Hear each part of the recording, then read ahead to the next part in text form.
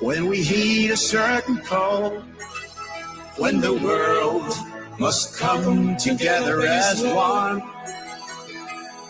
There are people dying. Oh, it's time to lend a hand to life, the greatest gift of all. We can go on pretending day by day that someone somewhere will soon make a change.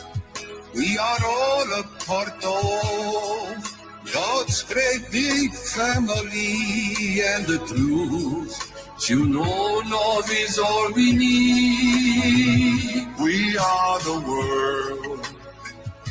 We are the children.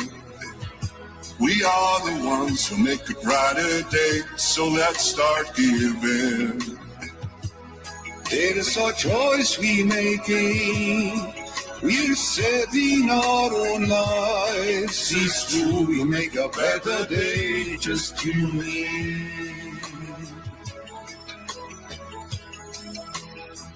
Well, send them your heart, so they know that someone cares, and their lives will be stronger and free. As God has shown us, by turning stone to bread, and so we all must lend a helping hand. We are the world. We are the children. We are the ones who make a brighter day, so let's start giving. There's a choice we making. We're saving our own lives. It's true, we make a better day, just you and me. When you're down and out, and there seems no hope at all. But if you just believe, there's no way we can fall. Well,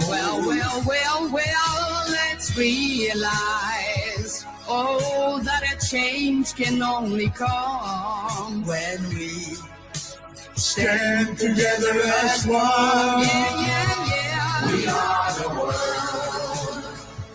We are the children. We are the ones who make a brighter day, so let's start giving. There's a choice we're making. We're saving our own lives. It's true, we'll make a better day, just you and me. We are the world. We are the children. We are the ones who make a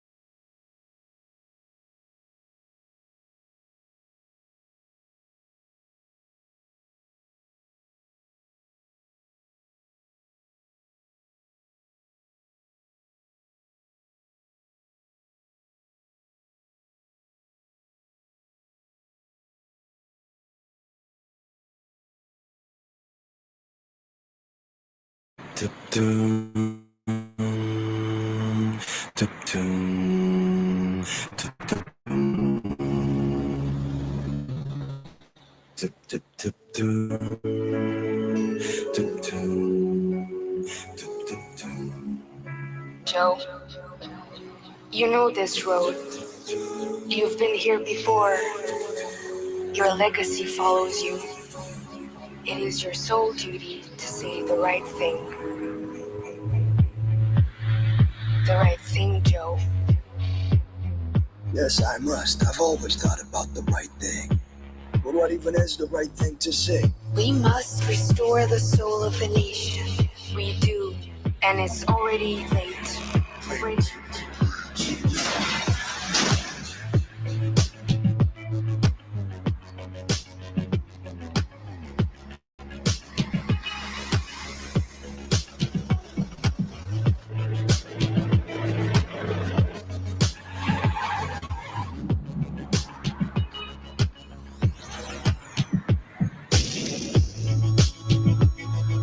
And what was that all about? The past. But people don't care that much now. They're too used to just repeating what others have said. The desegregation, the hearings, they are all behind you now. Take the next exit on the right. On the right.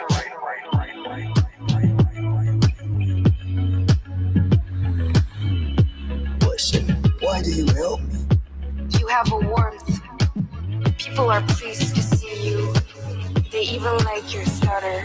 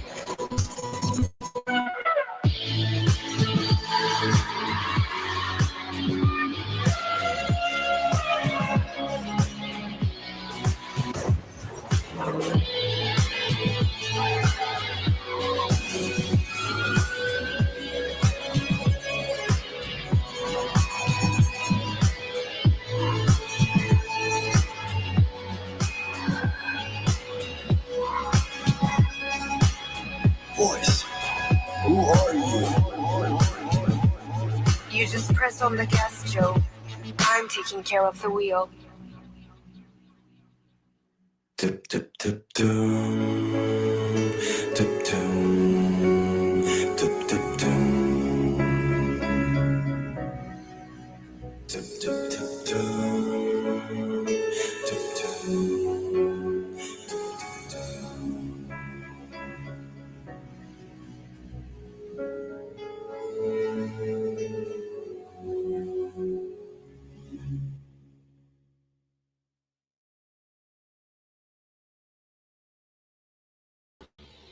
Yeah, so almost missed the Biden days. He was a good laugh anyway, all these stumblings and shit. Oh man, it was mental they got him in there, but not that I can say anything good about the latest Orange Man. Bad. Yeah, he is now.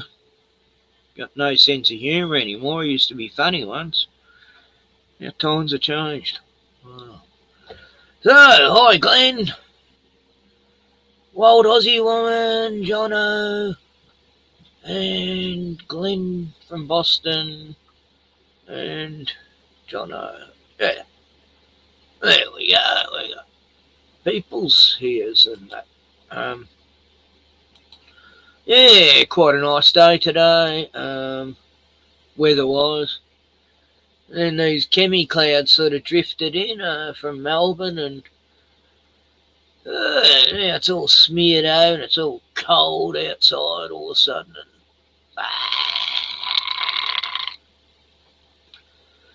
And, yeah, so,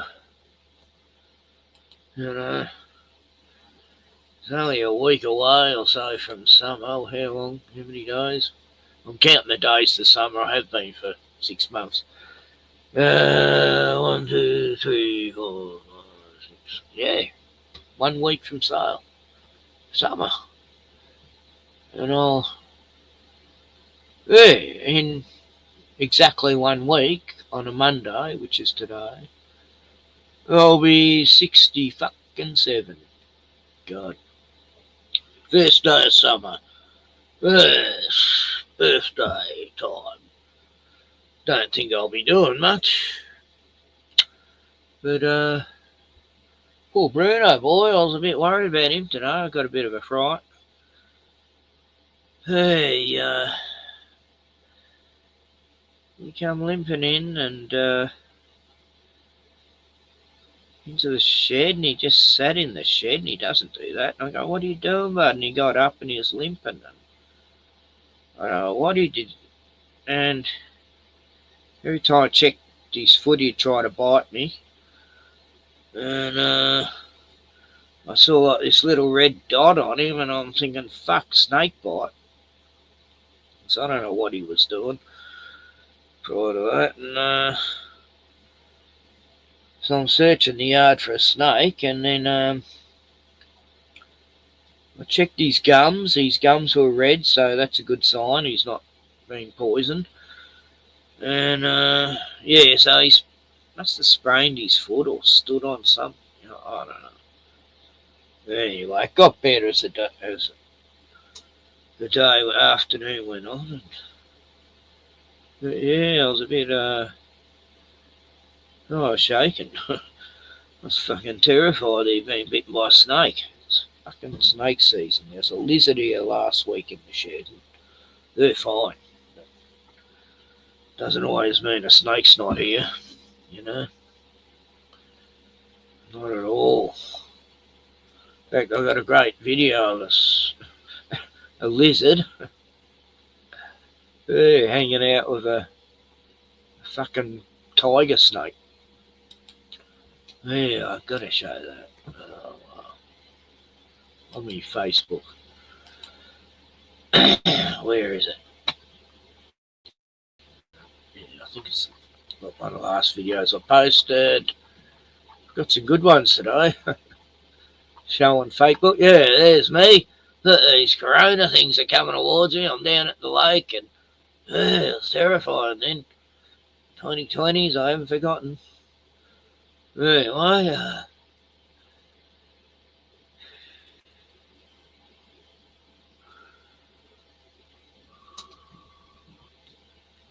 Huh? This isn't the... What the fuck? That's not the one. That's when it's getting away. I'll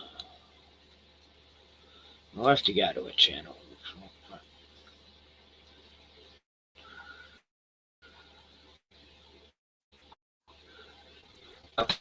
Getting confusing now. There, well, hang on, it was like 5 videos in one.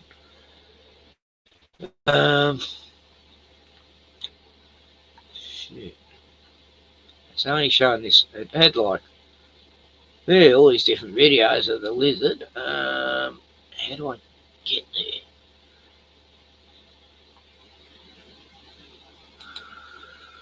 It just takes me to another page, which means I have to stop this page to get to the other page.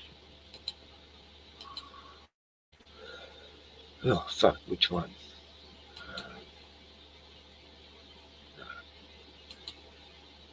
This one, okay, I think. Right. Okay, I got it. Okay. Right, it's got to be here somewhere. Oh, look at, aren't they beautiful? Aren't they deadly? Yeah, they're fucking deadly, alright. Look, this woman's letting it hang around her yard, it looks like. What the fuck? Oh, no. Where's that? Here we go. Here we go. Yeah, this is great. Not that one. That one. Is this it? Yeah, this. Facing off with a snake. No, it's before that.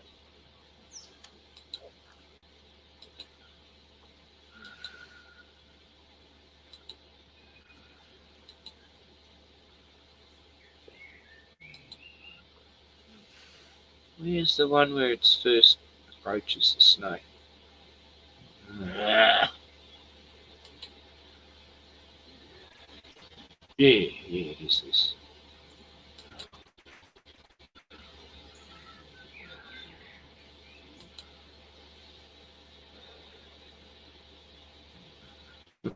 Tinkerbell. She's even named this tiger snake Tinkerbell. This woman's mental. Oh God. Tinkerbell. Don't kill that snake, lizard. So the old myth is Tinkerbell.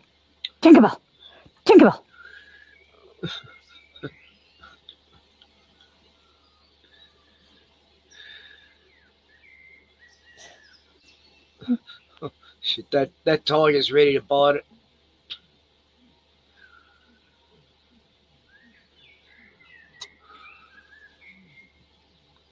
And they do, they kill the lizards. Tiger snakes. Oh. I can't interfere.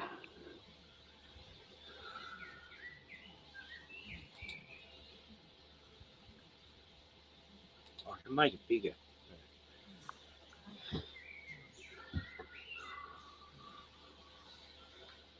See, this must happen every day in the bush. They come across each other. Sometimes they'll attack, sometimes they won't. Sometimes they just chill out together. So the old myth that if you got a lizard on the property, She had a rat yesterday. a snake won't be there. That's bullshit. Snakes will be there if lizards are there. I'm sure they eat blue-tongued lizards as well sometimes.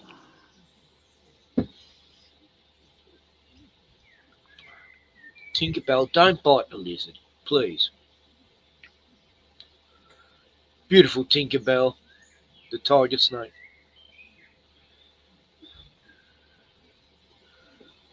Yeah, not as big as the one here. My one was twice that size. Big old fella. Beautiful. I didn't get any film of him. It's too quick.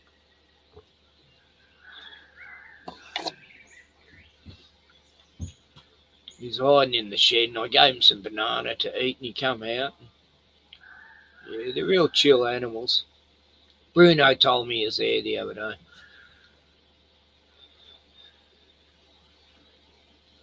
And I heard something get knocked over in the shed the night before, so it was a lizard knocking things over.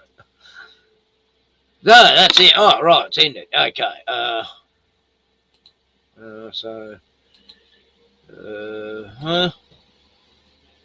And then I'll let you go back to the snake. Oh, yeah, I'll go back. Crawl over it. Just crawls over it. The snake still didn't bite it. He was brave. That's a big tick. It will drop off though. It's only a worry when they get in the ears. Yeah, the tick.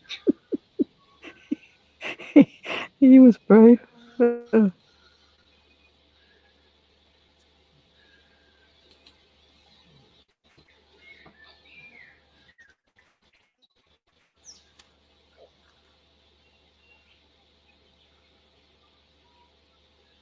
it's like they're defences to protect Jill, and the snake won't get them. I think that's how they get away with not getting bit. They just act non-threatening.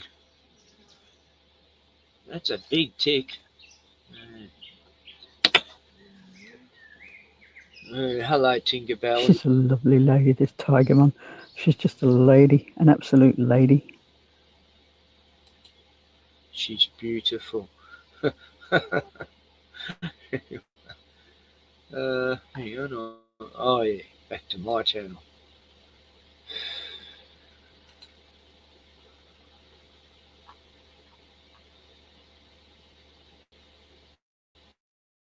Yeah, poor Peggy's not well. Oh. Peggy's been to the vet.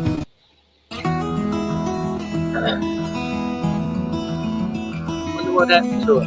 I know that you feel all alone in Ollie's this worried, world, aren't you, but buddy? you have to put your trust into us, and we will help you through. 'Cause we only want what's best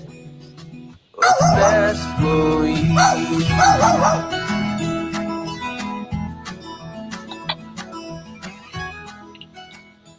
Good. Feel all alone. Been watching them for a couple of years. Yeah, look. Oh shit, won't show me. But anyway, Kerry Packer's really pissed off with Dan Andrews. Says he's a fucking evil, low-life piece of shit. Asbestos found in Chinese-built turbines. Yeah, great. Oh, excellent. Yeah, I'll show that twice, did I? Yeah, I'll learn a new couple of words in Chinese. What the fuck? In Chinese, 什么鬼？鬼啊！什什么么鬼？鬼？什么鬼 ？What the fuck? In Chinese, 什么鬼？鬼？什什么鬼？ I'm going to say that next time the neighbours come here. Chinese neighbours. We've got some good COVID ones.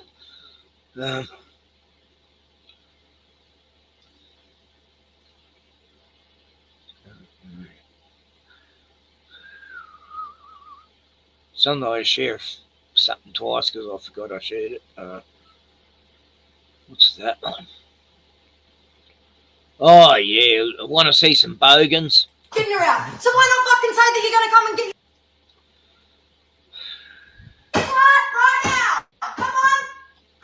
She's not in here, Goose. This is what we call bogan. Oh, good job, getting her out. So why not fucking say that you're going to come and get your kid then? Because that's what I'm here. I'm here to get my kid. Yeah. We get what?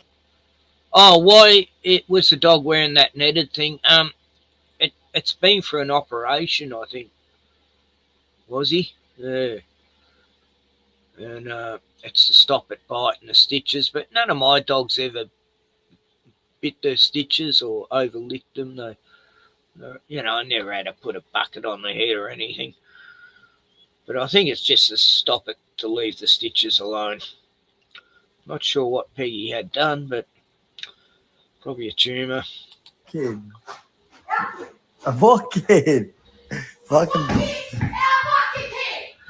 She's not in my house. Where's Caden? Get him dropped off here. Oh, but he couldn't. Oh, so you have scum sleeping in our fucking No, bed too. swear I didn't. What are you doing? She's not It's here. heavy, I tell you. Don't smash that. Don't smash it at the front, please. And anything she's got. Don't smash that. Don't smash that, please. I'm actually ready. Don't fucking shaking, dog. Don't I will smash fucking that. smash your window. Don't smash that at me. Where is she? Where is she? Don't smash that. Where is she? You've got it. No, you've got her hiding. I swear, I just got her an Uber. Swear to God, oi, don't smash that, please. That's not hers. Well, it is. It's don't smash it. Chuck in the bin. All right. Look at you laughing. Why are It's you fucking filming me hilarious. for? You're the dumb dog who's choosing a fucking whore to be here over your fucking kids. Caden, come inside, mate. Come on, Caden Caden. isn't here. Where is he then? He's getting dropped off here, and the only reason he couldn't is because of you and her. Because I've got a lady there waiting. No, it's not. That's not the off. lady you had. She was in a fucking pink dress, you fucking lying scum. The lady's right there in the car, mate, waiting. The red one. See it? But not all Aussies are like this, but there are a lot. See the red car? The maroon one? That's her waiting in the car. Go ask her. The cops are coming here. Okay, so where's your whore that you were choosing over your She's kid? gone. Now, bye. So why couldn't you have done that in the first place? Smashing shit at my fucking house, you scumbag piece of shit. Fuck off, cunt. Slapped over your fucking kid. Smashing glass at my house, she's a scumbag. You're the Bye, fucking Mum. scumbag. Who would rather have This a ends up fucking very so your bloody. fucking kid isn't welcome at your house. I don't know why your fat fuck mum's filming, cunt. What's that? I don't know why the fuck she's filming for. You're the one smashing shit at my house, you scumbag. I wasn't even going to leave your doorstep until Nah. you smash my fucking head in. No, I said someone else told would. me. Watch me There's go to the kids car. there. Look at this. Fucking put it. There's kids there. You're a Mind your joke. fuck. You're a You joke. worry about your own kids and I'm fucking care about other people. Look how pathetic you are. You got to go to come in and smash a glass at my house. You're a germ. Fuck off. Oh, I'm the judge. You smashed everything in my house. I've got holes in my house because This is like a typical day in Frankston North, where my sister lives. you come there and fucking get a fucking face. What's been on the post with the fucking video like that? Bullshit. Fuck off. And I've literally got proof that you changed my password. Our kids talk about it every day to this day. Fuck off. Leave me house. You're a douche. I'm waiting for our son.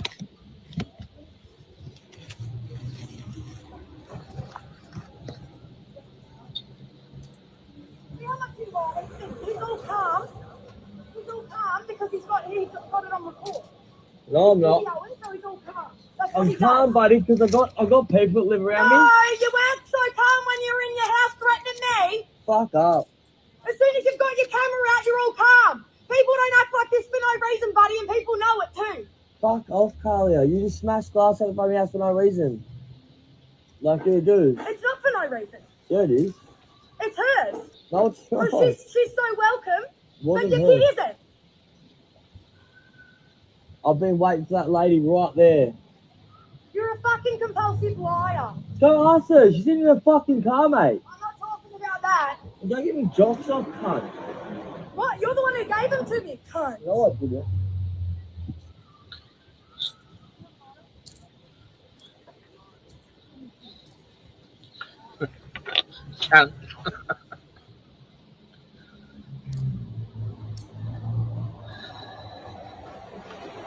Dan, welcome back to the house. Dan, welcome back to the house. Give me a lighter. Oh, don't worry. Oh, no, I won't be, because the kids aren't either. Get me a lighter then. Fuck off. Get me a lighter then. Fuck off. Get me a lighter. No. Get me a lighter. No. Get me a lighter. Go get one off your mother. Get me a lighter. This will go through your fucking window. I'm in a mood, cunt. This medication isn't good either. So watch. Get me a fucking lighter. You do whatever you please, love. Really? Yeah, go chuck it through the window. I don't give you. Get me a lighter. No, fuck off. Get me a lighter. No, chuck it through the window. Go on.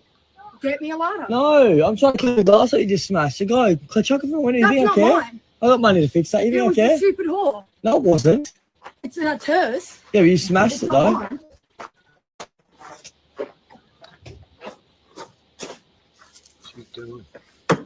What are you doing going through my car for? I'm getting a lighter. It's your car, so don't go in it. Oh, just like my house isn't your house, and you're allowed in that, weren't you? You're an absolute joke. Now stealing stuff out of my car. You can tell so much from this one video to. Open up the I was glass. in your car yesterday, you dumb fuck. Oh, you're not welcome in my car. Just go away, would you? What? Just go away, would you? Look how calm you are because you're Do all those recording. rams or. Look how calm you are. Watch me post everything. You have to, and take it all to the cops as well, just like I haven't, to protect your fucking dumb dog ass. I literally just called police as well, and I've even got messages of you calling me that night and messaging me that night about it. I don't care. You will? Innocent until proven guilty, mate. You got Yeah, nothing you're on me. guilty as fuck. No, you got nothing on me. Stop threatening me with fuck off. Don't speak to me ever again. Fucking ram's head. You're not welcome at my house. You dumb fucking slut. Oh, that's me, baby. I'm a slut. Fuck off now, cunt. What's this? He overreacts now. Oh, wow. No one's in there. No one's in there. Smash my fucking ass up. Now fuck off. Now look what you did, cunt. Now I fuck didn't off. What you made me do. You fucking smash my shit. Now fuck off. He smashes every window in the car. You wanna play games? Do you? Fuck off. You smash my shit. Oh, A fucking sheep's head. A sheep's head and a glass. Fuck you fat cunt for bringing out my fucking house. Fuck off out my house. Fuck off.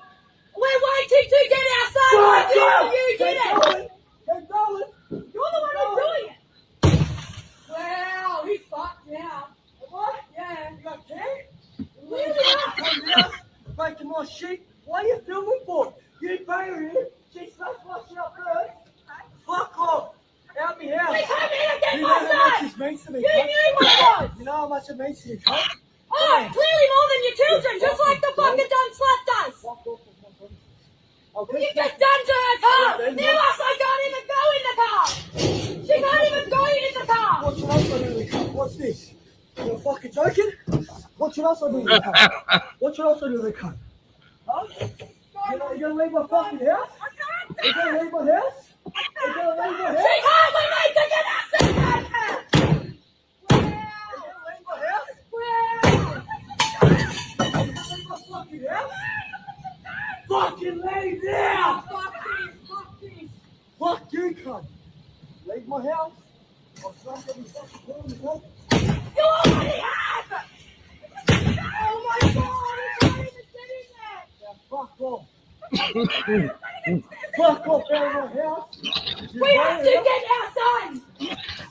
Wow. You violated my fucking house. He He ain't even here! He He got fucking out. out! You know Steph was bringing him You could've done in. it now. You know Fuck Steph off. was bringing him in. Fuck off, you push me on limits, you fucking dog. Now You fuck pushed me off. to mine by choosing a fucking dumb whore over a fucking kid again. Now That's all you've fucking been piss out doing. of bro. That is all you've been fucking doing. This should happen to dogs when they come to my house. Oh, you upset about your car now? Yeah, but Huh? you fucking I'm chose saying to that we fucking can't go now? over our kid. Should have come to my fucking house, should ya? Hey, huh? We're sticking up our Should have son. come to my fucking house, should ya? I'm just born. Yeah? Well, what? to get my Yeah, son. she smashed my whole house up. The police. Yeah, call the police. No, I Call the didn't. police. I Call the didn't police. fucking smash your house up, you Yeah, liar. you fucking did. You come to my house, smashed, A run glass, through a it. fucking cup. A cup. Oh, my son's in there. I'm dead. You want to smash my fucking house up? Yeah, fuck off. Now look what you did, cunt. Yeah, I didn't fuck smash off. your house up. You fucking smashed my shit. Now, fuck off. Now, fuck off out of my house, cunt. You want to play games? Do you? Fuck off! You smash my shit? I'll fucking Fucking smash yours! sheep's head! And sheep's head in the glass! Fuck you fat cunt for bringing out my fucking house! Fuck off out of my house! to get my grandson. Fuck off! We're waiting to get outside! Fuck off! Keep going! Keep going! You're the one who's doing it! Well, he's fucked now. What? Yeah, fucking come here, breaking my shit. What are you filming for? You bring her here. She smashed my shit up I come first. here to get Caden. Fuck off. I come here to get Caden. Get my son! You knew what it was! Oh, clearly more than your girlfriend, just like the fucking dumb slut does! What you've just done to her car! Now us, I can't even go in the car! She can't even go in the car!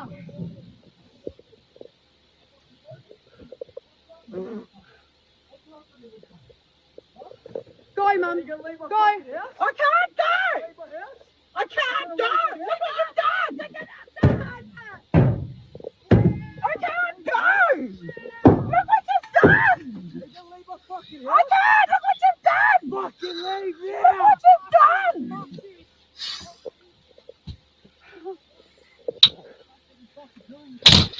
You already have! Look what you've done. Look what you've done. Now fuck off. Look what you've done. I'm not even kidding. Look what you've done. We have to get outside! Look what you've done. You bring her in my fucking house. To get my grandson. He ain't even here. He's not fucking here.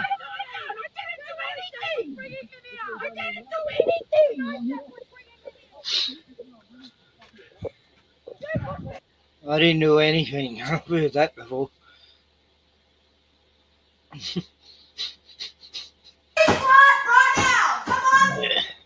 She not even. Anyway, there's always two sides to the story, right? Allegedly. Yeah, he comes back with a up here, sorry. There's always two sides to the story. This is the funniest bit about this.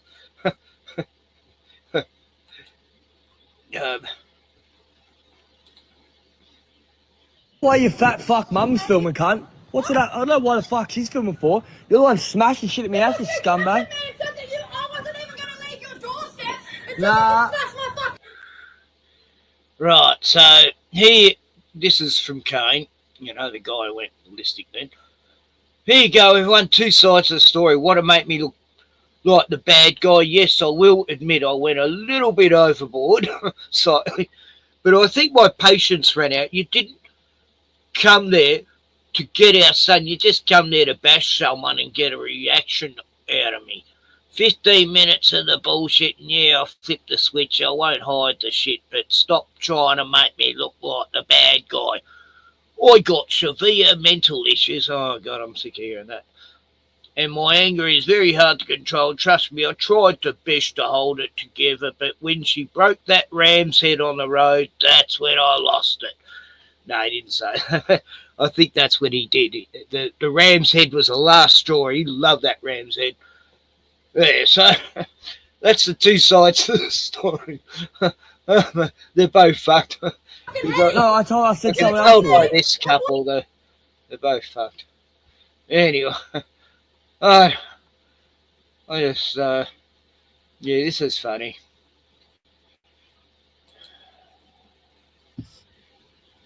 Dude, get this. Someday, pretty soon, like it's coming soon, they're going to make some virus in a lab. They're going to release it.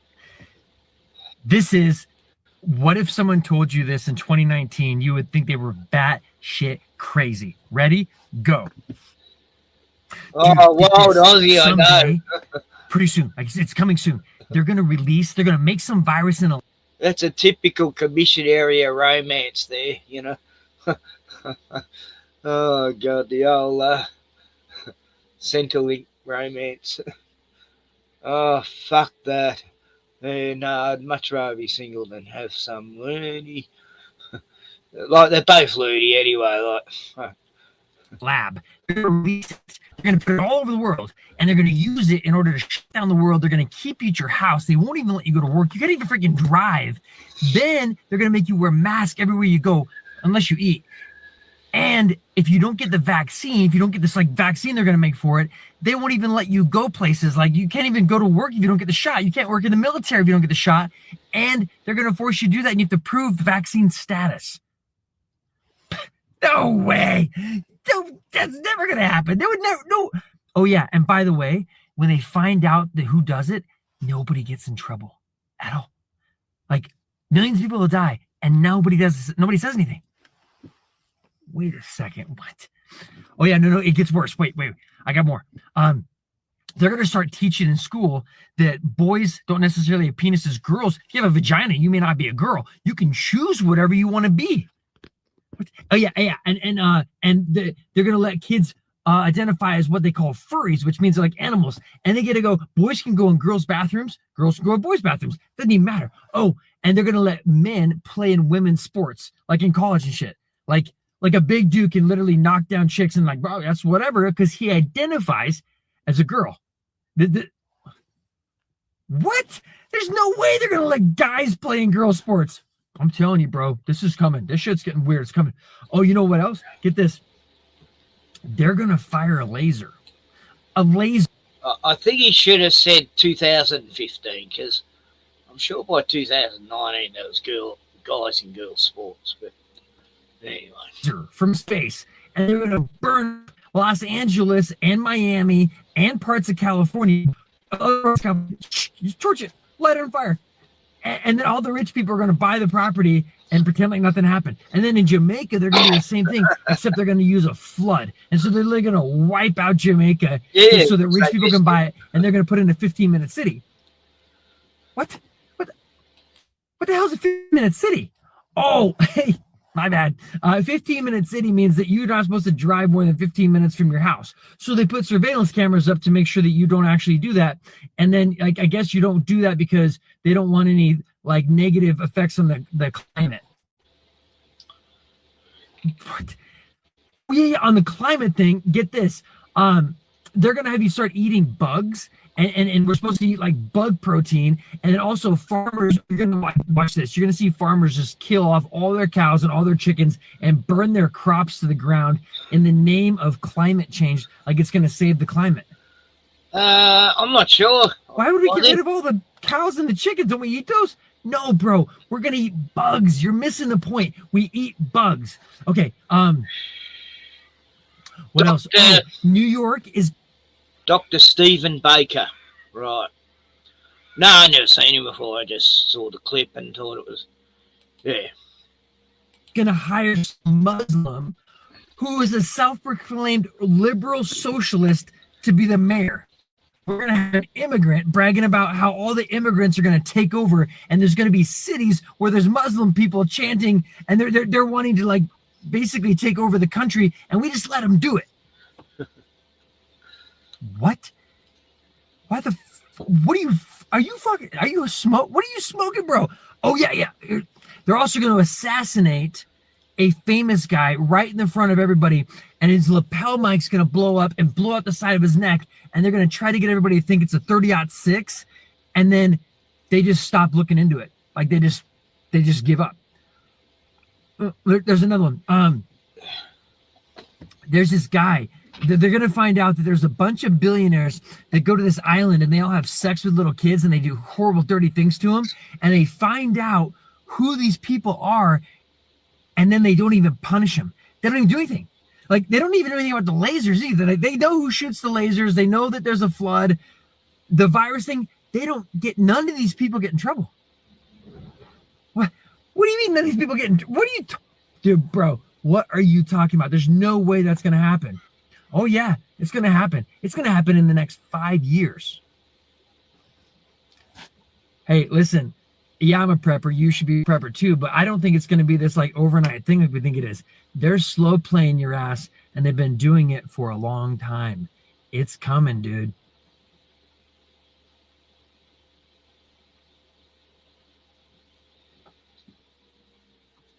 Go.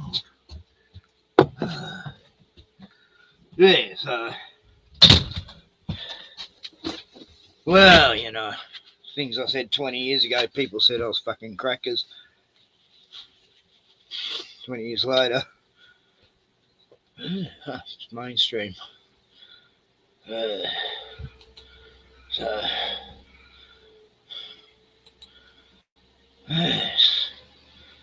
what else? Granny. She's funny.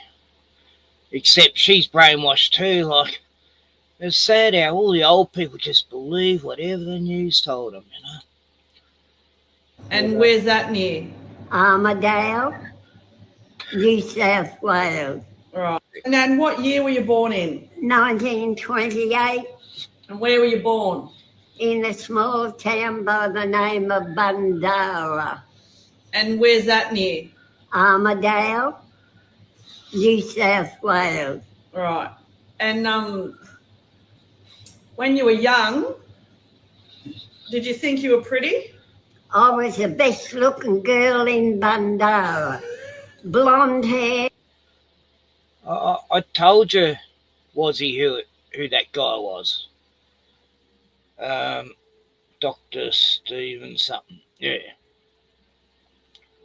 I mean, I don't know who he is. I just shared it because what you're saying is, yeah, it seems crazy, doesn't it, you know? Everything that happened the last 4 years. Blue eyes. All the boys were chasing me. That's why I'm so thin. Did you have a boyfriend? I had two. Oh, Nan. Well, one was away. He was a beekeeper. I went with the other one, which was a school teacher. Right. And how come you didn't stay with him? I came to Sydney, that's why, and picked up the other dickhead. I'm guessing that's your ex-husband you're talking about? Yeah. Okay. He's down below now. Yeah, he didn't go up to heaven? No. Yep. So how old were you when you moved to Sydney? 21. And where did you move to? Bellevue Hill. Oh, poshy. Yeah. And when you were growing up, was your family rich or poor? Poor, like everybody else. And what did you eat most nights? Oh, sausages and mashed potato and pumpkin. But what's the and one rabbit? Yeah, what's the one meal that you hate and you'll never ever eat again? Rabbit. How did you used to have it? Stew, bacon. That's so funny because even in the 60s as a kid, we were eating that rabbit stew, you know. We just accepted it. They were eating it a lot, you know. She's her generation, that was the main source, rabbit. You know? Casserole, every way possible. So what did you have for Christmas dinner? Tinned ham. The ham come in a tin. Spam. Did you like it? Yeah.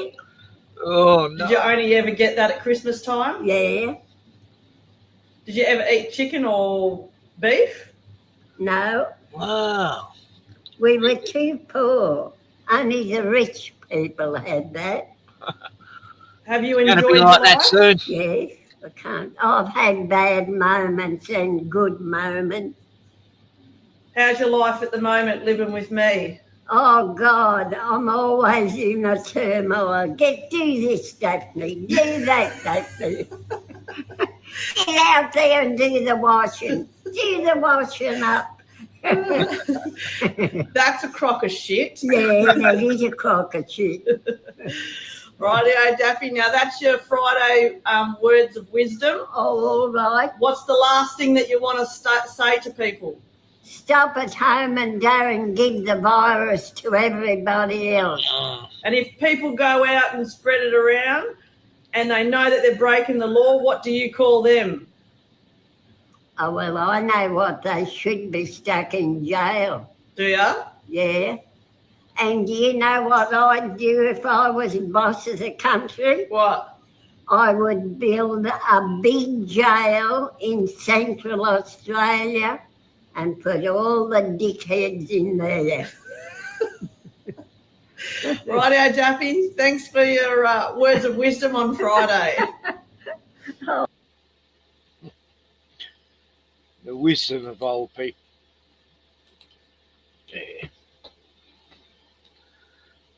Ugh. Oh, the one yelling his girlfriend, right? I don't know, just some goof I found on Facebook. Like, just saw a post about him and his girlfriend. Caden or something. I don't know. I mean, I guess I should watch their other videos, see how fucking crazy it is.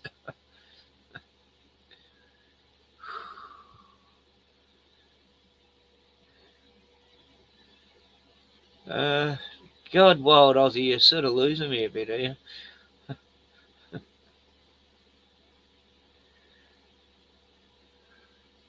Big Pond? Oh, is that what you can...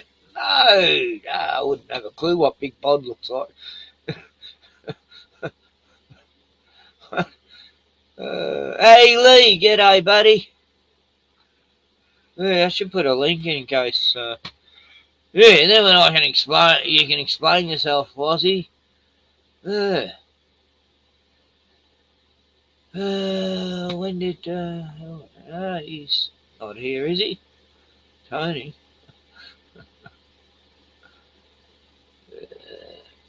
Yeah, I know, Lee. There's not many bugs on the windscreens, although last time Tioni come down, yeah, screen was full of bugs, so that was a good sign. But and I've seen a few bees around lately, which is a good sign.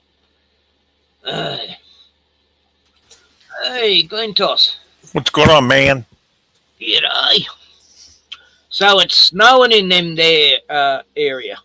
Oh, not yet. We're almost up a little bit north of me. It snowed a few times. Yep. Yeah. Getting cold, man. I just watched this great video. I don't know if you sub to this person, but she explains a lot of stuff that you don't know about. Watch this. I'll give you this. I don't know. I thought I knew a lot about a lot of stuff, but yeah. Let's see. How do I get our channel here? Let me see. Oh, you were joking about it being Big Pot, yeah, because he hates women. Yeah. Copy. That was Lee saying that. StreamYard. Oh, you said bullshit. Shut up. Paste. Do you watch this lady here, Extreme Reality Check? I'm trying to see. Oh, let me go to her channel. This is it right here. Okay. I'll give you a link to her channel. Copy. Let's see. Oh, Glenn, could you put in the private chat? I can't. Yep. I'll do it. Yep. I can't sort of access it in StreamYard. I have to go to my channel and yeah. That's a girl, a woman that's very smart. I've been watching her for years, but she shows all the thing about inner Earth, outer Earth. How in Terraria, who built the buildings that no one could build in the 1800s? She says that we had an alliance with angels. They came down and helped mankind, and that's who built structures that we couldn't build. Well, I'm sure we're getting angel technology with all these microchips and stuff. You know, they're incredible when you go into them and see how microscopic that world is. How can we be creating those circuits and shit? And they're like cities and upon cities and cities and cities as the more you go in. And yeah, that must be demon technology. And then she was just showing too how now they get AI can read your brain waves. AI is reading your brain waves, so it knows what you're thinking, everything. Yep, she was saying that in her videos. Yeah, it's weird as shit. You know, you'll be talking about something to your friend, and then suddenly it's there on your fucking computer being suggested. You know, it's like, how the hell is that happening? Right. Here's a good video to watch. Watch Paste. I just watched the old ones, part 1. The old ones, right? Yep. Oh, an hour and a half, right? Okay. Part 1. Oh. Well, I'd have to do a whole stream to show that hour and a half. But I'll show a little bit. Just going to stop this. Share screen. Which one you showing? The part 1 or part 2? Part 1. Okay. Yes, there's 2 parts. There's actually 3 parts. She hasn't uploaded the 3rd part of it yet. But 134k subs. Right. I've been watching her for years. Yeah. Oh, right. But explains a lot. She explains a lot about, you watch these buildings, Tartaria buildings in the 1900s, 1800s that we could not possibly have built. And she explains who built them. Yep. Yeah. In our past of in inner Earth, she talks about inner Earth, outer Earth. Yep. Well, I think the old days giants were building a lot of shit too. Mm-hmm. No, I don't believe in aliens. Well, No. Well, Aussie. No, fuck aliens. Whatever's weird shit's happening. It's happening here. Interdimensional. Yeah, demons, angels. Yeah. But I don't doubt there's like reptilian. Yeah, there's different races, but not Cryptoids. Yeah. She shows the new King Kong movie too. She was showing parts of the new King Kong movie. I didn't even know. I was telling you about that one. I was telling you about. Yeah, the other night. Yeah. The new Empire, the Godzilla versus Kong. Yeah. I've got it. I've actually got the movie. And Godzilla goes inner Earth through dimensional gateway. Yep. And that's where they come from this inner hollow Earth. Mm-hmm. Mm-hmm. Did you get that movie? Is it a good movie or what? Yeah, it was good. I preferred the Japanese movie Godzilla -1 or something. It was the last Godzilla film. It was made by some Japanese guy, and oh god, it's the best Godzilla film ever made. Actually, it has so much empathy in the characters. It's like, wow, you really invest in the characters. It's set on the just on the eve of the Hiroshima and Nagasaki thing. Oh. But the amazing thing is it doesn't show the atom bombs. It just shows like a firestorm and stuff, Mm-hmm. And that's how they woke Kong up, Godzilla, I mean. Oh. Godzilla comes up. Godzilla -1 or something it's called. But then he comes back, a few years after, and he has to he's classed a coward because he's left all his men to get slaughtered by Godzilla, and he just hid up behind a rock. It's like, what's the point anyway? Mm-hmm. And he feels bad about it, so he wants to make up for it. And they're out on these bloody naval ship trying to find Godzilla and shit. Yeah, no, but it was really well done. It's like this film costs like a few million, I don't know. It was like nothing compared to a Hollywood film. Yeah. And yet, it was much better than anything Hollywood's brought out, except for that last Kong movie, Godzilla Kong, the New Empire, or the Hidden Empire. What's it called? Anyway, it was. But I digress.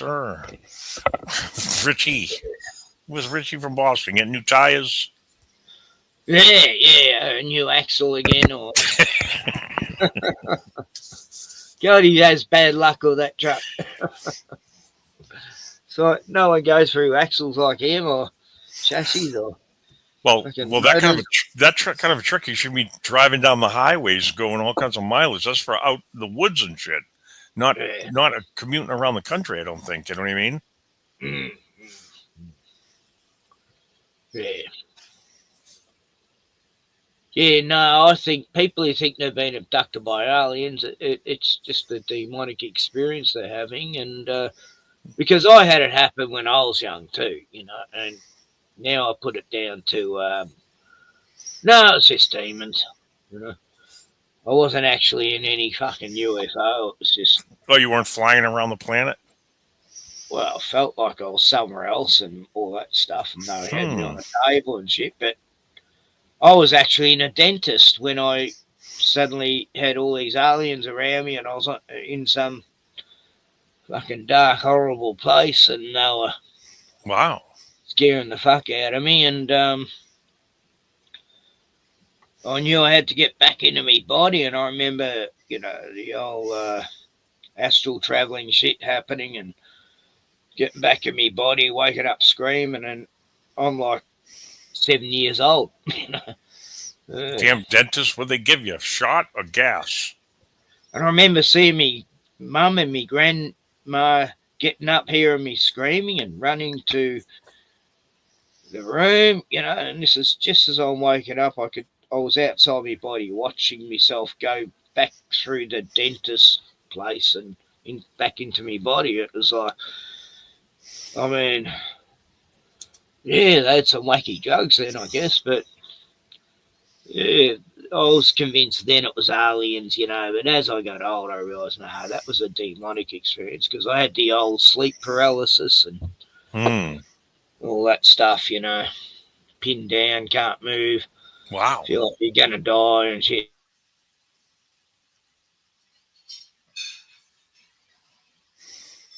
You're muted. Oh, sorry, I meant to turn the camera off. Yeah. Oh. No, all through my teenagerhood and yeah, by me late 20s, those demons went away. Damn demons. No, I never worried about them since, and even when I saw UFOs afterwards, they never worried me. But I've seen UFOs all my life because my dad was in the Air Force and a Freemason. And hey, D-Man! What's up, Ken? What's up, Glenn? Hey, what's going on, man? Did you get any snow, Glenn?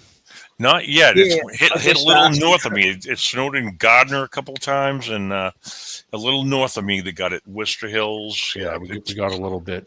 We got a little bit today in central New Hampshire. Oh, did you really? Yeah. Yep. I'm ready to go. I got the plows ready to go, man.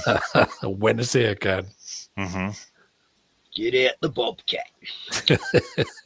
What's the weather down there like? Well, it's your summer, not well. Your summer's coming. Well, it's meant to be 1 week from summer from today. In 1 week from today, I'll be 26. How old am I? 67. Yeah. Yeah. And first day of summer. We have the 1st of December is the first day of summer, and it's different in America, isn't it? It's always halfway through a month or something. Yeah, this time of the year is when we start getting the snow. Me and Glenn. Yeah. But like, when does your seasons begin? Ours is always on the 1st of that month. And I've heard yours is like mid-month. They call it a season. They been changing, Ken. Winter used to start like in November, October, November. Now it's pushed forward to like December, January. Yeah. But what actual date? Like what day? Well, I don't even know. I mean, I deem it as the first snowfall. The first Me too, snowfall yeah. you get, you're in the winter. Mm-hmm. See, here it's easy. It's always the 1st of that, whatever month it is. Like it's the 1st of December, and that's summer. And it's the, it's the 1st of, what was it? June, July, August, October. God. Anyway, it's 4 seasons, and each season is always starts on the 1st day of a month here. Yeah. Hey, D-Man, I put a link in private chat. I don't know if you see it, but that's Extreme Reality Check. I don't know if you know that girl, but she makes some great videos. Yeah, check it out. Yeah, yeah, it goes for an hour and a half, though. She's got 3 parts, and the third part's not up there. But she talks about the fallen angels and how Tartaria was built with humans. that the fallen angels helped humans build these buildings. Yeah. And that's why, because we couldn't have built these things in the past. No way. Have you heard of that building? What country is it? It's in some weird bloody country. Russia? And it's got it's called the something palace. And it's like this weird building. And when you look above it, it's like totally the all-seeing eye and all this stuff. And anyway, it's got the highest part of the building has like this cancel room of seated for 200 people. Oh yeah. It's in Dubai? No, something Stan. A place like that. Pakistan? Yeah. No. Kazakhstan? Saab was it's in Kazakhstan, I think. And Saab was talking about Astana. And they're saying it's near where Mount Hermon was, where 200 fallen angels fell, And they say the seats are for those demons, those 200 fallen angels. Saab played a clip on his show about it. Astana, the place is called. Oh, right. Yeah. I saw it on some channel. Can't remember. Yeah, I know what you're talking about with the winter. Like, it's different months for you. So from where I am in the north, where me and Glenn and I, we're in it's pretty much the same region, the northeast. This is our winter about right now. Normally the beginning of December. For you, your temperature's starting to come up. So for you, that's your summer is coming because the sun is 16 Celsius right now, which is. So the sun's getting higher in the sky on your end than on our end, it's getting lower. Like, we had a beautiful day today. It was really, except for the friggin' wind. We've had wind around for a couple of weeks or 3 weeks or so, and it's like, I've been wanting to burn off some rubbish and shit, and it's been too windy, even when it's raining. And we've had a week of rain, which has been good for our water tanks, but I live in a little coastal town and we rely on water. And we had a drought during winter, but there's been more rain as the summer's coming, which is weird. And yeah, we got drafts. Last week we had the most freezing day. It was like colder than any day I knew in winter. It was like, what the hell is happening? We were in drought. To the hell out of the day before.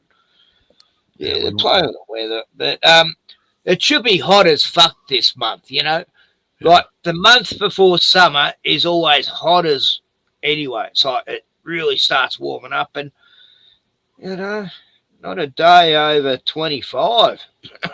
Should be 30, 35, Yeah, it changes. It changes. As soon as it gets warm, I'm fine, I get energy. But cold days, I got no energy. And what's going on the last few weeks with energy? No one's got any energy at the moment. Like, everyone's feeling lethargic or something. I don't know if it's happening. I've heard even Americans saying it, though. And in England, they're saying there's this thing where everyone's losing energy. I don't like the changeover from into fall into winter. I don't like it. I hate the snow.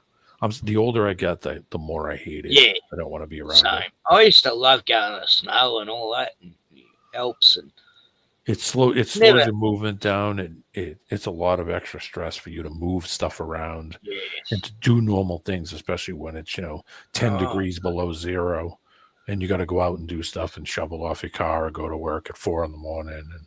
And after a while, it gets. I remember doing that in the old days.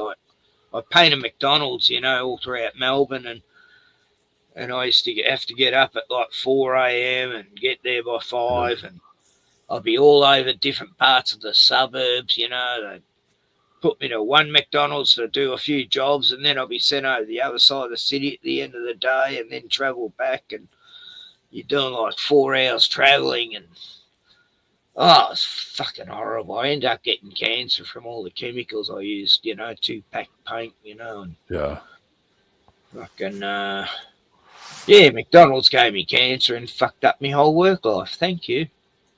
Thanks, and I got to see all the ins and outs and how a McDonald's burger lasts years. I found one that had been you know, they knew the year of the burger by the wrapping, you know, Yeah. and we were renovating a dining area and found this old Big Mac, and it was still wrapped, and it was like rock hard, but it looked perfect. Not That's one from all the bug. preservatives in it, all the shit that they Yeah, put in it. it had been there for 3 years. It wouldn't And even it get was- moldy. It looked like if you put on the table, you think it was like a brand new Macca's, you know, Yeah. McDonald's. And I was showed the owner. I was going, look at this stuff. This is what you're selling, mate. And what preservatives are in this stuff? You know, Preservatives. that's when I stopped eating McDonald's. You know, I used to bring my own lunch. You know, it's like no. I used to get it for free then too. Preservatives. Like all the all the workers, preservatives they put in it. all Give the it a longer staff got it shelf for life. free. All the workers at McDonald's got it for free. All cops got it for free. Then they shut that shit down, you know. Even the cops had to pay for it during the 80s, you know, like in the end. It's like, wow, they're getting stingy, you know. And the staff, it'd be taken directly out of their pay when they got a meal there. You know? How scabby is that? Yeah. And I knew one McDonald's store, it had street kids sleeping in the basement working for free just for somewhere to stay at night, you know. Like, I fucking reported that cunt, you know, taking advantage, slave labour. What a fuckers. I got managers sacked because they were being real sexist bastards to the chicks, pinching them and grabbing them on the ass and tit. And yeah, they were out of there because I painted McDonald owners' houses as well, so I got to know them. And I'd be telling if one of the managers were totally out of line, and they'd be acting like they're king shit and talking to me like I'm just some fucking peasant. I was saying, hey, cunt, I'm on 3 times the wage of you, and I'm mates with your boss, so you're fired. You know? Yeah. You shouldn't have grabbed that chick on the ass, mate. You know? Wow, Ken, that's wild. I never thought of that. I never. Yeah, That's no, the first time I've thought of I that got in a 2 while. managers sacked for that sort of shit, you know? Yeah. Oh, right. Thick with it. With the 10 seasons. years. Ken, when you were talking about the seasons, I haven't thought of that. So your summer is December to February. Oh, Glenn. Your autumn is March to May. The winter is June and August. June to August is his winter, Glenn. Yeah. Glenn's off on a sleigh to work. He is. Do some sleighing. Yeah. That's pretty wild that it's that offset. So for us, this is our winter right now. Would say December to the springtime would be April. Yeah. But that would be our spring. So December to April. Then our spring would be let me see, April, May. June. Each summer seems to be getting shorter, Glenn. Yeah. I mean, D-Man. Well, I'm sure it changes. I'm sure there's like different the cycles. months seem to be, you know, it's cold months seem to be like 8 months long now. And the warm months are 4 months. And for us, the winters change. For us, the winters change. And some years we get a lot of rain in the winter, so it's crazy cold, and it snows here and there, and then it's this wet, heavy snow. And sometimes it's nothing but a fluff winter where every single time it snows, it's nothing but like fluff snow that you can just kick with your foot. Yeah. And then sometimes we get a mix of the two, and then we get rain on top of it, and then everything freezes and all the trees fall down and all the power lines break, and and they're horrible winters. No, I'm sure it's ridiculous how they're saying it's global warming. You know, it's definitely isn't. The English are saying, you know, what's this global warming bullshit? You know, it's fucking freezing. You know? And I'm saying that the last few summers. Oh, it's global warming. Here we are in the middle of summer, and it's fucking a blizzard. You know, it's snowing on the mountains. Yeah. Like two or three summers ago, it was snowing on the mountains in summer, in the middle of summer. Like that has never happened in any recorded history in Australia. But no one blinked. You know, so what? Am I the only one in Australia noticing that? That's weird. You know, I can see the mountain Alps from here across the lake. You know, I live on the coast. I can still see the mountains, and I can see when there's snow on them. And yeah, the snow is dissipating now. I can't see it anymore, so that's a good sign. Starting to get warm. And the bees are out. That's good. Haven't heard any frogs lately though for like 6 months. That's fucking worry, because I always hear them here, and this is the first time I've been hearing frogs lately. When do you hear them the most at night? After it rains, and there's like big giant puddles in the swamp area here. Across the road from me is like a bit of wetlands, and yeah, as soon as it rains, the frogs croaking the next day. Just haven't heard that this year. And it's like, what? There should be tadpoles and frogs everywhere, and in these big giant puddles after all this rain and floods and nothing. We're in a drought. We were in a drought the last couple of months up here. We didn't get a lot of rain at all, so there was droughts, especially all the people that have well water up here. Yeah, all the wells were really low. No, we had a drought during winter. People were ordering water tanks in, to fill their tanks because everyone's on water tanks here. Yeah. And people were ordering tanks in a few weeks back. They should have waited because we had a really great rainfall last week or so. My tank was getting down below quarter. Now it's half full, so yeah, good stuff. Yeah, cool. Yeah, up here we got wells, and the water comes up from the ground. I don't know how far they dig them down, but they have to use a special machine that digs down, I guess. We're on bedrock, so if you go down about 4 or 5 feet, you hit granite. You're gonna blunt your drill. Yeah, they got a big well drill that they bring in. I've seen them do it up here. Yeah, I've seen a bore drilled on a property I was living on, and it took them weeks. 165 meters to get down to the water. Yeah, the water table. Yeah. Very, what is it? Sulfuric. It smelled like sulfur or rotten eggs. Yeah. Yeah. But after a few days, you can't smell it in the tank. And, I'd never drink it, but I used to wash my clothes in it. Oh, got to get your clothes washed real well. And good. We have to use filters because the water we get is kind of irony. You got to use the mineral filters. Yeah. Yeah, sediment and an iron filter. The water's kind of irony because of the rock, because of the water's coming up through the rock.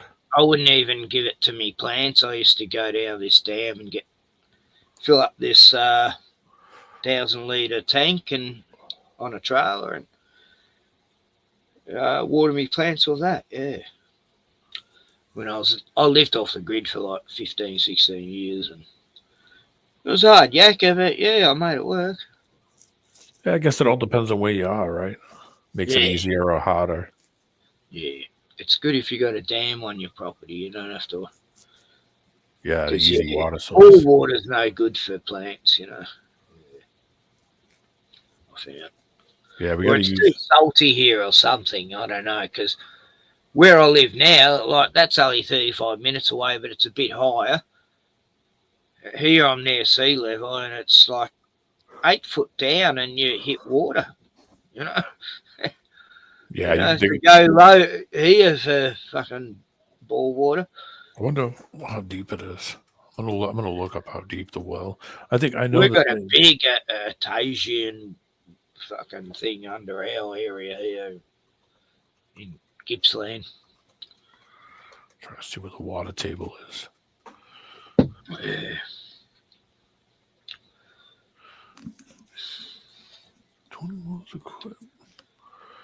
Yeah, so I don't know how deep ours is. I know it's pretty deep. But they go through rock. You go down about 4 or 5 feet, you start hitting rock here. Yeah, hard yakka. No, it's pretty sandy soil here. You got mainly limestone and stuff to get through if you're up high. And occasionally you'll hit granite, but Yeah, it's the higher country where all the granite is and all that.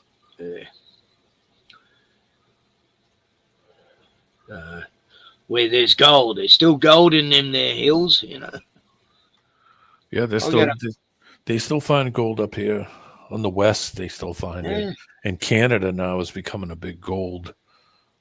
There's a lot of prospectings up in Canada where they're finding gold and stuff, mining for gemstones and mineral stuff. And Well, my mate Lee, who was in the chat earlier, he lives where there's all these gold mines. You know, he owns this big old property on a hill. You can see the ocean there. It's beautiful.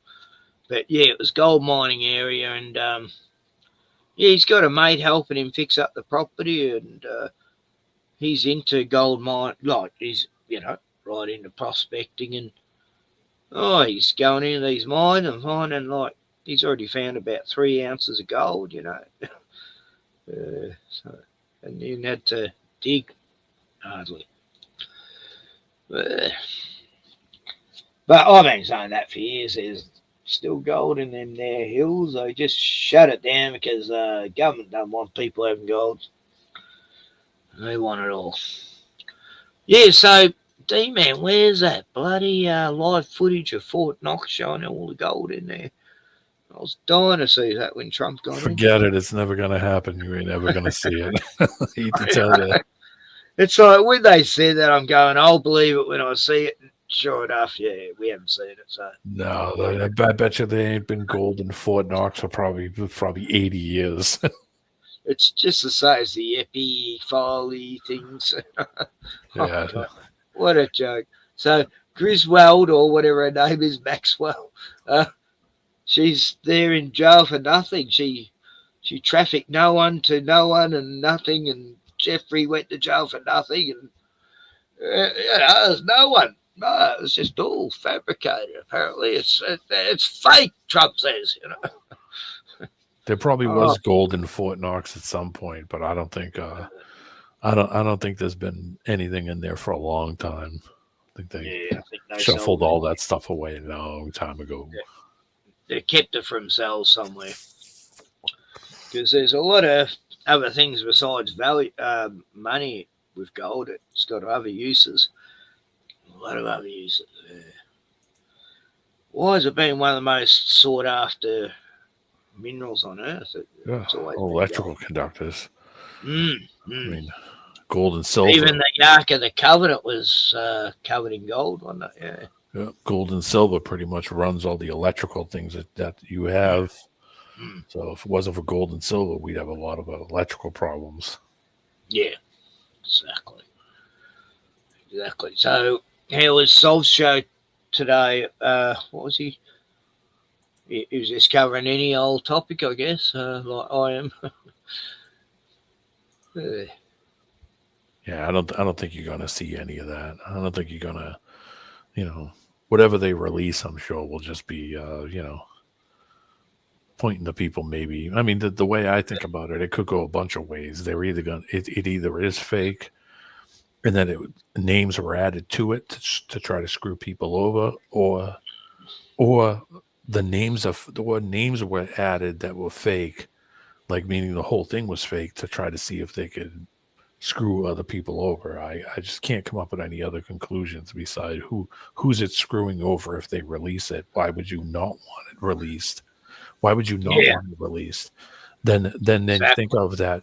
So you got to kind of think about the narrative on how they're spinning it. If they want it released so bad and it's got names on it that they don't want, why would they want it released? Unless it has somebody's name that they might have added to it. So that's the way I think about it. I think it could go either way. I mean, if that's the case and now they have it in their hands, well, they could add names to it. Yeah. So, I mean, I think that they're all names there. Yeah.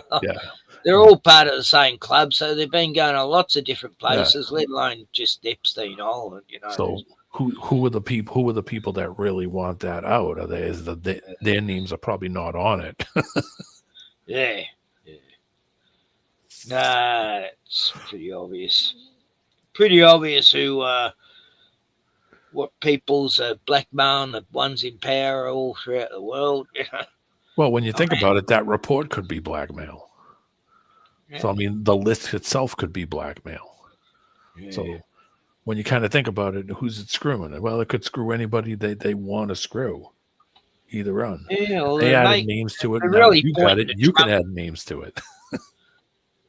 They're really pointing to Trump being on the list, you know, and that's why it's not coming out. I mean, that's, you know, it's sort of, that's how it looks, you know. It's, but it's like they want everyone to sort of confused now. They want everyone going, hang on, what's going on here with Charlie and this and that, and oh, you know, Trump got nearly assassinated. It's like they want everyone just not knowing what the fuck's going on, and they want people to become conspiracy theorists almost. Yeah, exactly. Like the Charlie Kirk thing, what? There's like 20 different fucking theories going on. What the hell? Yeah.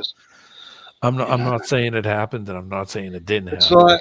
like, oh, Charlie, you know, 20 different ways someone could, you know, he could have got killed, and yeah, so I guess the guy didn't have a chance, you know.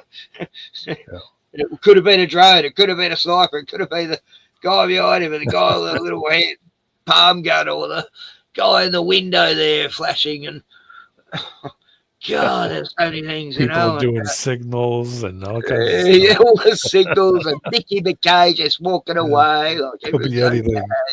okay. Global Mickey warming killed him. What was his name? Mickey McKay or something? Yeah. I mean, Like he rang his preacher to ask him to pray for Charlie. He just got shot, you know. Rang them. Rang Erica. They could come out with 20 more theories on what got him and what didn't get him, and it's a horrific. It's made. Oh, look, when Erica's rolled out, it was just like, oh fuck! I couldn't believe what I was watching. You know, from a non-American side of it, it was like a big wrestling match was going to happen. All these grinders and. I mean, all these, you know, look like a big fucking show, and she comes out with her little crocodile tears and the sniffs and the Trump hugs, and oh God, it was terrible. Yeah. And the speech she gave before all that, it was like, what? My husband just got killed, and she's like this calm and collected. And, it's the world. It is. It's like a show. It's like we're watching this big fucking show. The world's a stage. Like what I showed at the start, I showed all the world leaders singing together, "We Are the World." You know that clip. Yeah. The AI one where they've done it like it's the 80s, and it's got Putin and Trump and Zelensky all singing together. You know? We are the world. We have a better life. Yin and Yahoo. You haven't seen that one, D-Man? No, I'm sure. Was it an AI thing? Oh, it was. Was it an AI video with them all singing together? Yeah. Yeah, I haven't seen it yet. I'm sure Saul will find it. I'm sure he'll see it. I wonder if he has actually shown that. Yeah, I was thinking that before, but do you want to see it? It's yeah, sure. I think you'll get check it out. I showed a few at the start with showing how they're all in the big club together. Yeah. You know? Well, they're all their money's green. Yeah. So Anyway, sorry for those who saw it. No one was here when I showed. Wild Aussie woman said it was bloody gross weather today. It said happy birthday to my daughter. Yeah, that's unusual for South Australia, because it's been really hot there, hasn't it, Aussie? Yeah, South Australia is it's so much hotter than Victoria. Are they lower in elevation or high? Well, obviously, probably lower in elevation, right? Well, there's sort of South Australia, but it's along the south coast. But we're on the east south coast, so where I am, I'm on the east to southwest part of Australia, really. Wow. If you don't count Tasmania, but some reason we get the Antarctic weather. I don't know. which they don't. I remember going to South Australia like 20-something years ago, and oh, fuck, it was like 10 degrees hotter than Victoria during summer. It was like, this is unbearable. God, I want to go home. It was like I lived in Queensland, but yeah, it was even hotter than Queensland when I went to South Australia. Have you ever been to Wagga Wagga? Oh yeah, Wagga Wagga. Yeah, that's great. I love the name. I used to live not far from there. I used to live at a place called Yakandanda. And I lived at a place called Talangara. No, Tangambalanga, and then Talangara, and then Omeo, and then oh God, all these Aboriginal name places, Bunyip. I've been everywhere on the east side of Victoria. I lived, but it looks never nice. went west. Never go west of Melbourne. No, it gets wild. Gets crazy, huh? Nah, sorry, I don't mean that, wild Aussie woman. But not all.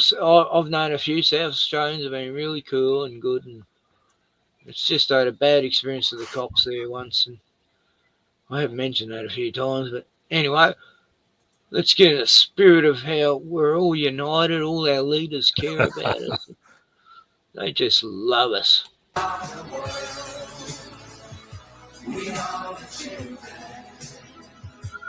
Oh shit, man, coming. What happened? That's it. It's a short. Yeah, it's a little short clip, but I get it. I get the gist. We heed a certain. No, I don't know what. When we heed a certain call, when the world got a good voice, must come together as one. There are people dying. Oh, it's time to lend a hand to life. Yeah. The greatest gift of all. We can go on pretending day by day. I love the voices. That someone somewhere will soon make a change.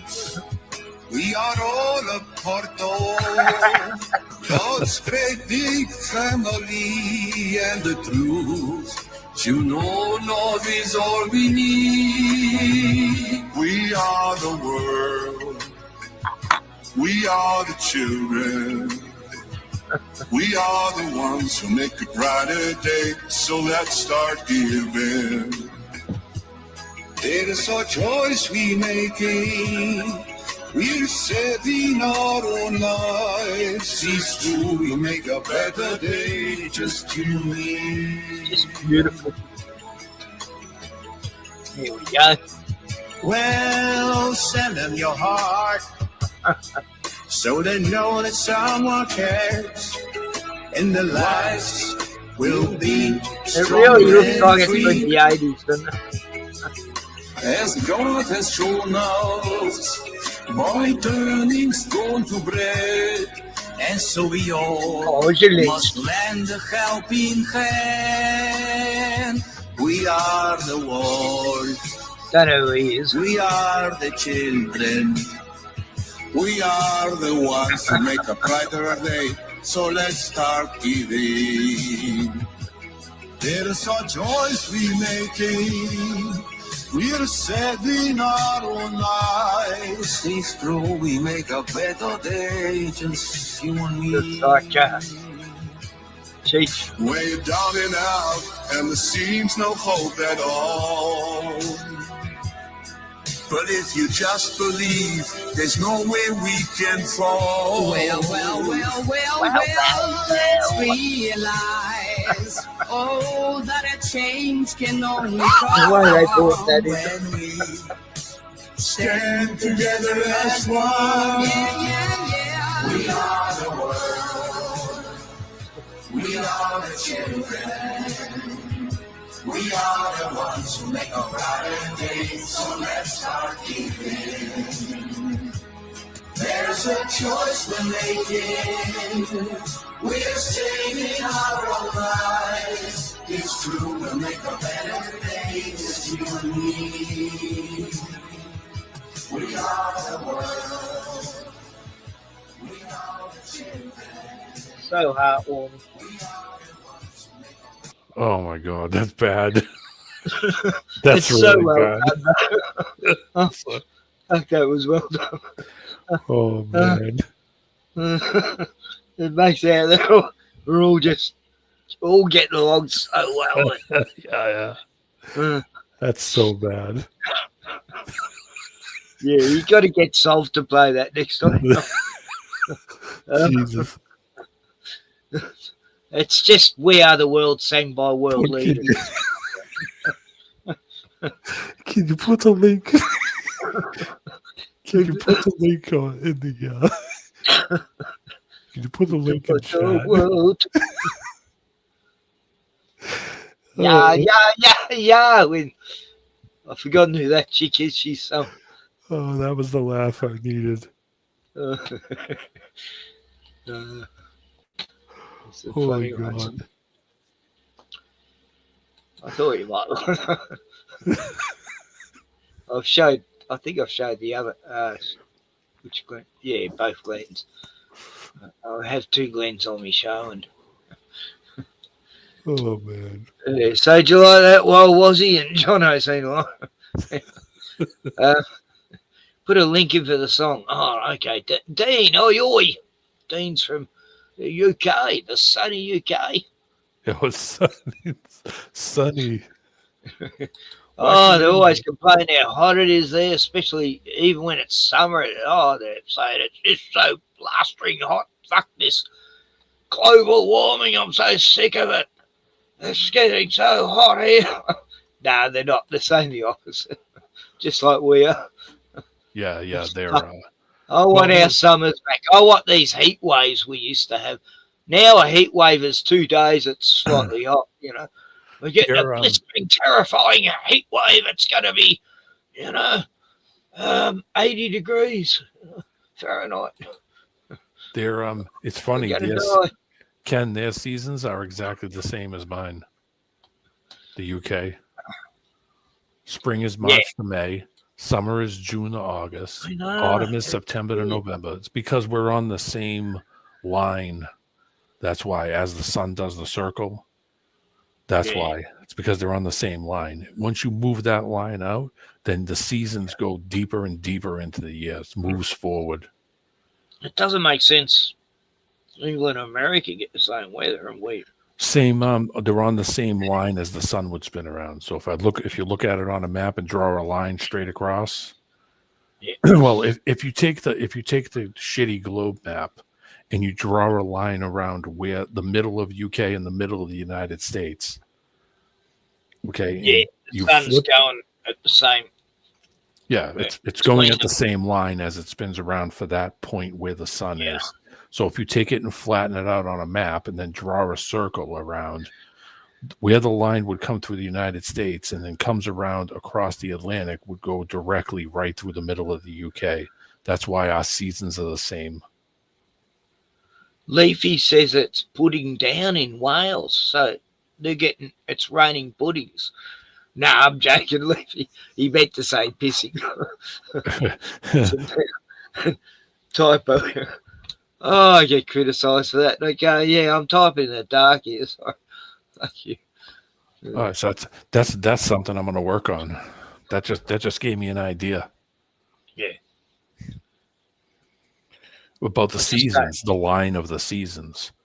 So my winter is the same as the people in the UK. If you look on the map and flip it out, then doing that circle, everything that's in that circle, it doesn't matter if it's east, west, doesn't make a difference. Their seasons are all the same. So I've always known about the 24-hour days in the Antarctic and other places, and the 24-hour nights. It's like, what is it? A month or so it happens. What's that movie with the vampires? Where the vampires turn up when it's just getting 30 days of night. Yeah, so it's 30 days. That's right. They're in some Alaskan place, I think, and the vampires come out and they got 30 days to fight the fuckers in their little town.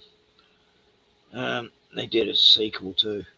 But, Oh yeah, I see what you're talking about. I've known about it forever, like, it's like, they have these long months and Oh, so they don't have to sleep.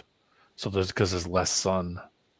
But, then people like Duran and all these other fucktards go over there and say, hey, it's 24 hours sunny, it proves the Earth's round. Oh, wow, I was mistaken. It's like, what the fuck? That doesn't prove anything. Oh, it says, as the sun ends with the sun due to rise, the vampires prepared to ignite the fuel running through the town, planning to use trapped in an opening, cannot beat the vampires' current state. Okay, I see what you're talking about. Yeah, so because it changes the days. So I get it. Yeah. Norway's the same too, I think, Leafy. Yeah. And I'd have to look into that. See. Yeah, I've known about it all the time. See, Antarctica's just a boat trip away for me. Just get on a little boat, I'll be there in no time. But then I'll be shot out of the ocean and no one ever hear about it. Yeah, so it would be the same elevation line. So if you were to take the flat map and draw a circle through the United States, what would be through the United States, that as the line would come around to go around the North Pole, that line is where the seasons are all the same. If you go out to the next line out, and say you start to go down into South America, then their seasons get pushed further back. It gets pushed further forward. That's why your summer. So everything on your line that runs through Australia, New Zealand, anything in the south has the same cycle for the winter, summer, and spring. And then if you move in closer towards the center, then all those seasons bump back. So this is my winter, this is your summer. So you can see as the lines go towards the north, all the seasons change to anything that's in that line. So it doesn't matter. That's wild. I never thought of that. Yeah. No, that's it. It's and when you look on the Google Maps, you notice how it'll go in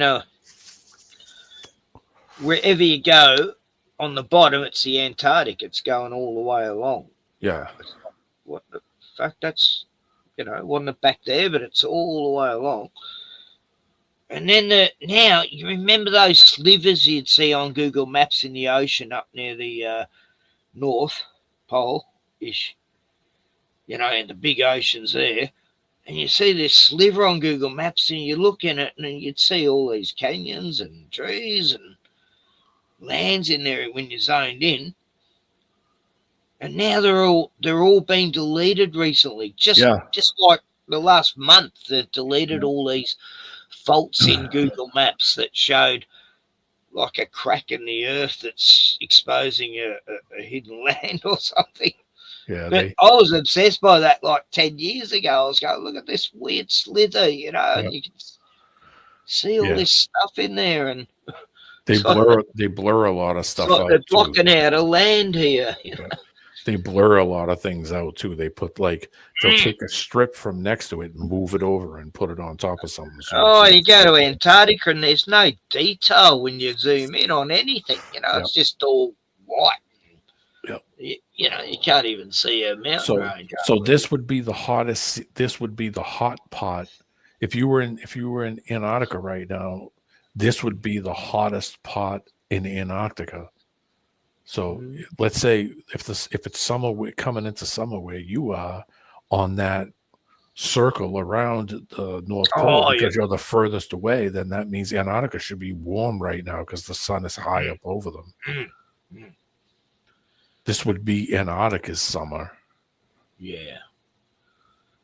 It's kind of crazy when you think about it in a circle like that, when it does its pattern and you think that everything in that line has the same seasons, no matter what direction, it doesn't make a difference. It's all the same.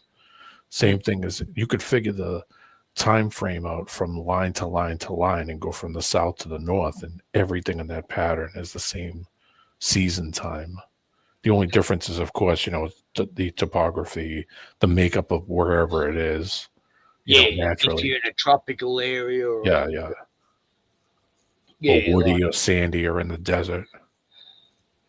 Well, even Queensland's winter's not that cold, but they think it is, but yeah, I've never been to Australia. Wazzy says it's 33 degrees and cloudy as fuck. Gross. That 33 is great. Oh fuck, I wish it was 33. It's 16 here. Wild Aussie woman. She's only one state away, and it's like 33 Celsius, right? Yeah. Yeah, okay. And that's so she's 33 Celsius and I'm 16 Celsius, and that's 91 Fahrenheit. Only like what, 10, 12, 15 hours away. Yeah, it's 91. So think about it this way. You like the warm weather like me, Wazzy? Yeah, it's fucking freezing for me. It's nice in here, but Ken, think about it this way. It's 33 Celsius where you are, which is 91 Fahrenheit. Well, where she is, it's 91 Fahrenheit. Yeah, that's hot. Do you know what it is here in Fahrenheit? Oh, it's below zero. It's 30 in Fahrenheit. Hold on. Yeah, what's that in Celsius? I'm gonna convert it just for shits and giggles because I know it's gonna sound insane. 4 below or something. 35. It's minus 1.11111 degrees Celsius. So it's minus 1 out Celsius. As soon as it gets minus, it's cold. It doesn't matter. When it gets after that, it's fucking wrong.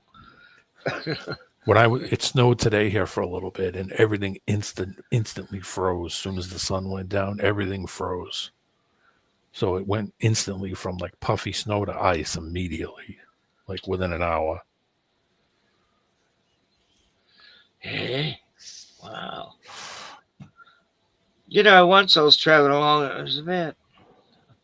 was going back to my off the grid place nearby where I used to live, and it was a perfectly clear day, right?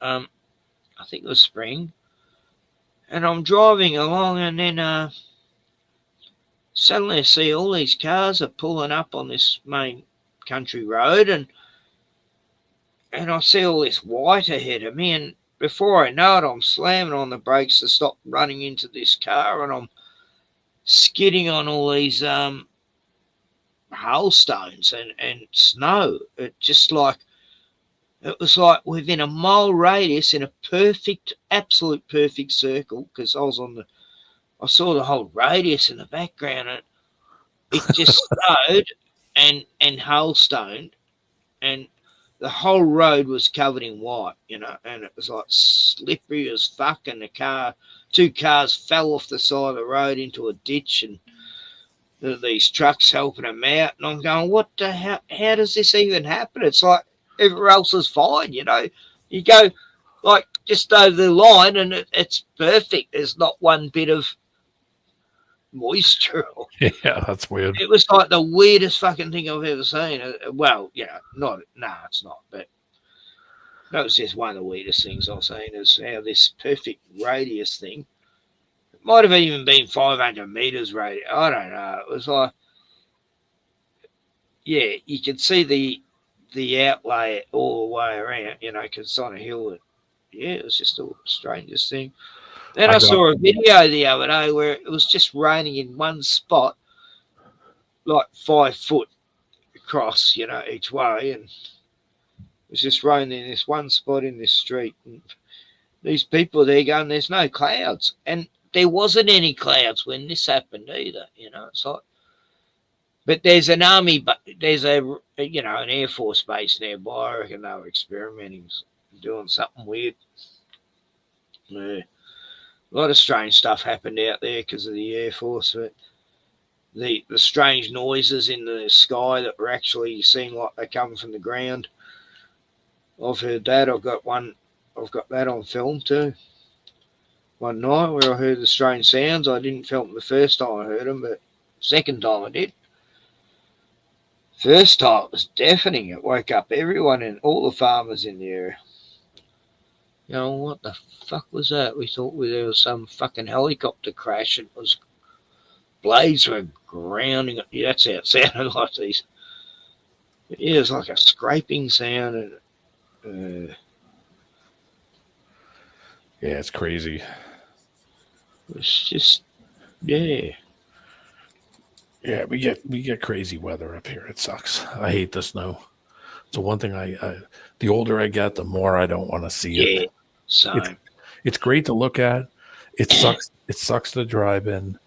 it makes it so that if you're driving a decent distance, it makes it way harder to drive. You know, a lot of people drive too fast in the snow. Oh, so yes. More accidents. Yeah. People. I lived up in these mountains near Melbourne, and when it rains, it gets real slippery, and because of all the oil from the eucalyptus trees, puts all this oil on the road. And every local knows to really take it easy, you know. Otherwise, you'll just slide and do a 360 and hit an embankment or go over the cliff. Yeah. Because these cliffs are like 200 foot. And when I first shifted up there, it happened to me. I just went around this corner a little bit fast, did a 360 facing the other way. Then we had a head on. And then a week later, this other girl did the exact same thing, and I stopped and gave her a coffee because I just bought a coffee and a cigarette. And she was shaking. She nearly died. And it was like, yeah, so many. Actually, I knew like 3 people who died on them roads that, you know, I was friends with in the 5 years I lived there. But yeah, no, you got to watch these fucking slippery roads. I drove up through the mountains. My ex-girlfriend lived way up in the mountains, up in the northern part of the state. So it would take me like 3.5 hours north. And I have to go up over the mountain range. And I did it in the wintertime. And there's a road that runs through the notch in the mountains called Franconia Notch. And it's a road that specifically goes up through the notch of the mountain and then it comes down the other side. Well, they tell you they have signs on there that say if it's snowing, the road is closed. They have these flashing lights. Yeah. Well, I went past the sign. The lights weren't flashing. But at one point, I look in the rearview mirror and the lights are flashing. And I said, well, I'm already on the road. And they weren't flashing when I got on it. So I kept driving. Well, I almost didn't make it to the notch and got pulled over at the top. I didn't stop when the cop turned the lights on.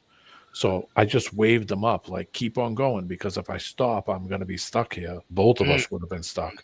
So I kept on going and drove up to the top, then stopped at the very top because I knew I could make it down the other side. And he got out and was screaming at me, you see those lights on? Give me your ID and blah, blah, blah. I said, buddy, if I stopped, you would have been stuck too.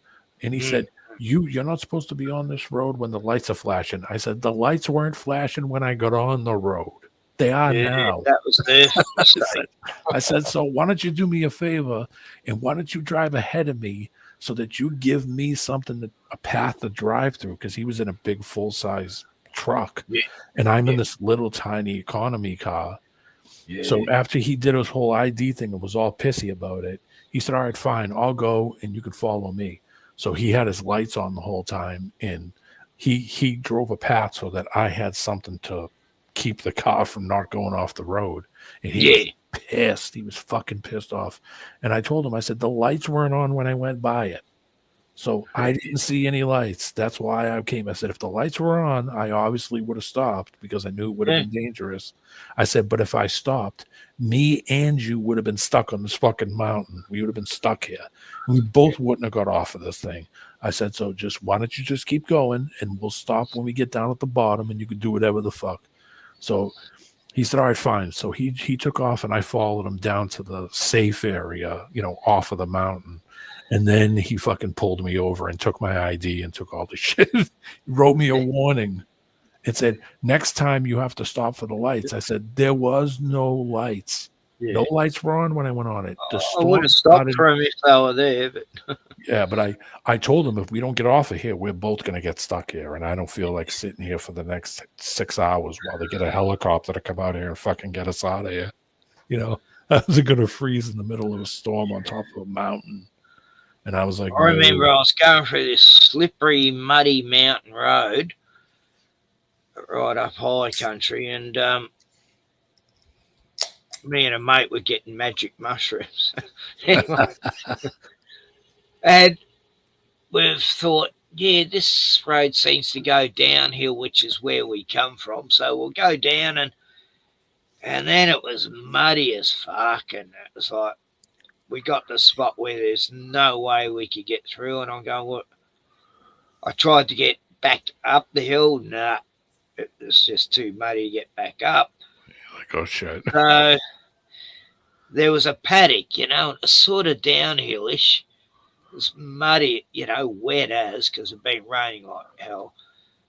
And I thought the only way to get out of here is to go through this big, long field, and it ends up at the main road, but I cannot stop. If I stop, I'll get bogged, And there was this barbed wire fence that was half down, so we pulled that down and put some logs on it. And then I went over there and I drove like a lunatic down this fucking hill, and it was this mud plowing behind me, and I managed to make it. It was like a mile across. If I stopped once, I would have been bogged and would have had to get a tractor to get me out of there. For some reason, I was in this old Kingswood Holden station wagon, and big wide wheels, and managed to do it. But and even some four-wheel drives these days would have had trouble doing that. So I was very proud of me driving, because I was a good driver. Yeah. Those are a nice car. Yeah. Those Kingswoods. What year was it? Was it a 60s, 70s? It was about a 78, I think it was. I got a nice picture of a 76. It's a 4-door too. Check that out. That's a nice car. X something. I can't. I get mixed up with all the models. But yeah, it was. No, I think it was an early 70s. I've had so many cars. Like I had Valiants and a beautiful Volkswagen Combi van from 1964. Yeah, that was cool, that car. Except when it was windy, you had to put rocks and logs in there to hold it onto the road. Yeah, very light. Yeah. And it had a governor on it where you couldn't go over a certain speed. You just take it out? Yeah, I did. I got it taken out. It's like, it's to save your petrol. Nah, fuck it. I can afford it. You're like, hell with it. I got to go. It's like, it's a fuck getting up hills. But yeah, they made them good in them days. I miss the old cars.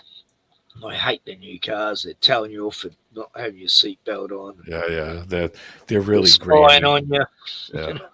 Cameras all around you. I drive hundreds, if not thousands of cars a year.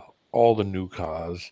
I drive pretty much anything from like the late 1990s to up to this past year. And they're basically a computer with a car attached.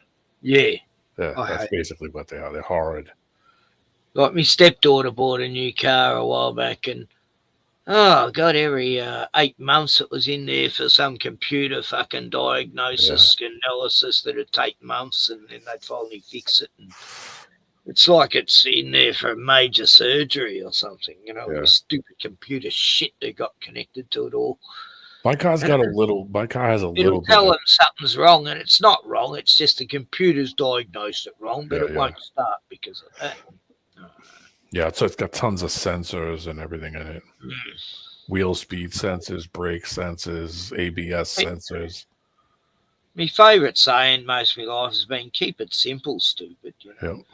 And why fix something that's not broke? You know, like the old cars Yeah, were. keep it easy. Fine, Make it easy to fix, easy to work on. Anyone can work out how to change a carby or a bloody spark plug or now, you know, you got to pull all this other stuff off to get to something simple and fuel pumper. My car's kind of simple. It just has electric. It has a few electric things in it, electric doors, cruise control.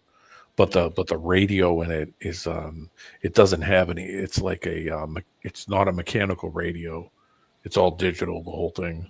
So it has no CDs, no what do you call it? It's no nothing. It's all the whole center of the dash is digital, but it's only for the radio. It doesn't have navigation. It doesn't have. My car's simple. It's a Japanese car. Yeah, well, that's what I want. I just want a Toyota from, say, 10 years back. I don't want to go 10 years. Anything beyond 10 years, it's going to be telling me off and shit. So, and computer analysis. No, I like the Camrys. I like the Hiaces and I had a Toyota.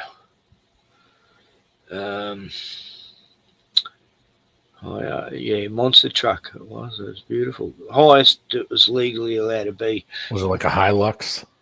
Yeah, Hilux. That's yeah. I was trying to think. Yeah. And I missed it so much, you know. Like I had to get rid of it because my dogs couldn't get. I had ramps and that, but it was still too hard. It's just such a hassle getting my dogs in when I went places. And they drive a lot of Nissans down there, Mitsubishi, and a lot of other ones too down there. Oh, my friend's making a Ute. He's making a. My friend is converting a car into a Ute, a Dodge Valiant, a Plymouth Valiant. Nice.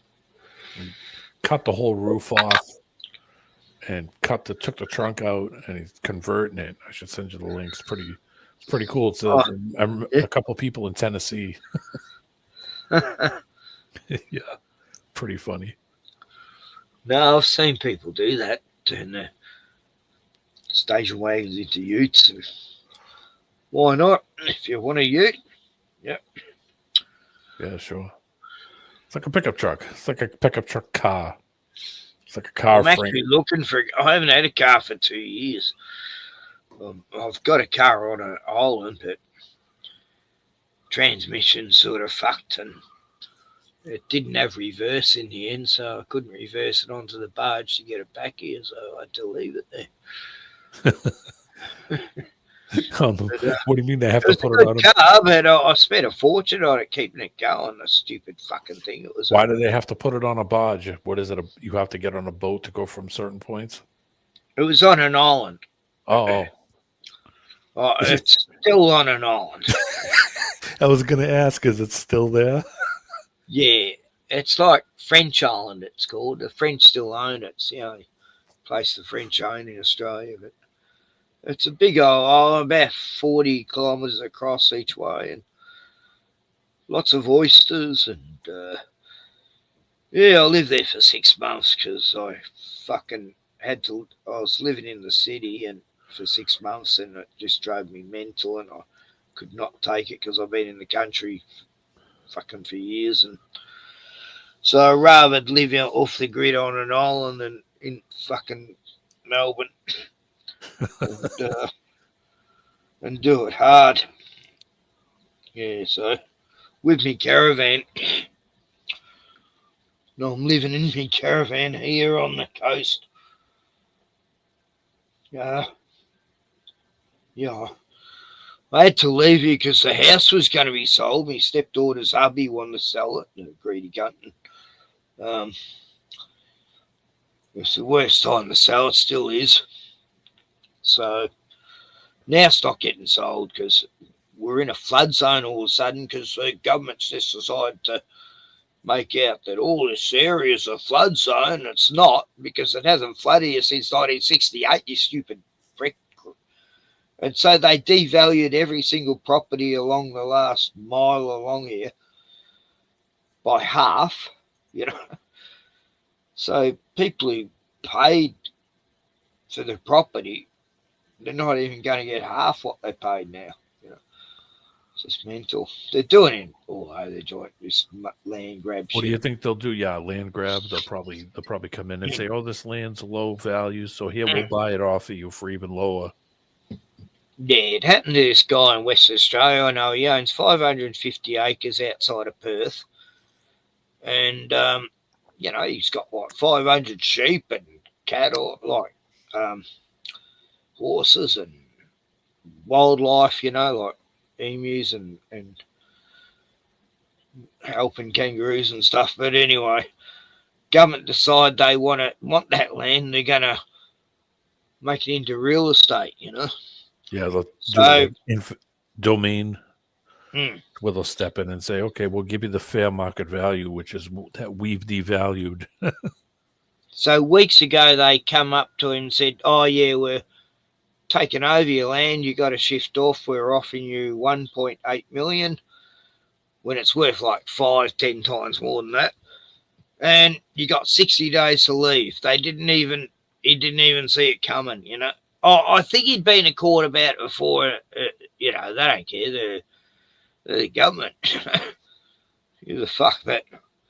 Yeah, 60 days to get off his property, find another place to live. So he's had to give most of his sheep away to other farmers and just more or less run a loss. And they found another place, but so they've still got about 25 days to shift or something. Wow. And that's just, it's amazing how they, you know, they're doing it all along the coastline around Australia, just land grabbing, you know. And I'm seeing the same happening in America too. And they'll say, "Oh, that's a flood line or a flood zone or whatever it is," you know. Yeah, they just want that land. Like they did with Jamaica. "Oh, we want that land," you know. So we'll cause a big fucking flood there and wipe out the whole of Jamaica, which they just did. No one blinked. Same with Maui and fucking North Carolina. Yeah, it happens in Cuba. Inland hurricanes. When did that ever fucking happen? Whenever the hurricanes hit, Cuba always gets nailed. Jamaica and the Dominican Republic and Haiti. Yeah, whatever country in them places they want. Yeah. South America, or just fire, flood, whatever one they choose that week. Yeah, we get hurricanes here. They did it here. We had a big fires in every single state along the east coast in Australia back in 2019. And yeah, but it's funny, they all start at the same time. You know, it's like, what? Yeah, They didn't spread. They just systematically started. And yeah, I was very sus on that one.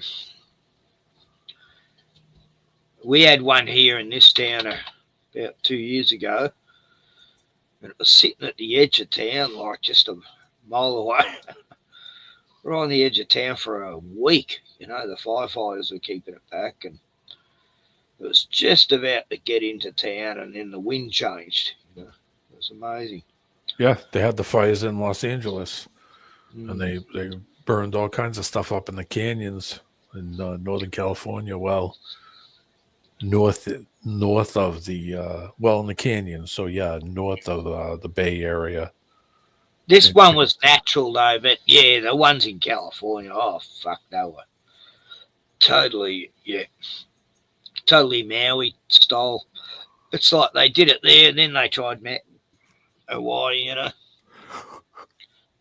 It's like, yeah, we'll test out California first. Italy had fires too, and their giant mountain erupted. Mount Etna went off. Oh yeah. And didn't Greece have fires too recently? Yep. Oh, yeah. Yeah, and Weird. Yellowstone here. Yellowstone was crazy active this year. I saw it on some article from the Geological Society or whatever. They said that there was a lot of seismic activity in at about the same line from where those fires started. Then some people jumped on top of it and they actually caught people setting fires. That was the other one. They caught a guy in Italy and they caught a guy in Northern California setting fires. Happened here too. They found these guys who were dressed up as firemen in a fire truck. They weren't even part of any of that fire brigade, and they were actually setting fires. This was back in 2019. No one even knows who they were. They got arrested or something, but no names or anything. So it's like, oh no, they're working for us. So yeah, we'll just keep the names out of the newspaper. There's always opportunists, Ken. Always opportunists. Oh, who cares how many people die if they want land? Look at Gaza, they don't give a fuck. They just want their fucking land, and they have found an excuse to commit a total fucking genocide. And yeah, look at what these settlers are doing. Oh God, they're horrific. These young punks go in and just beat them with sticks because if they hit them back, they'll get shot. Yeah. Oh, it's just sick. I've seen so much over the last 2 years. I can't even watch it anymore because it's just. Yeah. I've never seen anything more horrific in my entire life. I've known about it for like 20-something years, but then I've been focusing on it and knowing that it was all, an open concentration camp many a year, but it's on steroids now. And look at the rubble. Whatever numbers they're saying, it must be at least, 3/4 that. Oh, yeah. And it's not just Muslims; it's bloody Christians and Hindus, and there wasn't just Palestinians living there. No, it was a ton of different people. Too, It was a ton of different people. Before those people got there, there was crazy multicultural. Oh yeah. It was like the world marketplace sort of thing, like it was in Damascus, and everyone met up, and everyone got along. All the Christians, Buddhists, and Hindus, and Muslims, and everyone got along. And then World War II came along, and apparently everyone they're no longer a people of Palestine anymore. Palestine doesn't exist now, or something. Well, they invited them in. They said, "Hey, you got nowhere to go. Come stay here." And then a few years later, "Hey, we want your shit now." Yep. Take it. Exactly. They stepped up and said, "Okay, now we're in charge." It's like when you let some neighbours in and then they end up taking your whole house, so you end up having to shift out, Since they're just too unbearable to live with, except in this case they're getting murdered and slaughtered and killed and sadistically raped in prisons. And anyway, it's just horrific have you seen the videos of them releasing hostages and they're like skin and bone like they used to, the Holocaust victims in the 40s look like. And these people are looking just the same. And then you see the Israelis get released, and these Hamas guys have got the most pristine, beautiful, clean clothes on, not a speck of dust on them. They're living in rubble and caves and shit, and their clothes look like they've just dry cleaned that a few hours before, and they're hugging the hostage people. They're like, "Take care, bye. Thank you. You take care. God bless you. Yeah, Allah." No, not Allah. Anyway, Hamas is it's just sad. Come on. It's so obvious. Those hang glider things. It's like I was watching a 70s action James Bond movie of those hang gliders coming in October. What are we watching here? This is like, it was making me laugh when I was watching it, that we're meant to believe this is real. It's like, wow. Make sure when you're letting them go, like you're really happy that we're gonna miss you. But the hang glider thing, you know, you see this film when they flying off in these hang glider things, you know, these gyrocopter things, and Yeah. then they go into Israel. It's like, well, you don't see that, but it showed the videos, and it's like watching a James Bond film. It's like, come on. Like, they're going to do this terrorist attack on gyrocopters and quad bikes. And, it was like a Mad Max scene. But, you know, Yeah, I know what you're talking fake about. from the beginning. It's an airplane and a the helicopter. Rotti 7 thing, yeah. It's from Mad Max, and when you said Mad Max, I knew exactly. It's the guy, and it's the guy that wore the cap and had the goggles. Bruce Spence, yeah, that actor. Oh, I can tell you stories about him. He's not a nice guy, but anyway, he's part of the Illuminati and child sacrificing and stuff, and it goes all the way back to Nicole Kidman. And yeah, that's another story. I digress like Richard from Boston. Sorry. He's always digressing, but there it is. I got a picture of it. There you go. I have a picture of the gyrocopter from Mad Max. Yeah, I'll put it in the private chat for you.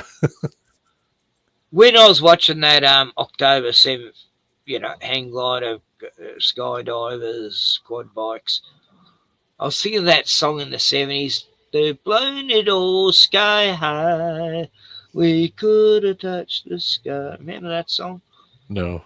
And yeah, it was like the 70s had all these movies of terrorists hang gliding in, you know, to some castle or hang gliding in somewhere, and then they gyrocopters type stuff as well. And that's what I mean. It was reminding me of a 70s James Bond type film or Mad Max or.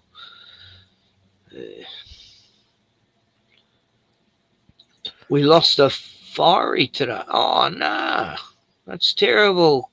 Was he? You got forest fires in South Australia already. Wow.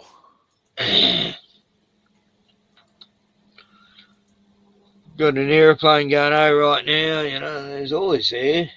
Fucking traffic happening lately. I think there's a war going on. I don't know about.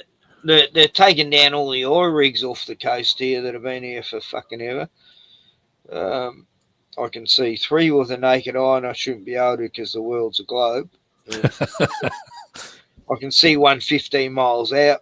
I used to be able to with my naked eye. Now I can only see 1 because I'm getting blinder. But yeah, the old days I could see 3 of them. And you're not meant to see even the first one because that's. Do you have a telescope or binoculars that you use? I used to, yeah. But not anymore. Actually, I've got a telescope, but this ex-girlfriend of mine that used to have an autistic son around, and oh god, he used to do some damage, and he found every single lens on that telescope, and they're in the bush somewhere, you know. Yeah. Oh yes. He'd do so much destruction within 5 minutes, you know. You'd think it was hilarious, and you know, Jackie. And then he'd climb up on the roof, and you're trying to stop him falling off the roof, climbing up trees and swinging around me horse's leg, and it was fun raising an autistic kid for a while. But no, I still love him. He's a big boy now. Oh fuck, he's a monster. He's like 22 and he's gigantic, and it's like, you know, he used to lose his temper, but now he can just kill you if he wanted. Big dude. He's like the of men and mice and men, you know, that stuff. Anyway, no, look, I helped raise a few autistic kids in the past, and they're funny little buggers. It's not their fault that the government made them that way. With always. Anyway, I was preaching about the V all through the 90s. And then, so when it all happened in, in 2019, they were sort of really starting to, like, people getting banned from Australia, like David Icke and Katie Hopkins and Laura Sullivan, and because they were previously had talked anti-vax, and so even though they're coming over every year to do speeches, suddenly they weren't allowed in the country because they were considered anti-vaxxers, and this is like 3 years before 2020, And I'm going, why are they doing this? That's weird. We've all been saying it causes autism. And I mean, this is for entertainment purposes only. I've got a doctor and shit. And I don't know what I'm talking about. I'm just drunk and shit. But yeah, that's allegedly what was happening and said and stuff. Yeah. And Joan Rivers said, was asked, so do you ever think there'll be a gay president? I mean, what was it? She was asked, and she goes, come on, everyone knows Michelle's a man. 3 days later, she's dead from a very minor surgery she's going for. She called out Obama's missus, who apparently those kids aren't even hers, but yeah, got a big wanger. They look like other people's kids. Yeah. There's no photos of them bringing them up or anything. No. Just like, what's the other one? Another couple that never really brought up kids. They just pretended. Oh, God. Lost me train of thought then. It was about recent stuff. Wasn't Charlie and Eric? Who was it? Anyway, what do you think, D-Man? Do you think Charlie really was killed or he wasn't? No. That's. I mean, the hologram thing too. That's weird because it did look very weird. I have a little experience with hunting. Yeah, I don't think that was gun of the velocity. Yeah. That's a high powered. Yeah. Yeah. That's not how it would work. I could tell you. I saw the footage. I don't know how I saw the footage. I saw it before it was banned or something. I don't know. I shot a deer. With iron sights and took a pot shot with iron sights. It was the only deer I saw for 2 days. We were talking about leaving, and there was a deer. And my buddy bumped me and pointed. And I pulled it up and took a pot shot and hit a deer with iron sights. I think it was 7mm or something like that. I forget. It's some kind of weird German round.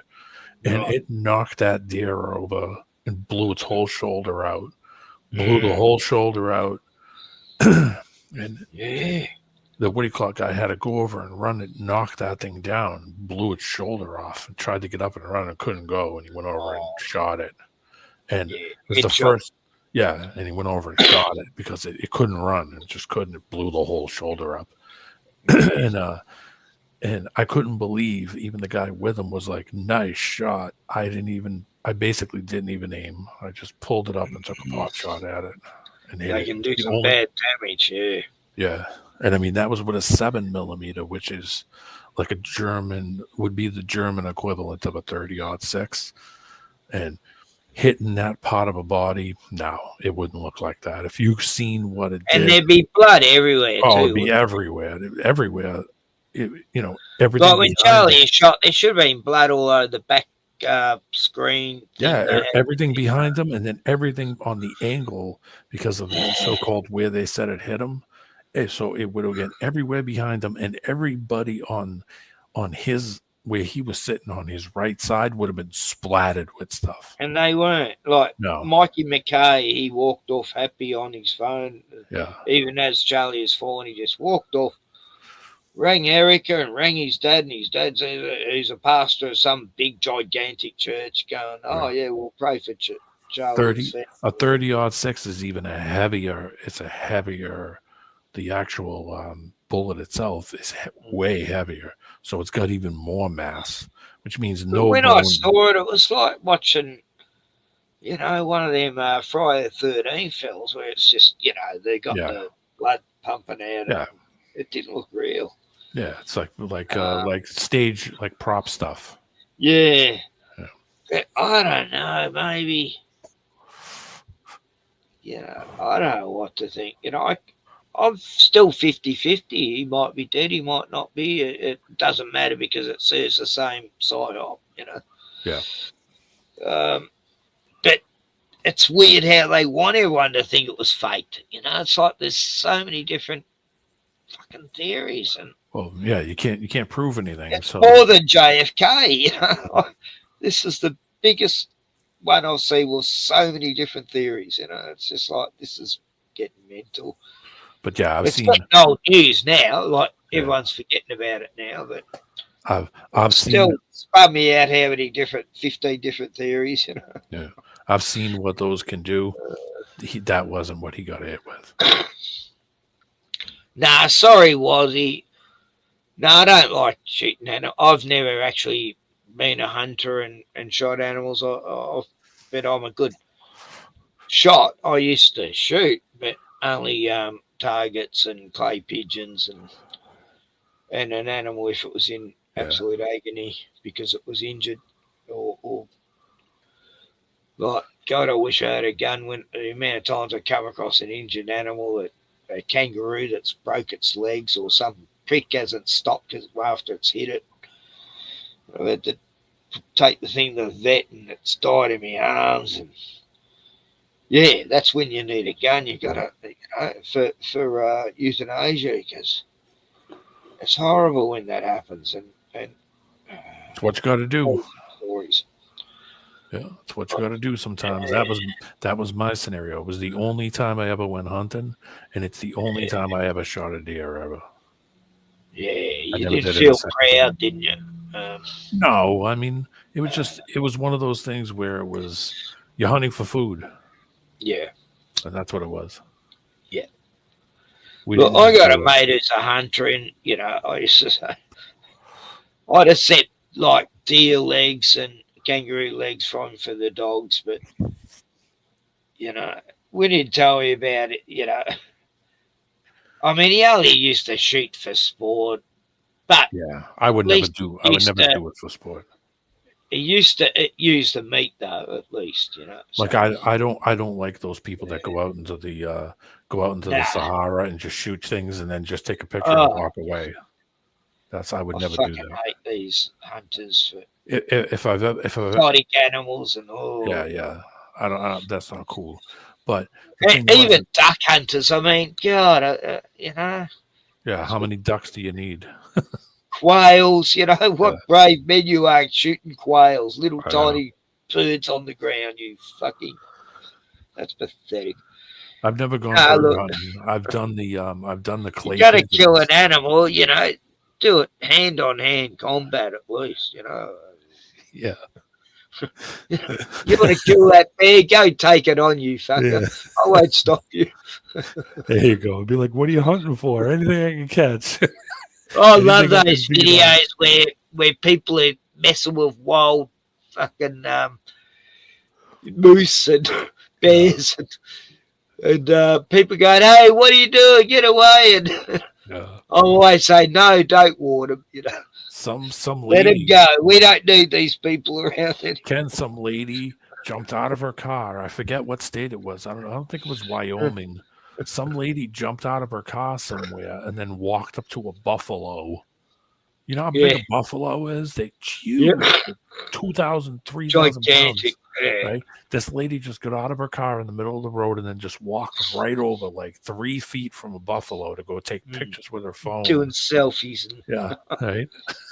That's why I say. Is that the one who gored her and took off with her jeans?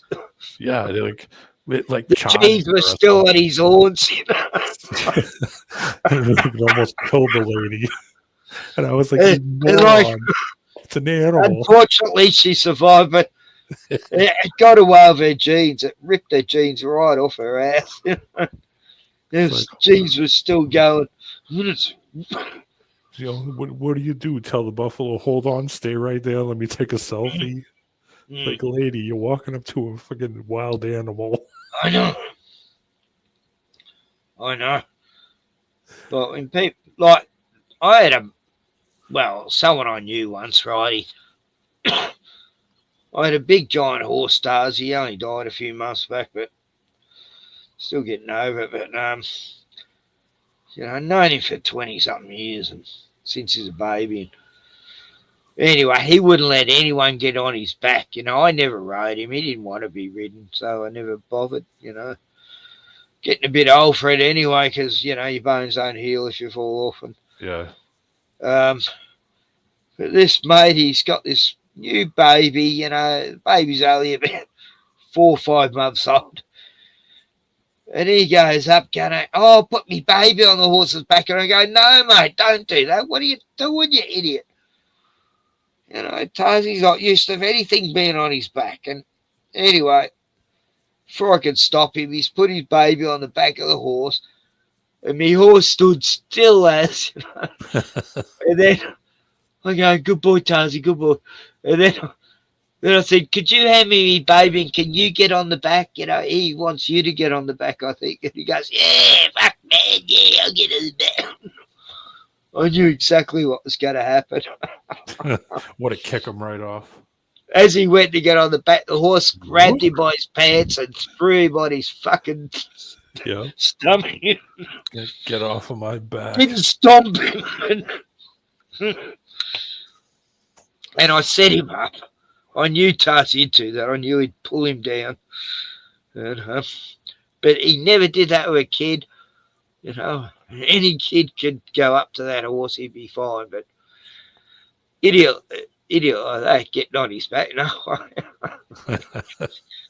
It's like, yeah, you bastard, you could have killed your kid. You don't know this horse, so I wanted to teach him a lesson. And my horse was in on it, it's like my horse knew what I was thinking. I don't know, I miss him so much. He died about 3 months back. How old was he? 20, 21. Wow. Pretty young. Yeah. So, I lost all our viewers, D-Man. I think Wazzy left when we're talking about deer shooting. And yeah, but what are you going to do? You got to, like I said, up here, it's people hunt like crazy up here. Like this is where it starts getting the deer season now. Lots of people go up. And, I only did it once just to say, okay, yeah, I did it. But then, at the same time, we ate that. We used the meat. Yeah. I had venison and stuff. It was good. I did it one time and I was like, all right, I'm good enough. That's it. Like, okay, now I know how to hunt. Oh, Aboriginal people here have been doing it for all their life. Oh, yeah. Hunting lizards and kangaroos, and no one ever criticizes them for it, but what person does it? Oh, you filthy, disgusting animal murderer. Something you got to know. But you say that to an Aboriginal, you're racist, man. Yeah. You say they can't eat lizards and kangaroos, they're part of the land and shit. Yeah, I mean, if you don't have to, I look at it as, listen, if you don't have to do it and you don't eat it, you shouldn't be doing it. Exactly. Period. Like if it push comes to shove, it you have to defend yourself. Someone's life because they're starving, like me dogs or something. Yeah, I'd hunt a rabbit or two. Yeah. Plenty of rabbits around to hunt. You don't have to kill a native life. But don't need to do that, no. The guy the guy with us come over to me and said, I'm sorry, the guy who was with me come over to me and said, "You did that with iron sights. Nice shot."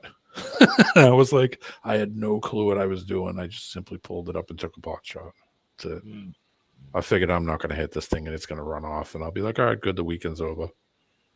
Yeah. And I hit it. Couldn't believe it. And that's why when you were talking about the Charlie thing, I said, I seen that happen. There's no way that he got hit with that. No way.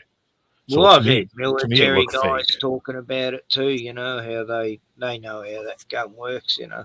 Yeah. I knew, like, when I saw it, I go, why is a scope like that? Then there's all these stories how the scope wasn't in the right spot. Let alone pulling the gun apart or putting it together, then pull it apart and then put it together again. Too much to do. Oh, God. Too much to do. You wouldn't need to do it. You would have seen the Jake GTV vids. Yeah, I've been seeing them. I show them on more or less every stream I do. Whenever there's a new one, anyway. Yeah, Jake TV. Just love them. Sob does it every time if a new one comes out. Yeah. What's the latest one? Yeah. It was like a collaboration one. It was kind of long. Yeah, he's doing long ones now, which I like them actually, because it's putting in the real stuff with the AI stuff, and that makes it more credible in a way, because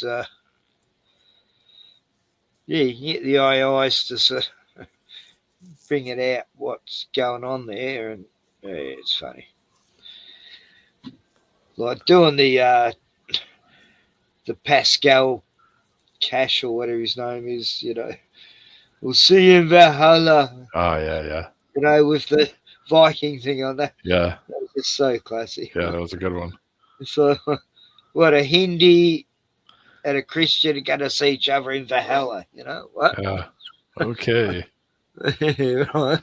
That makes sense. No, Valhalla's some resort for spies, like the old Prisoner series. Did you ever see The Club Prisoner? Fed. Did you ever see that UK series, The Prisoner, where all the spies get retired onto an island? Oh, yeah. I think I did see They can't it. escape. Yeah. Patrick McGowan, and it was a great show. I think I got it on my computer somewhere. But, yeah, so sort of like Epstein Island for spies, but there's no kids on there.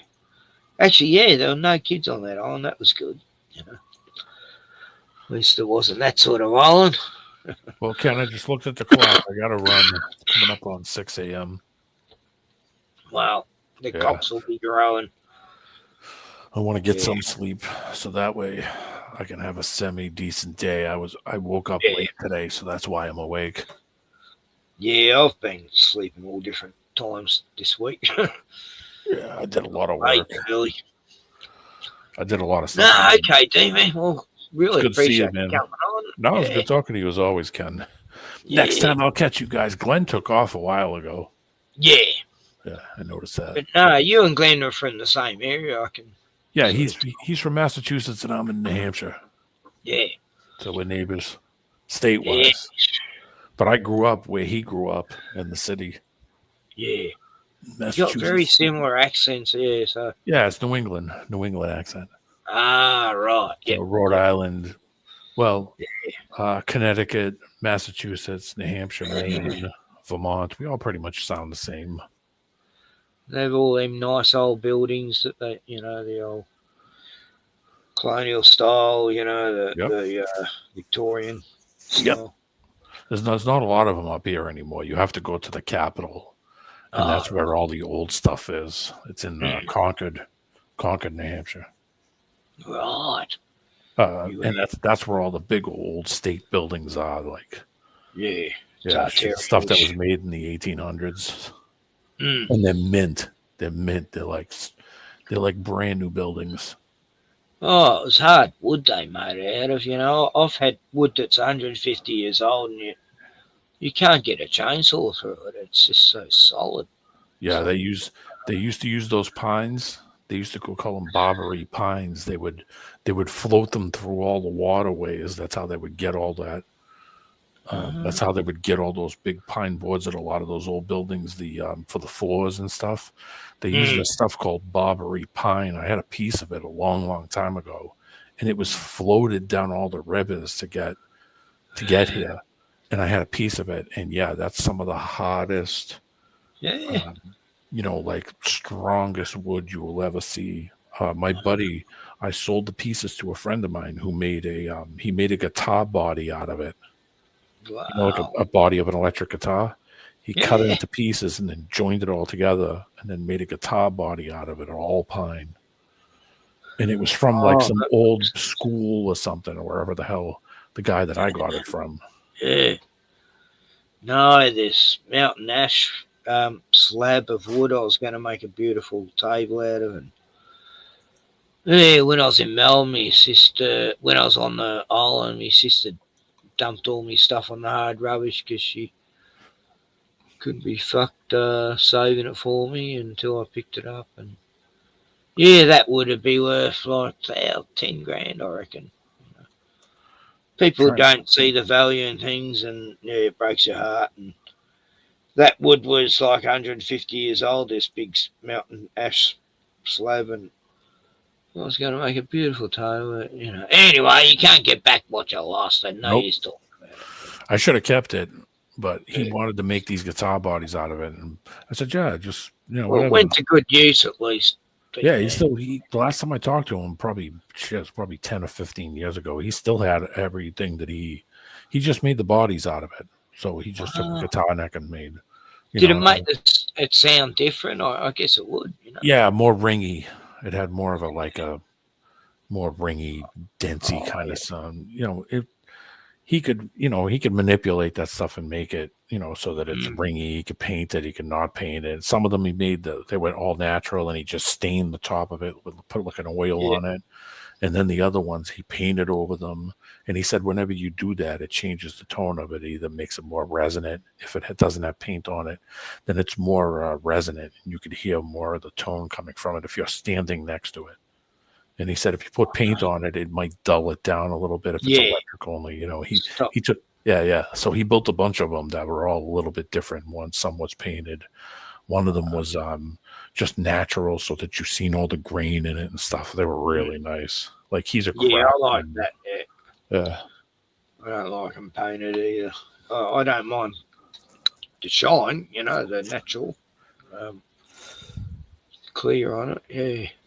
Yeah, he did a bunch of them, and I think he kept them. I think he sold one, and I think the painted one, and he kept the natural one, and then he had one that had an engraving in it where it was all engraved on the inside of it. So on the outside of it looked normal, but then on like the binding, it was all engraved and stuff. It was like, wow, how much time did you put into that? And he's like, oh man, it's like I didn't even pay attention. I just did it until I was done. That's OCD stuff there. Yeah. I wouldn't have been able to.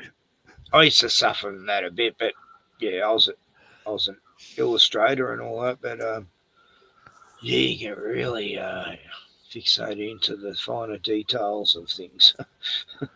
Yeah, he's a pretty smart guy. He can do that kind of shit. I told him I'd probably just would have cut it and made it, and just made it look nice. And he was, sat there for weeks, engraving the thing. It's like, wow. Nothing wrong with that, though. I think that's a good thing to have. Yeah. Yeah, but it was like 100-year-old plus wood that was a floor that he turned into guitar bodies, like art. Yeah. So like that's the kind of guy you want to give something that to, not some dipshit. Yeah. Somebody turn goes, it into something. I'll have that all, and then burns it. Yeah, and burn it in his fireplace. Cook potatoes on it. I know people have done that. I'm going, no, don't burn that wood. That's, that's the fuck. It's like, I'm in shock. All right, Ken. I hate seeing truth. Yeah, okay, buddy. Yep. Talk to you later. Okay. See you, D, man. Have a good day. See everybody in chat. Yep. Excellent. Cheers. Yeah, so there's the Atlas 3i going past the dogs in the Avatar. Yeah, the Atlas 3i that weighed 33,000 billion tons or something. What happened? It was meant to nearly graze Earth. There's a live stream if I want to share. Oh, what's it about? Aussie? Not sure. Oh yeah, Glenn left me one about the old ones. Stuxnet virus, AI wars, the dark ages, cyber polygon, internet, and power. Anyway, guy's resting. He's got a sore foot, and that's all he needs is just a bit of rest. His foot seems to have gotten a bit better as the night went on. Anyway, Kelly. Oh, Lee got the link. Right. See, I have to go to my own channel, open it up, and get the link. I can't get it in StreamYard. It's so fucking. There's a link. Beautiful dog in that avatar. I love German Shepherds. My grandparents, I grew up with a German Shepherd. There's Misty. She's beautiful.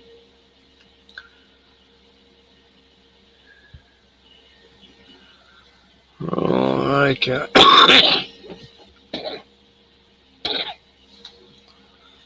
Well, I've got to have a break, so I'll be back in a minute. I'll just put on something of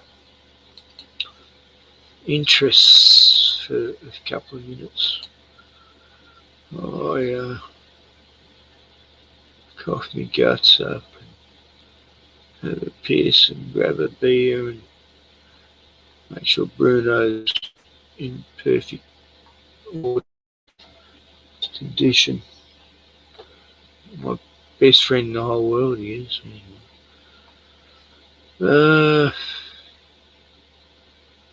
Boy, Hanson's wearing a burqa again in Parliament. Then I'll click on your link. Oh, I nearly said your name. Sorry. Was he?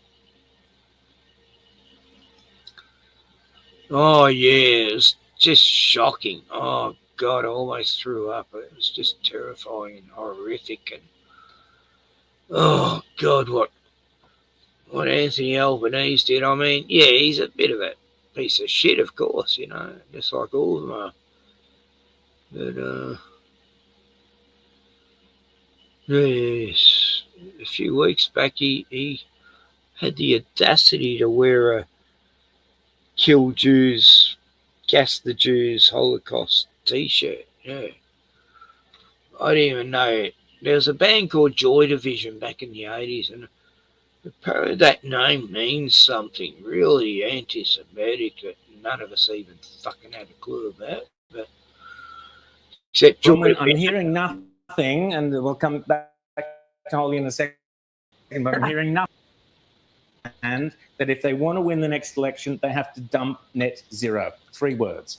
Yes, they do. But they also have to explain what that means. So we've got to say, we'll keep the coal-fired power stations going. We will stop rewiring the nation, i.e. duplicating the grid.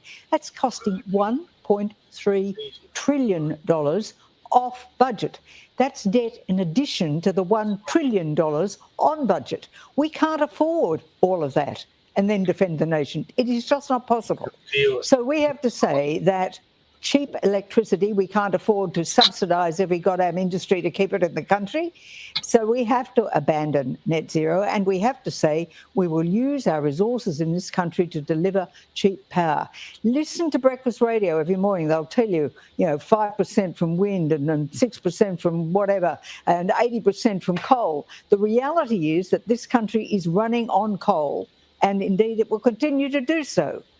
So unless truth is embraced, and it's a simple, straightforward statement that people can comprehend. I understand what Holly is saying about legislation, but people don't. You ditch net zero, and that's a political win, and it's a win for the entire nation. But I want to ask you both about something else which I found extremely disturbing, and that's a 2-word slogan: joy division. Now, that 2-word slogan, the moment I saw that photo of Anthony Albanese coming down the steps from a very successful international meeting, he knew he would be photographed, he knew he would be there, wearing a T-shirt with the words joy division. Now, I am a great rock and roll fan, as viewers know, I immediately almost threw up when I saw that image. I was sickened, Bronwyn. What did you make of it? I looked at it in disgust.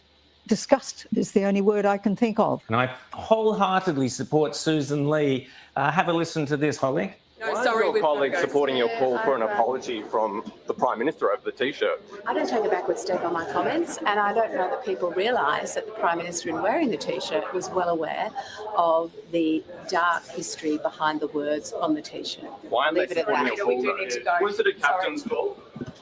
So, Holly, I'd love your thoughts, and also your thoughts on some of your former colleagues, such as Tim Wilson and even Susan Lee's deputy, seem to be reluctant to condemn Albanese over that repulsive T-shirt. Holly. This is a man who's supposed to be the leader of our country. There's an expression, dress for the job you want, not the job you've got. Well, maybe we need to send him back out on the road and he can go DJing again. It was absolutely a disgraceful misjudgment.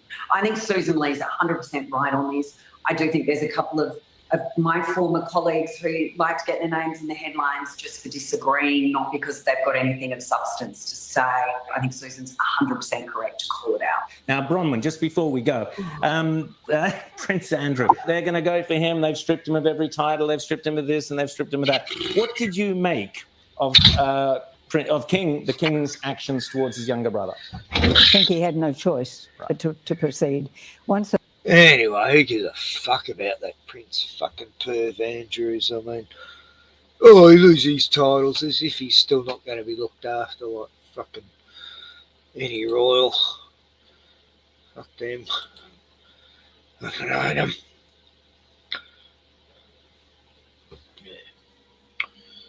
Yeah. So, yeah. Oh God, what the fuck's... What is going on, you fucker?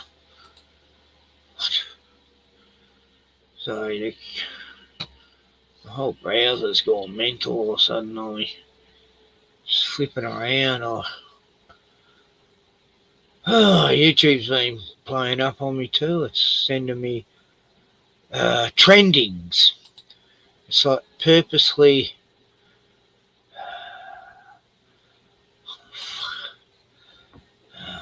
Sorry, I'm having technical problems. What is going on?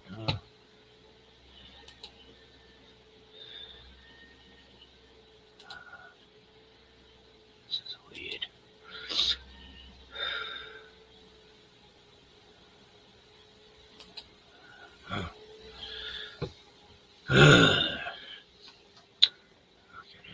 Just went all... Everyone went tits up then. I don't know what was going on. Whole browser just started flipping out. Can't...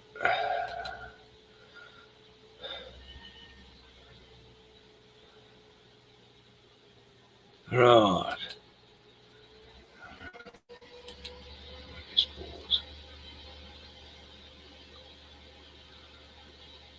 Okay, click on the link.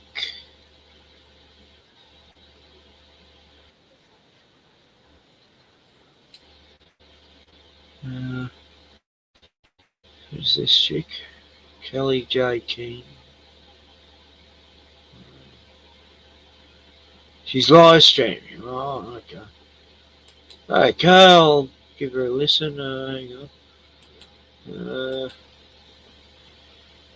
Puberty blockers. Oh God, that's a topic that angers me a bit. I really hate what this government has done. Fucking disgusting. Let kids be kids, you fucking filthy fucks. Sorry. I just hate it. I hate...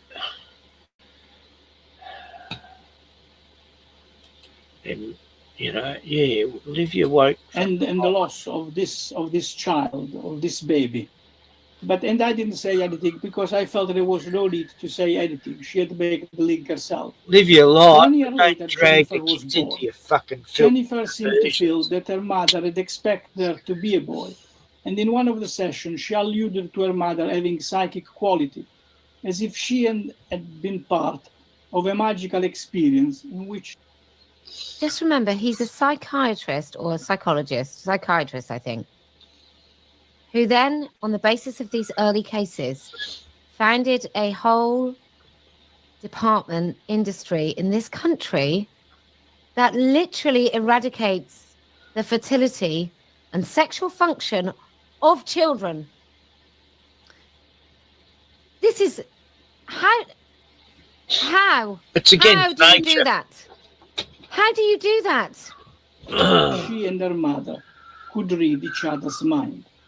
This could be an experience that some people within the Tavistock might call projective identification. She had probably received and made her own her mother's wish that she had been a boy. Her mother probably never consciously expressed this wish, but possibly it remained unconsciously active in the relationship between them. 2 years of psychotherapeutic exploration with this young person allowed the therapist, together with Jennifer, to make this partial reconstruction of. That's why children need a mother and a father, you know. It's, you know, I've seen single parents bringing up kids and always got problems. You know, single mothers, their kids definitely need a dad. Yeah. It just seems like she came to the service with some sort of level of expectation. So she came to have therapeutic exploration. And he felt that if he'd said, well, look, this is why you feel like that, she wouldn't come back. I might skip on. Continuity. So she lives in Australia, does she? Development. And maybe a neuroscientist would have something to say about this. Hang on, let me just. Jennifer was able to live in a male role with a male name, and this well-being improved. Look, switch the pronouns. So she hadn't wanted that at the beginning of therapy, but now she does. And they've already established that her whole identity is an escape from trauma. So they're basically saying that this is a decent therapy for trauma is pretending that you're someone else. It's so fucked up. He did not attempt suicide again. He settled in a job, and he was more able to establish relationships with other people. One might say that their therapy had helped him to cope with his well-established gender identity in a better way, to make the transition to a male role, and to give him a sense of hope, an important therapeutic aim. He was eventually referred to an adult service for further treatment. I became aware in working with Jennifer that I was fundamentally dealing with the developing identity and not a psychiatric condition, long before there was a legal recognition. What? What are you on about, Domenico? What are you talking about? A developing identity, not psychiatric, that is born out of trauma, but it's not psychiatric. Like, is anyone else hearing this? Because I feel like this is just fucking demented. It's just so mad. Of these new identities in many countries. A question, however, remains. What conferred continuity to his atypical gender identity development? The pattern I've seen, actually, of, like, I've known a few people who are trans, you know, including my younger brother and the best mate of mine who was married to a child, and now he's with some other trans guy, and it's like, never saw it coming. Just bummed me out, but the truth of the matter is, almost every single person I've known who become gay or trans were abused as a kid, you know, by some guy, you know. Yeah, almost every single one of them I've ever known. But just a bit of a pattern there. And sad case is that, like, between 40, I think it's 40% of trans commit unalive themselves. Yeah, it's sad, you know, because they had some bodgy surgeon and they don't even feel sex anymore. It's like, you know, they just fucking, they don't have a sex life anymore. That's terrible. These doctors should be fucking sued. Anyway, what do I know? I'm just some cunt in a crazy old bastard in a fucking caravan and shit. What do I know about, you know, anything? You know, I didn't have the jab, but, you know, I'm not a doctor or anything. So this implies that we've all got a gender identity. That's what the implication is, that everyone develops a gender identity, and this girl develops. I'm going to identify as a rich person tomorrow because it's, you know, I'm going shopping and that, and I'll pretend I'm rich and I'll go to shop at Temu. Developed a male gender identity, and what that therapy did is help her accept who she was. Is that what they're saying? Maybe a neuroscientist would have something to say about this. This case shows that the combination of an exploratory and accepting attitude could be a good approach in terms of promoting well-being.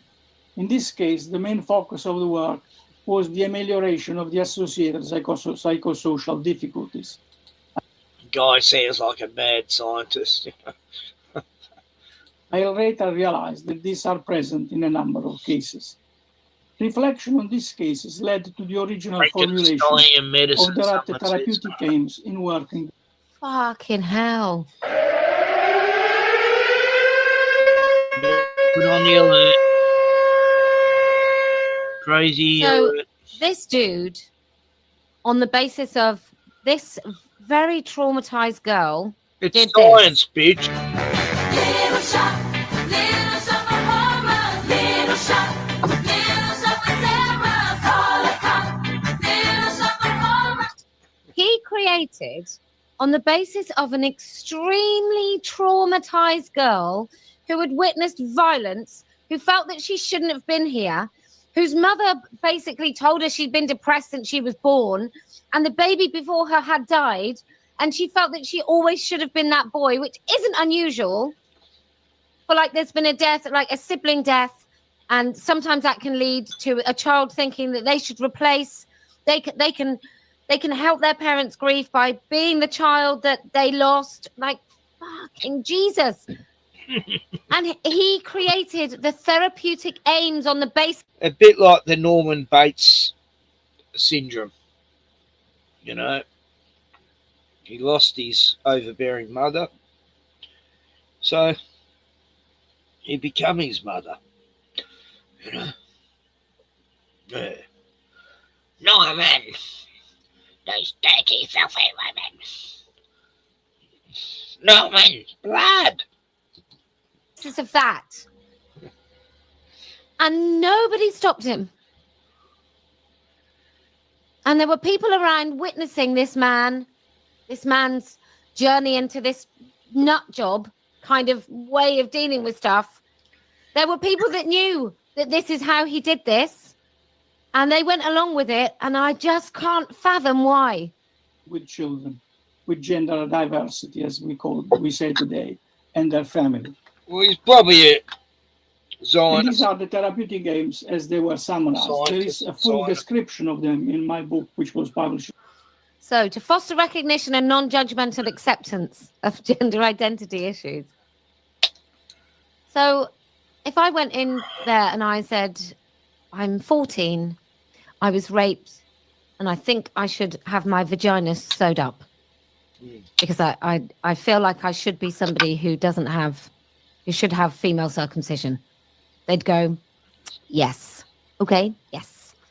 To ameliorate associated behavior, emotional relationship difficulties, to break the cycle If of you got raped, and you're a woman, why would you want to become a guy? You know, like a guy raped you, so why would you want to become a guy? Yeah, that's real weird thinking.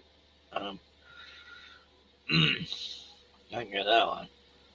I never got why women want to be guys, or vice versa. But anyway, that's a prerogative. But yeah, we had a serial killer here in Melbourne a few years back who actually killed 3 girls, 2 girls and a woman.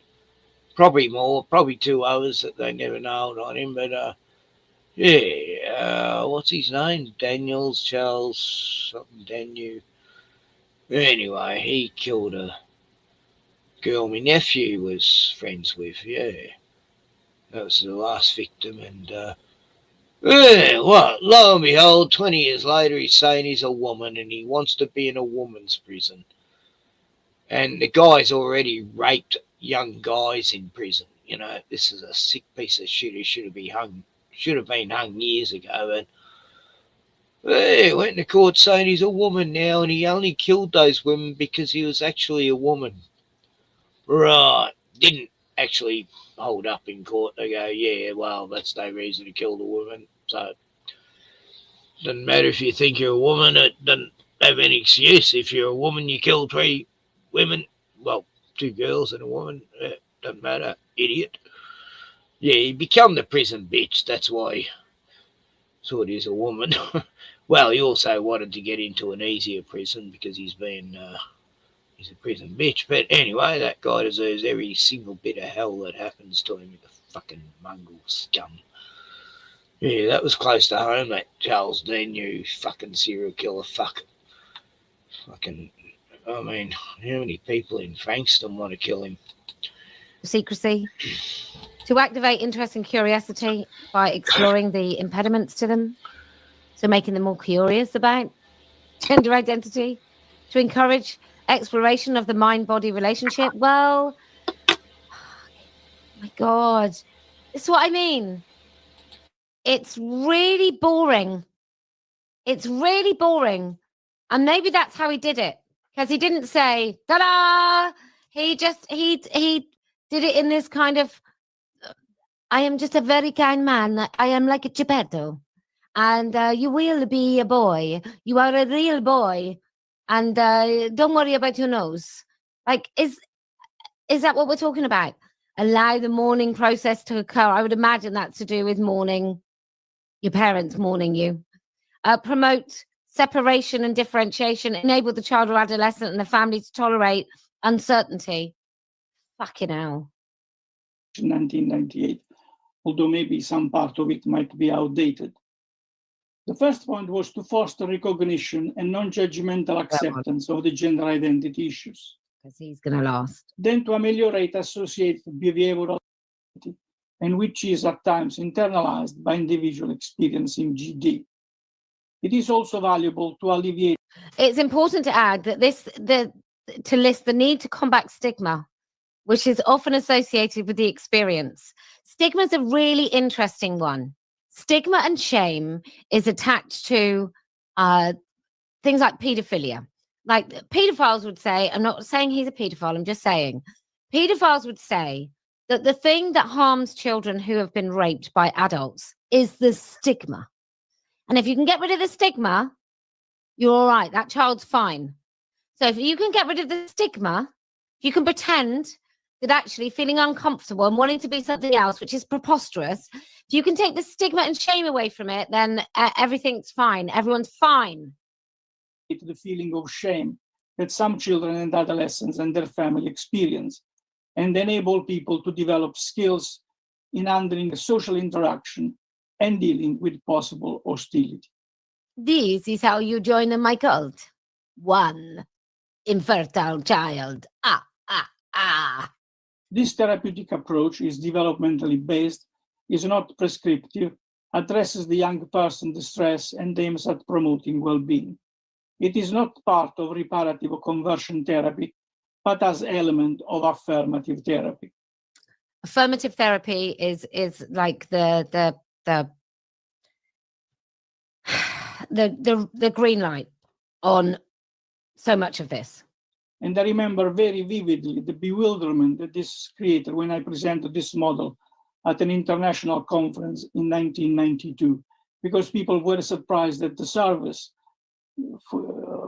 which was specifically with children with gender identity disorders, as it was called at the time, had not as main aim to change the identity of this child.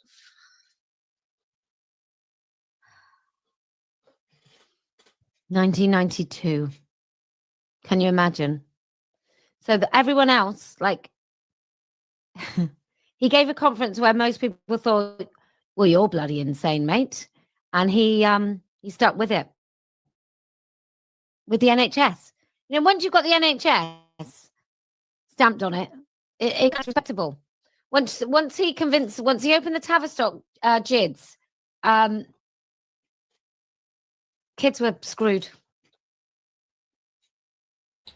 What, he's involved with a Tavistock thing? Oh, fuck. In one of the last sessions, after 2 years of exploratory therapy, Jennifer said that perhaps this form of help had come too late, and that her parents should have been aware of how she was feeling by the way she behaved as a child. She wondered why they had not sought help at the time. Jennifer's thoughts made me wonder why there was no service for children with these rare conditions.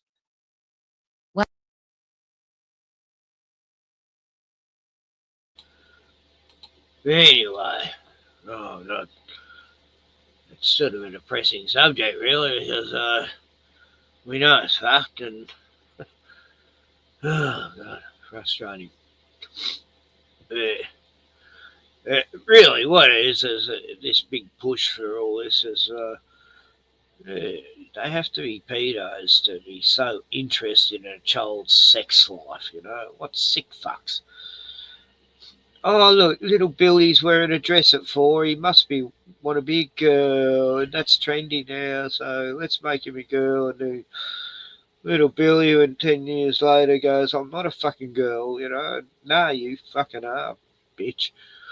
Oh, God, sorry. But anyway, the reason I mentioned Billy is because anyway, that's another story. Billy, oh, yeah, little Billy who used to wear high heels and a dress, and I used to tell him not to. His mum used to just think it was funny. Yeah, he's gay anyway. He's not a trans, but it's funny. Half the kids in Zala I knew when they were young, like 20 years ago, are all half a gay. I don't know what's going on in the water. It's it's terribly fluoridated. I never drink the water in the main town. Always got it from someone's tank I knew. I used to go around with mates and fill up containers with his water from his rainwater, and I'd buy water. I didn't do that, but anyway, water's the purest water is the lifesaver for humanity. Got to keep drinking pure water. Anyway, good channel. Okay, I'll sub. I'll listen to her. Yeah, cool. Thanks for that. Was he? Lee? Lee's been watching her too. Never heard of her. Anyway, sorry, Glenn, I didn't show your suggestion, but that's an hour and a half. Well, this is a live stream, so that could go for I don't know how long. So I've got to go soon because I'm going to go shopping tomorrow. Got to buy Bruno a muzzle for a start because he's got to have his nails clipped. And he's very sensitive. He's sore foot today. He bit me a few times. It didn't hurt. Poor boy. Oh, so worried about him. He's gotten a lot better. He can walk on it now, but he's limping and licking his paw. I thought he got bit by a snake today. Fuck, that was bad. I was panicking. Well, no, because the snakes are my biggest worry in summer.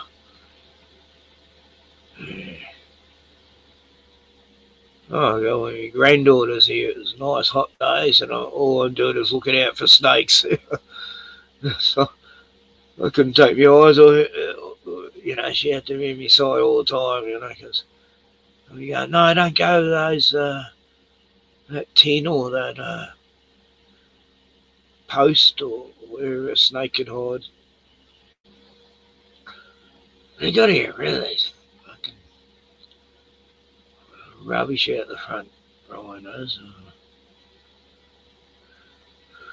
I was searching the yard for a snake today because I thought Bruno got bitten. And, I was freaking.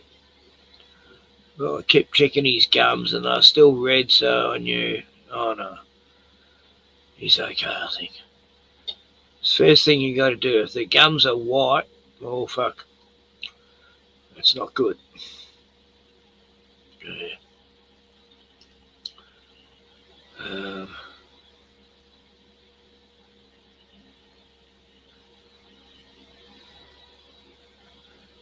So,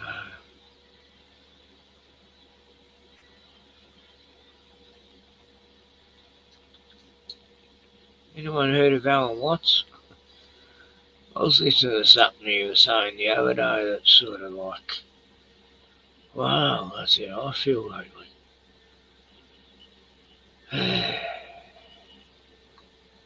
It's weird.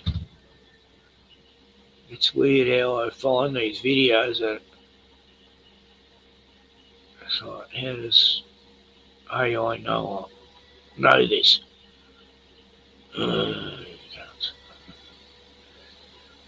But anyway.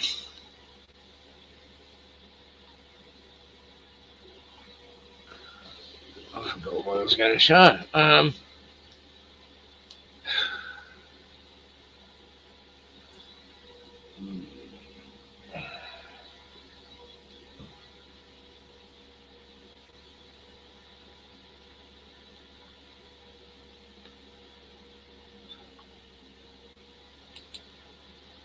At a certain point, many people experience something strange they didn't see coming. Things that once delighted them, actors that filled them with enthusiasm and pleasure, suddenly seem to lose their savor. The music doesn't move them anymore. The food doesn't taste as it used to. The company of friends feels hollow.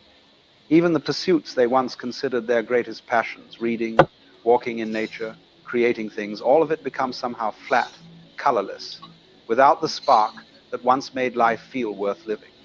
And naturally, when this happens, people become frightened.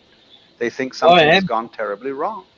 They believe they've become depressed, that they're ill, that there's some chemical imbalance in their brain that needs correcting, or they think they've simply become cynical, jaded, that life... I don't even know if I'm depressed sometimes. It's like, am I depressed? I'm not sure. I just don't feel anything. And it's the energy level too that's getting me down. Just so bad lately. Life has worn them down and they've lost their capacity for joy. And they ask themselves, with genuine desperation, what's happened to me? Why can't I feel anything anymore? But what if I told you that this loss of joy, this apparent flatness of experience, is not necessarily a problem at all? What if this state that seems like death is actually a kind of birth? What if the disappearance of joy as you knew it is simply making room for something else, something you haven't yet recognized, because you're still looking for the old feelings, the old excitements, the old ways of being moved? Let me explain what I mean. You see, most of what we call joy or pleasure in ordinary life is really a kind of relief. It's the satisfaction of a want, the filling of a lack, the scratching of an itch. You're hungry, and then you eat, and there's pleasure in that. But notice the pleasure depends on the hunger. Without the hunger, the eating is just mechanical. You're lonely, and then someone pays attention to you, and there's... I really eating's becoming a effort for me lately. Well, there's some days where I really enjoy the food, but most days it's like I just force myself to eat, and I have trouble. It just doesn't taste like anything. This is why I'm worried. Why don't I even enjoy food anymore? Joy in that. But the joy depends on the loneliness. Without the sense of lack, the attention doesn't move you.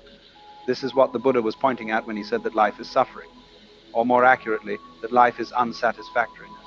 Not that everything is miserable, but that this constant cycle of wanting and getting, of lacking and filling, of itching and scratching, is inherently unstable. It's based on a sense of incompleteness, of something missing, of not being quite enough as you are. And so we spend our lives for chasing about these 2 little years moments of relief, these brief satisfactions. When a want is filled, we call this happiness, we call this joy. But it's really just the temporary cessation of discomfort. It's like someone hitting you on the head with a hammer and then stopping. It's weird. Since my beagle died, everything's changed. And you feel relieved, and you call that relief pleasure. But the question nobody asks is, why were you being hit with a hammer in the first place? Now, what happens to some people, and this is what's happening to you if you're experiencing this loss of joy, is that they begin to see through this game. They begin to recognize that all these pleasures they've been chasing are really just escapes from discomfort. Once you see this, once you really understand it, the old joys don't work anymore. The scratching doesn't satisfy the itch because you've realized that you're creating the itch in order to enjoy the scratching. It's like a drug addict who takes a drug to feel good, but the drug itself creates the need for more of the drug. The relief the addict gets from taking the drug is really just the temporary cessation of the withdrawal symptoms caused by the drug itself. Once you see this pattern, the whole thing collapses. The pleasure loses its appeal because you've seen through it. This is what's happened to you. You've seen through the game of seeking pleasure and avoiding pain. You've recognized, perhaps not intellectually, but in your bones, that all these joys you were pursuing were really just elaborate ways of running away from yourself, from the present moment, from what simply is. And so now you're left in this strange state. The old pleasures don't work. Jono, you're so lazy. You hate it. Are you lazy though, Jono, or is it that, like me, I'm not lazy, but I feel so guilty I don't do enough, and it's, I can't blame myself because it's me fucking energy level. It's just not really good. And I hate laziness. I really hate it. And I hate being lazy. And I feel like I'm being lazy because I don't have the energy to do shit. Yeah, I get that too. I think I should be doing more, but I can't.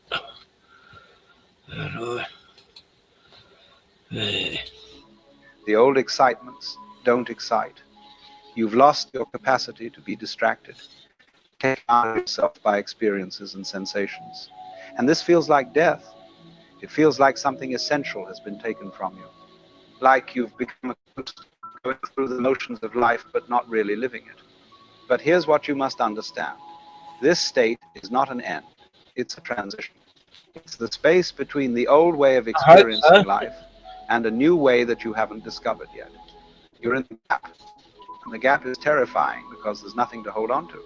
The old structures have collapsed, but the new hasn't yet emerged. Let me give you an analogy. Imagine you've been living your whole life in a room lit by candles.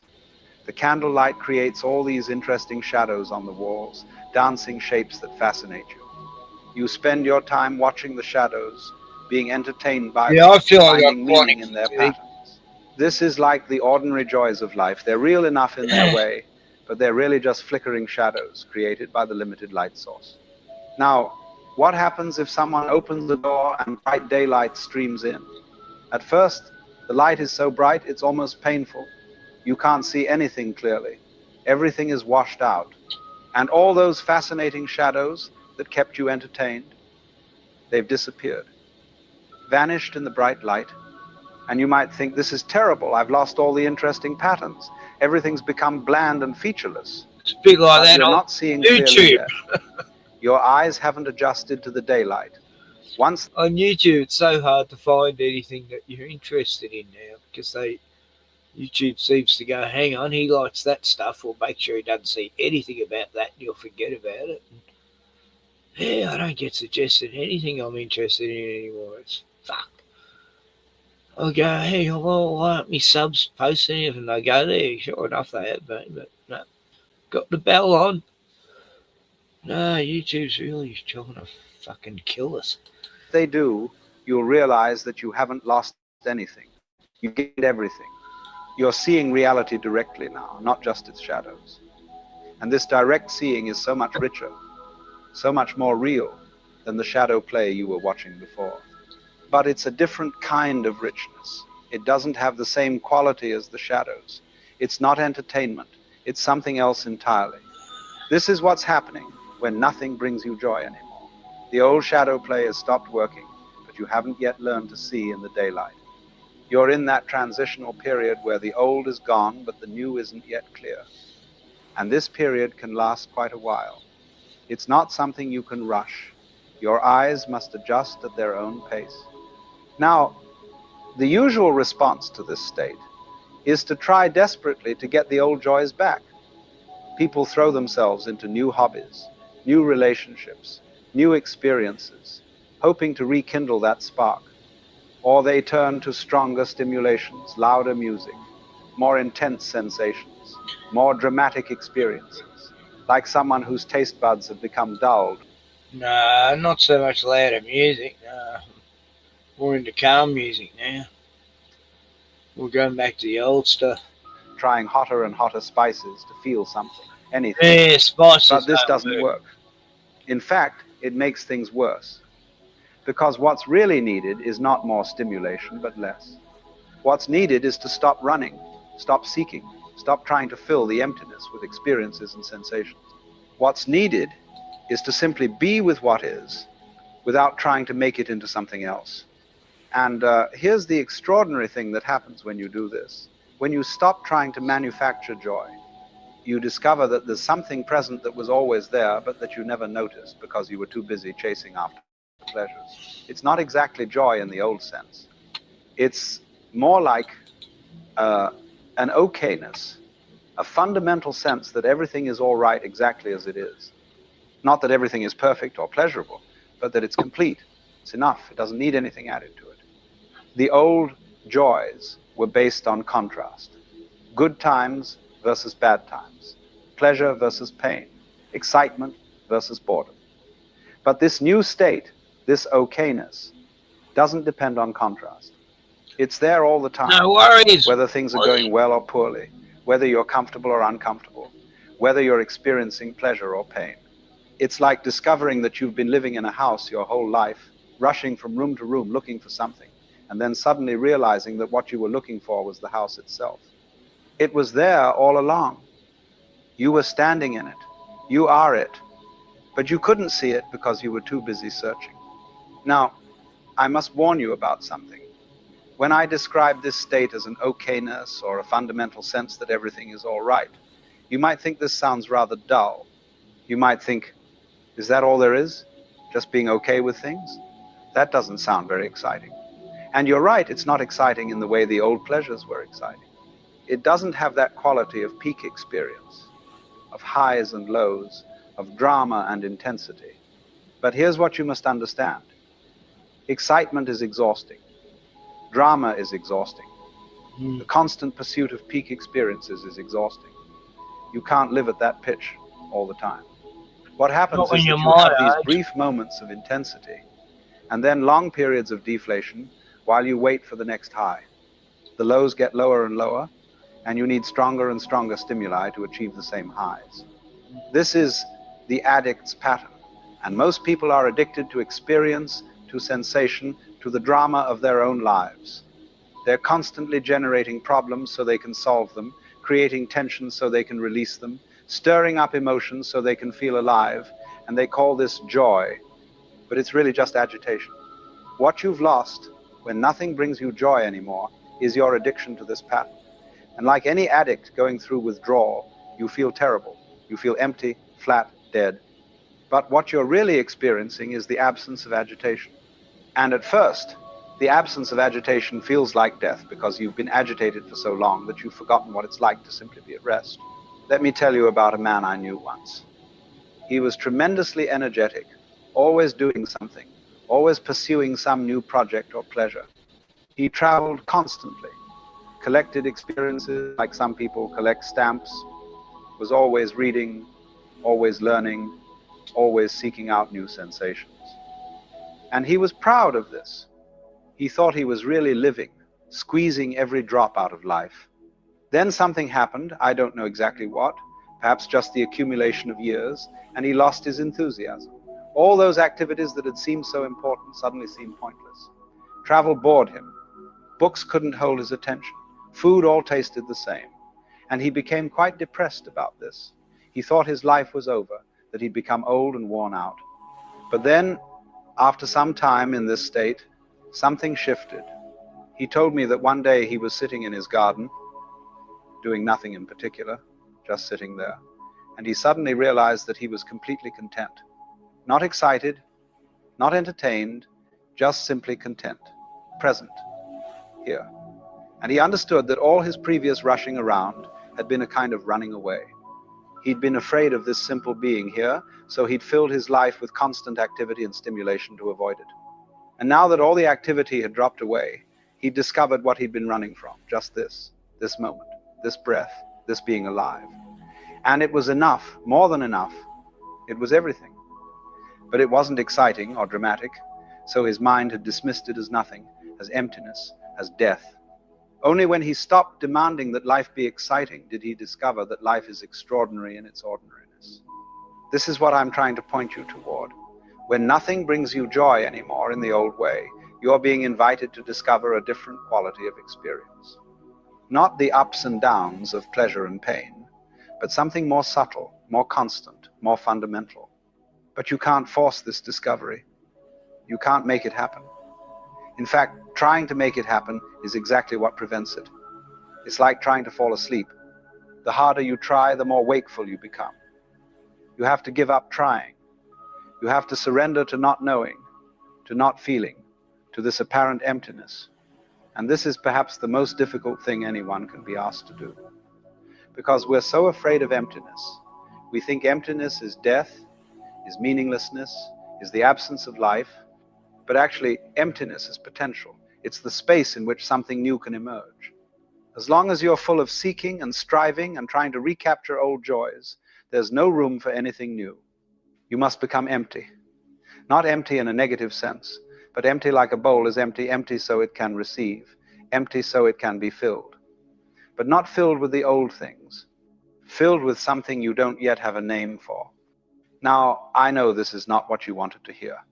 You wanted me to tell you how to get your joy back, how to feel things again the way you used to. But I can't tell you that, because what you're experiencing is not a problem to be solved. It's a transition to be gone through, like a caterpillar dissolving in the cocoon before it becomes a butterfly. The caterpillar is finished. It can't go back to being a happy caterpillar, but it's not yet a butterfly. It's just mush. And if the mush could think, it would probably be quite distressed about its condition. You're the mush right now. And I'm telling you, this is not a mistake. This is the process.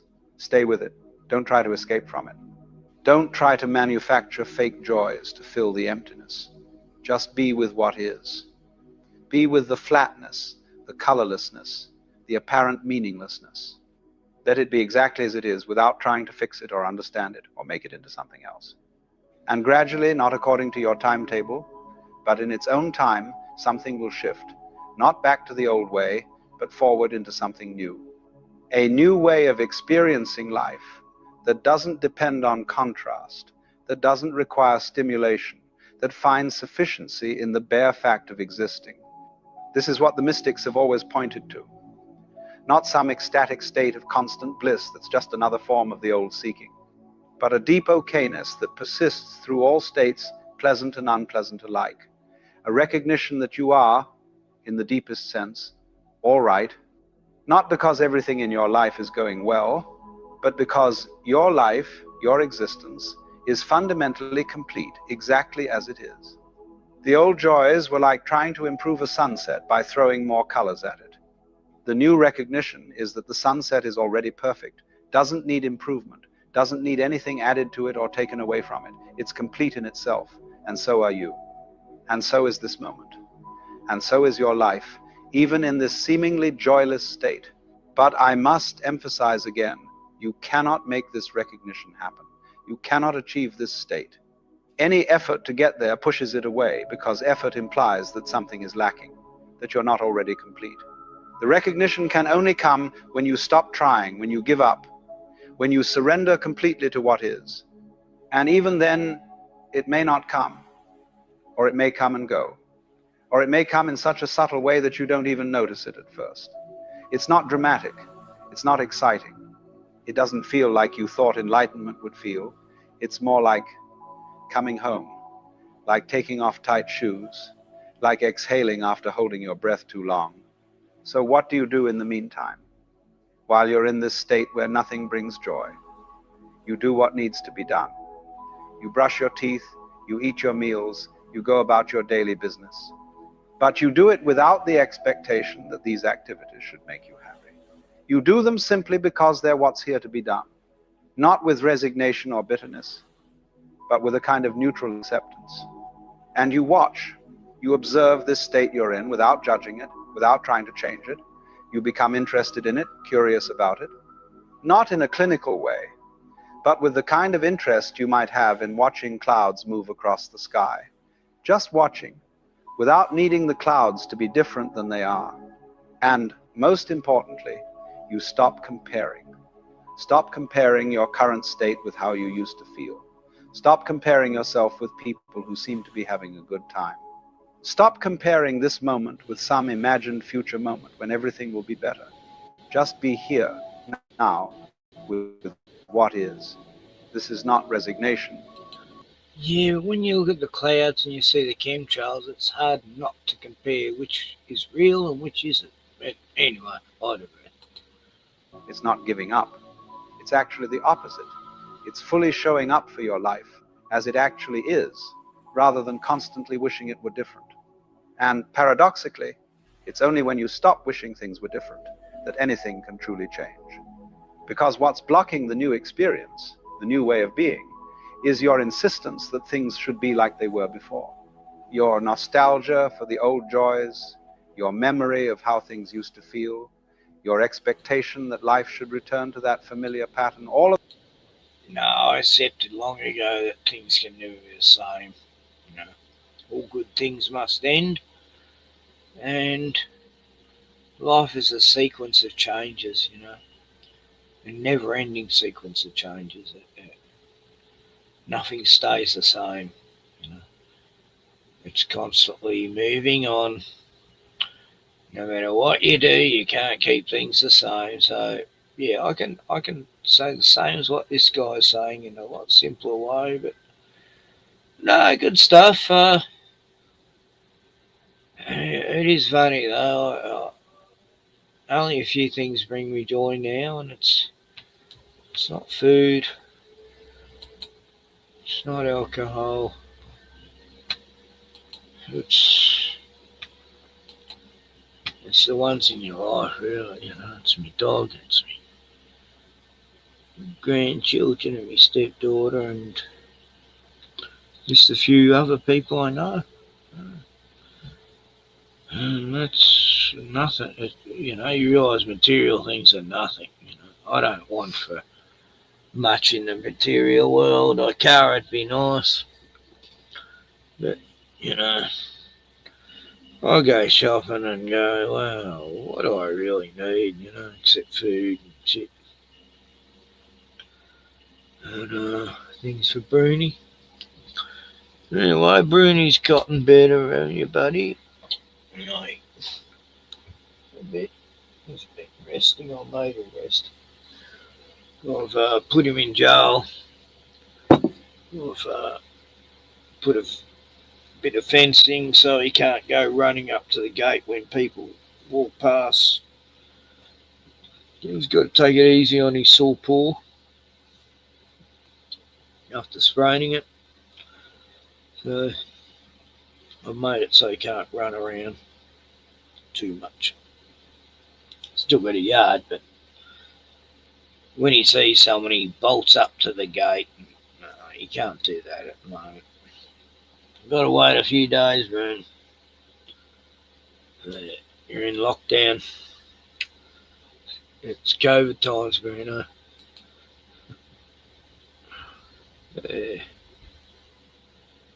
Anyway, that's Alan Watts. I've heard of him. I've heard him a few times.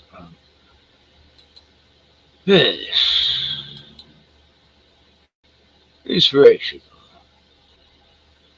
Wouldn't take all he says to heart, though, but yeah. Man, I've got to watch that one Glenn sent me, the old ones. I don't know who does it. Extreme Reality Check. Never heard of them.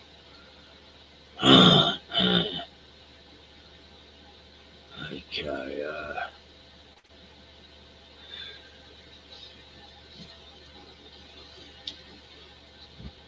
rise in Israeli attacks. Of course, yeah, they're bombing Lebanon again, and what was the place? All in a week, they're bombing 2 different countries. Well, they're fucking genocide. Anyway. I wanted to show Joe's chook pen, yeah, but everyone's gone.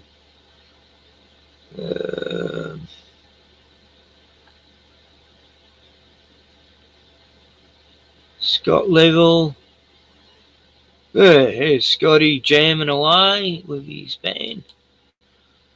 The encore.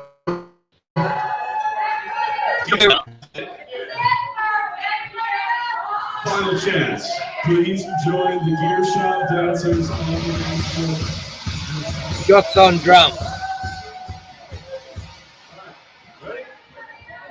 1, 2, 3, 4.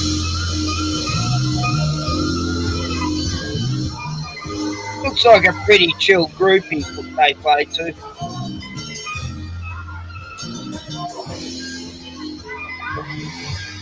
A bit like Lock Sport people, actually. A lot like them.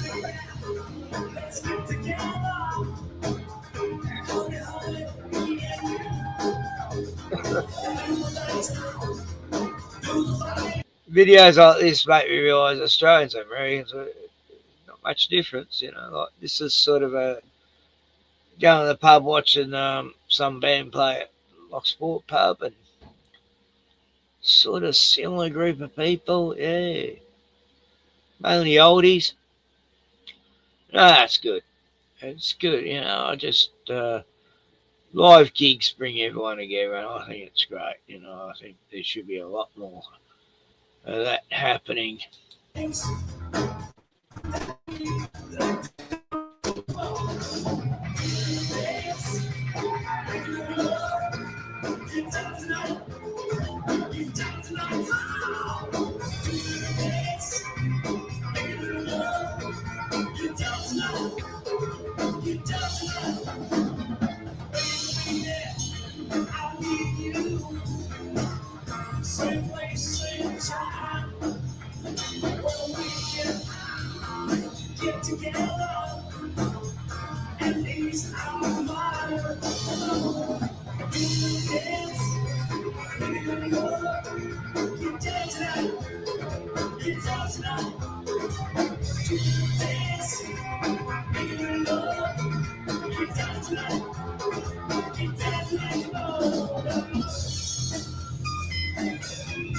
Go guys. They're fun. That's good.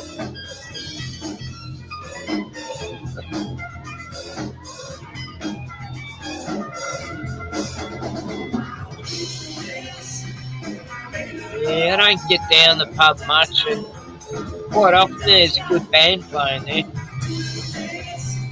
Local band. There's one playing this weekend.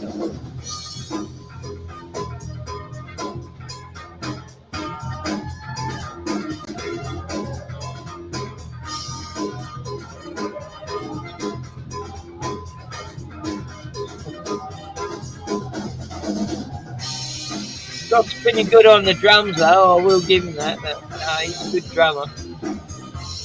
I know a good drummer. He's good.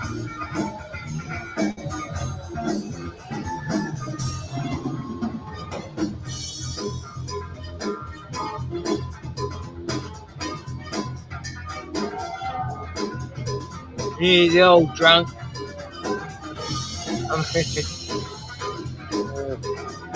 The old joke, you know. What do you call someone who hangs around musicians? A drummer. It was a bad joke.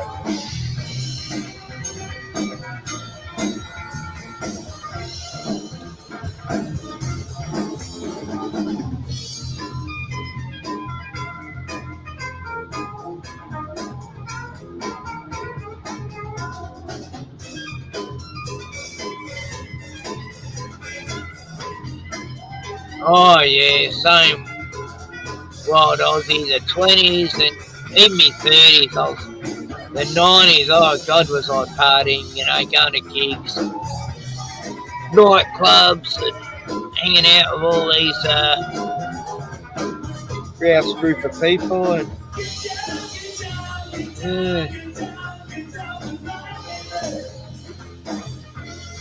I was hanging around with models, you know, the Marlboro girls, you know, back when they had the Marlboro girls at the racetracks. I knew half them girls, yeah. I was mates with her, you know, she knew all the models and got to know them all, and I don't know, they were cool.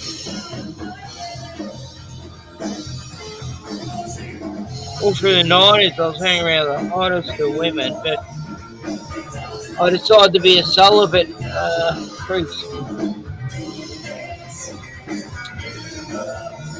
Crazy.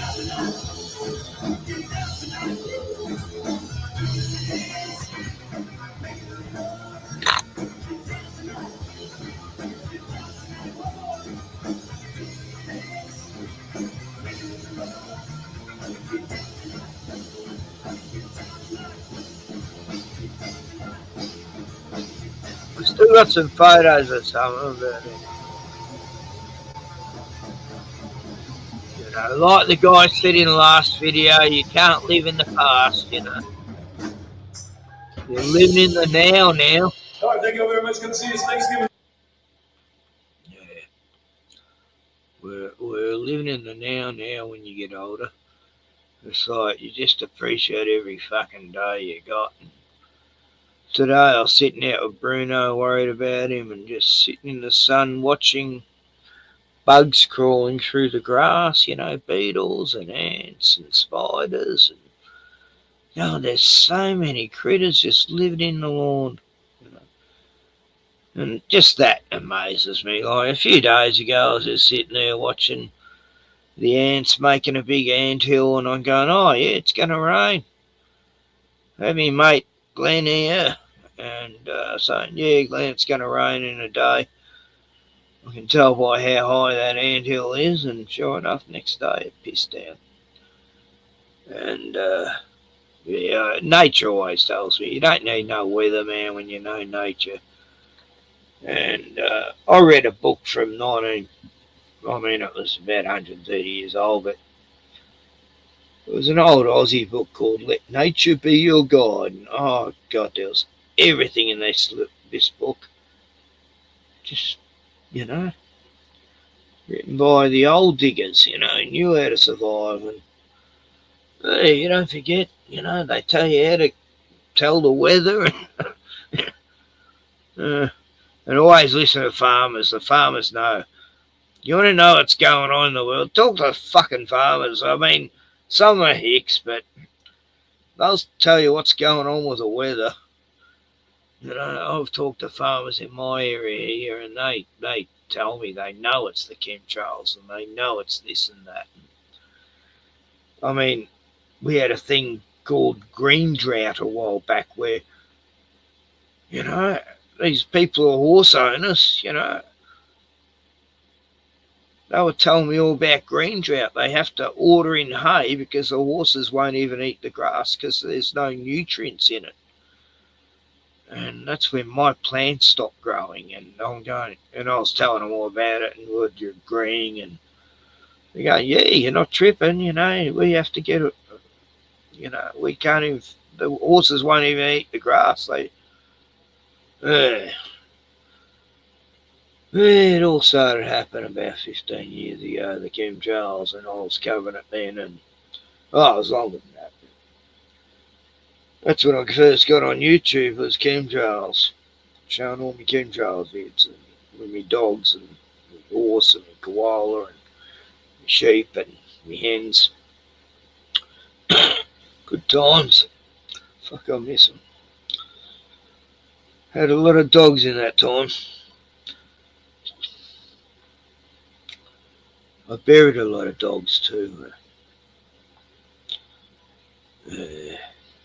My landlady, she had 18 dogs when I first got there, with my 4 dogs and my rotties. And then over the years, every year I'm burying one of her dogs and then one of my dogs. And I've buried a lot of dogs. It's been a dog's life. It's been a real dog life. Yeah, Bruni's getting old. He was limping around today. I thought he got bitten by a snake. And he pricked himself on something, but it also strained his leg. So as soon as I saw this prick mark on him, I thought snake bite. And I freaked out. But I kept checking his gums and he wasn't convulsing, or he just was in pain when he'd walk on his right paw. And he seemed to be able to walk on it better as the night went on. And he's just got to rest up. I think he just sprained his paw. And yeah. He's all I got. Last dog standing. I wish I had one more dog left in me, you know. That's what I'll say, you know. One more dog means you got 10 years left. Well, these days. Most dogs don't live past 10 years. So. But yeah, if Bruno dies, I mean, I've thought about it, you know. I thought, you know, I've never really gone out of my way to get a dog. They've all come to me. And yeah, I'd probably adopt an old dog who only had a couple of years left like I did. And that's it. I wouldn't adopt a young dog. My mate who passed a few months back, he adopted a young dog. And I was thinking, shit, Sean, you've had 2 strokes, a heart attack, and he fainted a few times, like a lot of times, and then he got this young dog, and then he died 2 months after he got it. And, I couldn't, you know, I wanted to tell him, mate, I didn't think he had a dog left in him, you know what I mean?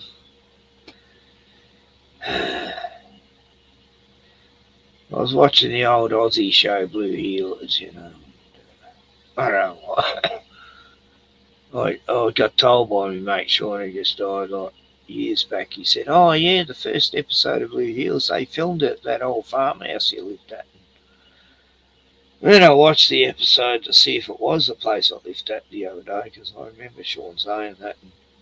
And it wasn't. It was a very similar looking property, but the funny story was this old farmer, you know, this new cop lady, she's been treated real sexist. It was like an 80s show. When was Blue Hills? 80s, early 90s? Anyway. And she shoots this farmer's dog because it gets off its chain and runs at it. Probably wanted a pat, but she shoots it dead. And the farmer's a bit pissed off about that. And yeah, new cop in town and she shoots the dog dead. I mean, fucking oath. Anyway, the end of the show, they apologise about shooting his dog, the cops. And then they give him a puppy.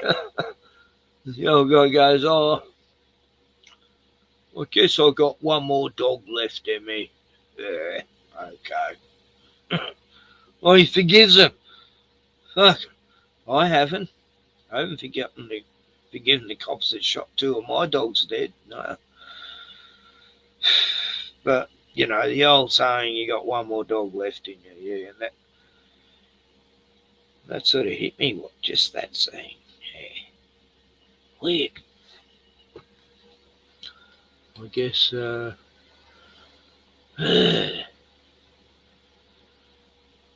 yeah, I'm not sure. You know, I couldn't see anything on his paw, but whenever I tried to check his paw, he'd bite me. You know, and you know, I talked to my stepdaughter. I called her up, and she was saying the same. He could have stood on like something, yeah. But I couldn't see anything except for a little blood spot on the top of his, like it was a pinprick.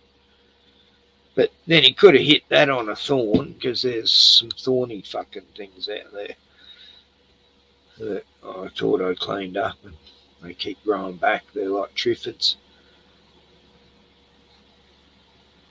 More airplanes. Yeah. You okay, bro? Wasn't a snake bite, was it? That was a long night ago. We only got deadly snakes here, so he'd be dead now. If it was a brown or a tiger or a red belly. But he's had a lot of close encounters with tigers and browns. Oh, fuck. The amount of times him and my beagle and my pit bull Arab nearly got killed by snakes. It was insane. These snakes would be fighting with me. All I'd see is a cloud of dust sometimes and wouldn't know if they bit or not. Snakes. I love snakes in their own habitat. Just don't come on my property, please. I might have to kill you. Especially if my granddaughter's here, I wouldn't hesitate. You know, I know they love her life, but they're going to kill you. Without even meaning to, you know, I'll bite you because it's just it's not their fault. They're just doing what a snake does. Oh, that fucking speech Trump did about the snake, he did it so many times. You silly woman, you knew I was a snake and you let me in. Oh, fuck off. That was so cringe. I've heard that story so many times. Oh, they use it in Hollywood movies so many times. And there's Trump use it, and then he plays YMCA, like the gayest song ever on earth. And then he's, anyway, fuck Trump. I don't even want to talk about the traitor. What a letdown. The Chaos Chronicles. Desi Freeman. Where the fuck's Desi? Hey, Bruno. Bruno's awake. Of course. What is the general attitude towards blue around this area? New products. What? Chaos Chronicles. Selling products. You sell I've never even thought about selling C-shirts and shit on my channel, or monetizing. No. It's sort of the last thing I go, oh, fuck these people are monetizing the sellouts, you know. I just want to put videos out because I enjoy doing it. And, oh, God, the many hours I spent making great videos and they're all gone now. YouTube deleted 15 years of video. My whole life off the grid. Yeah, all gone. And I can't get the terabyte to work that's got it all on there. So there's a lot of stuff going on in my life. And, well, still got memories. You know, the old days we only had photos, so I suppose I can't complain. I learnt not to be materialistic many a times. 3 times over I lost everything I ever owned. So, well, materialism isn't everything. Just be happy you got a fucking roof over your head and food and shelter and a little bit of entertainment, a few good drugs, a bit of weed and beer and anyway, I'm giving all that up soon. Weed and beer. I'm going to go straight. Shit, because getting too old for it. Area. We hate them. Then shot. Okay. All I have in this world is my laws, my word, and I don't break them for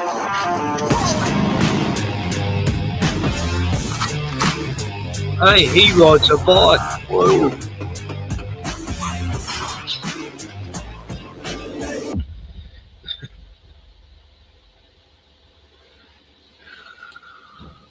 Radio legends, chaos. Look, I've been a bit critical of this guy. I mean, it's because I've grown up with some really hardcore crims who were decent guys, you know. Yeah, they're tough, but you know, I'll never fuck with anyone who's friend, you know, who's good to them. Only people are bad to them, but I don't know what I'm saying. I just know, it's just how it was. I grew up with a lot of ex-crims who went to Pentridge and Tarana Boys Home, and they're all victims of the system, and I was victim of the system, so always gel with them and bikies, we call them in Australia. Yeah, we're sort of outcasts, you know. But this guy, he's like, he's the next generation of the ones I knew, right? So they're not as tough as how do I say? He's just not as hardcore as the people I knew, and I don't mean, I don't know, sort of like a cuck. No, he's not. Anyway, fuck, what do I say? He seems he's okay, but he's really loving the internet though, and he's getting to tell all his jail stories and shit in amongst. You know, he's doing some good research stuff though into Gus and all that, but Desi and anyway, Biff his name is. Yeah, so anyway, I haven't known anyone called Biff till I knew this guy, and I've had chats with him in the chat, you know, because he's actually known a few people I know. So anyway, he lives up near Desi area. You know, he's not far from where Desi used to live. That's why I got to know this bloke. But anyway. Chronicles, and we're back with another Desi Freeman update. So this has just blown me out. These guys have randomly gone up to Paul Punker, and the stuff that the people from the locals are saying is just absolutely blown my mind. So the general consensus is everyone in public in Paul Punker think exactly the way we all do. That it is very specific. Anyway, Desi's catchphrase is don't do drugs or crime, you know, when he ends. But yeah, he's as straight as now. Sky Biff. Don't do drugs or crime, kids. Yep. And remember, not all cops are bad, and not all Jews are bad, and there you go. There's people in the video here that have seen the actual footage of what happened at Desi Freeman's place. And yeah, this is just absolutely blown my mind. If you guys haven't already subscribed, jump down there, shoot me a subscription. That'd be absolutely appreciated. And we're going to get in this and have a look. It just literally has blown my mind exactly what everyone in Paul Punker is thinking about this whole situation. Can Ned Kelly compares to Desi Freeman, sir? Oh, I knew it. I was thinking before. He's playing smart. Hiding him, are you? Where is he? In this country and thinks he's a bit of a Ned Kelly, but I don't think he's a Ned Kelly. So you can't see a future where there's a massive Desi Freeman Kelly one. I mean, because we're thinking there's a massive gap in the market. Who's that guy? Anyway, yeah, I was... First thing I said, oh, God, the hell the locals are going to get during this. And within a week, everyone, searches everywhere. Everyone's getting houses raided. Yeah, it's just mental. And then, you know, it was tourist season, you know, snow season. And they closed down all these resorts, you know. It costs fucking a fortune for these resort owners.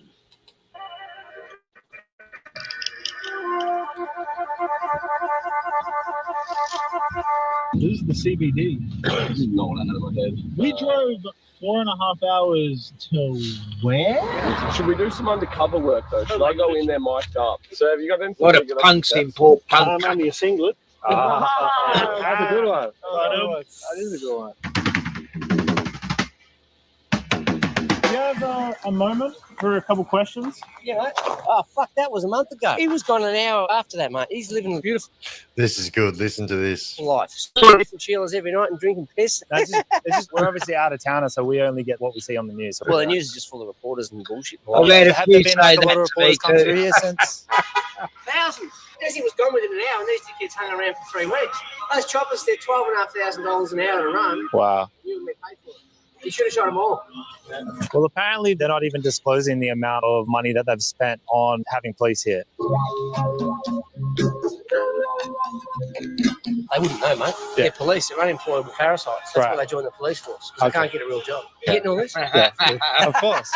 What is the general attitude towards police around this area? We hate them. They need to be more of them shot. Okay. Yeah, that's fair. Before this whole thing, there wasn't a good relationship between the police and... Oh, we don't talk to them. Yeah, they're dangerous people. It's a dangerous club.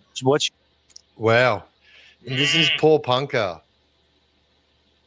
Your opinion of the whole thing that happened with Desi? Like, did you know him? He's a good fella. Got on the piss a few times at the pub. Loved the beer? Loved it. Weapon, absolute weapon. He's a good person. He wasn't waking up that morning thinking he's going to kill 2 police officers. The story doesn't really add up to me, but that's all I got to say. I'm not real sure what's happened. Yeah. But There's $1 million award. This guy here, he's actually hoping that he can secure the $1 million. You're going to find him? I'm broke right now. I'm here for the bag, let's be honest. $1 million from the Australian government. They've been taxing me my whole life. I want to get some get backs. My girlfriend's kind of been on my case. I'm going to get a fucking fat chain, VVS. She's short on rent and iced out, top and bottom row.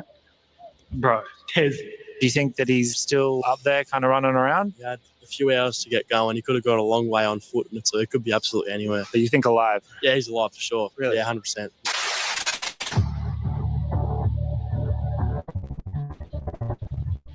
Desi hot or not? Yeah, Desi was good looking. Yeah. He was really piercing green eyes. He was tall, he was tan, loud, funny, jovial guy. Despite who he was, what he was, how smart he was, his contribution to the community has all been probably diminished because he's killed 2 people. But like, what leads someone to that point in their life? If you think about police getting shot, Well, that's if he did. Queensland, those body cam footage were out the next day. We still have not seen the body cam footage of what's happened. Exactly.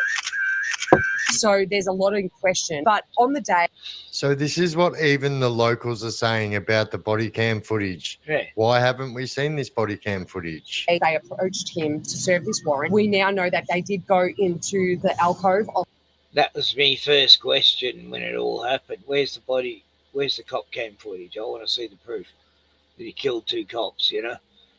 And whether two cops were killed, or it could have been friendly fire, who knows? But yeah, no cop footage.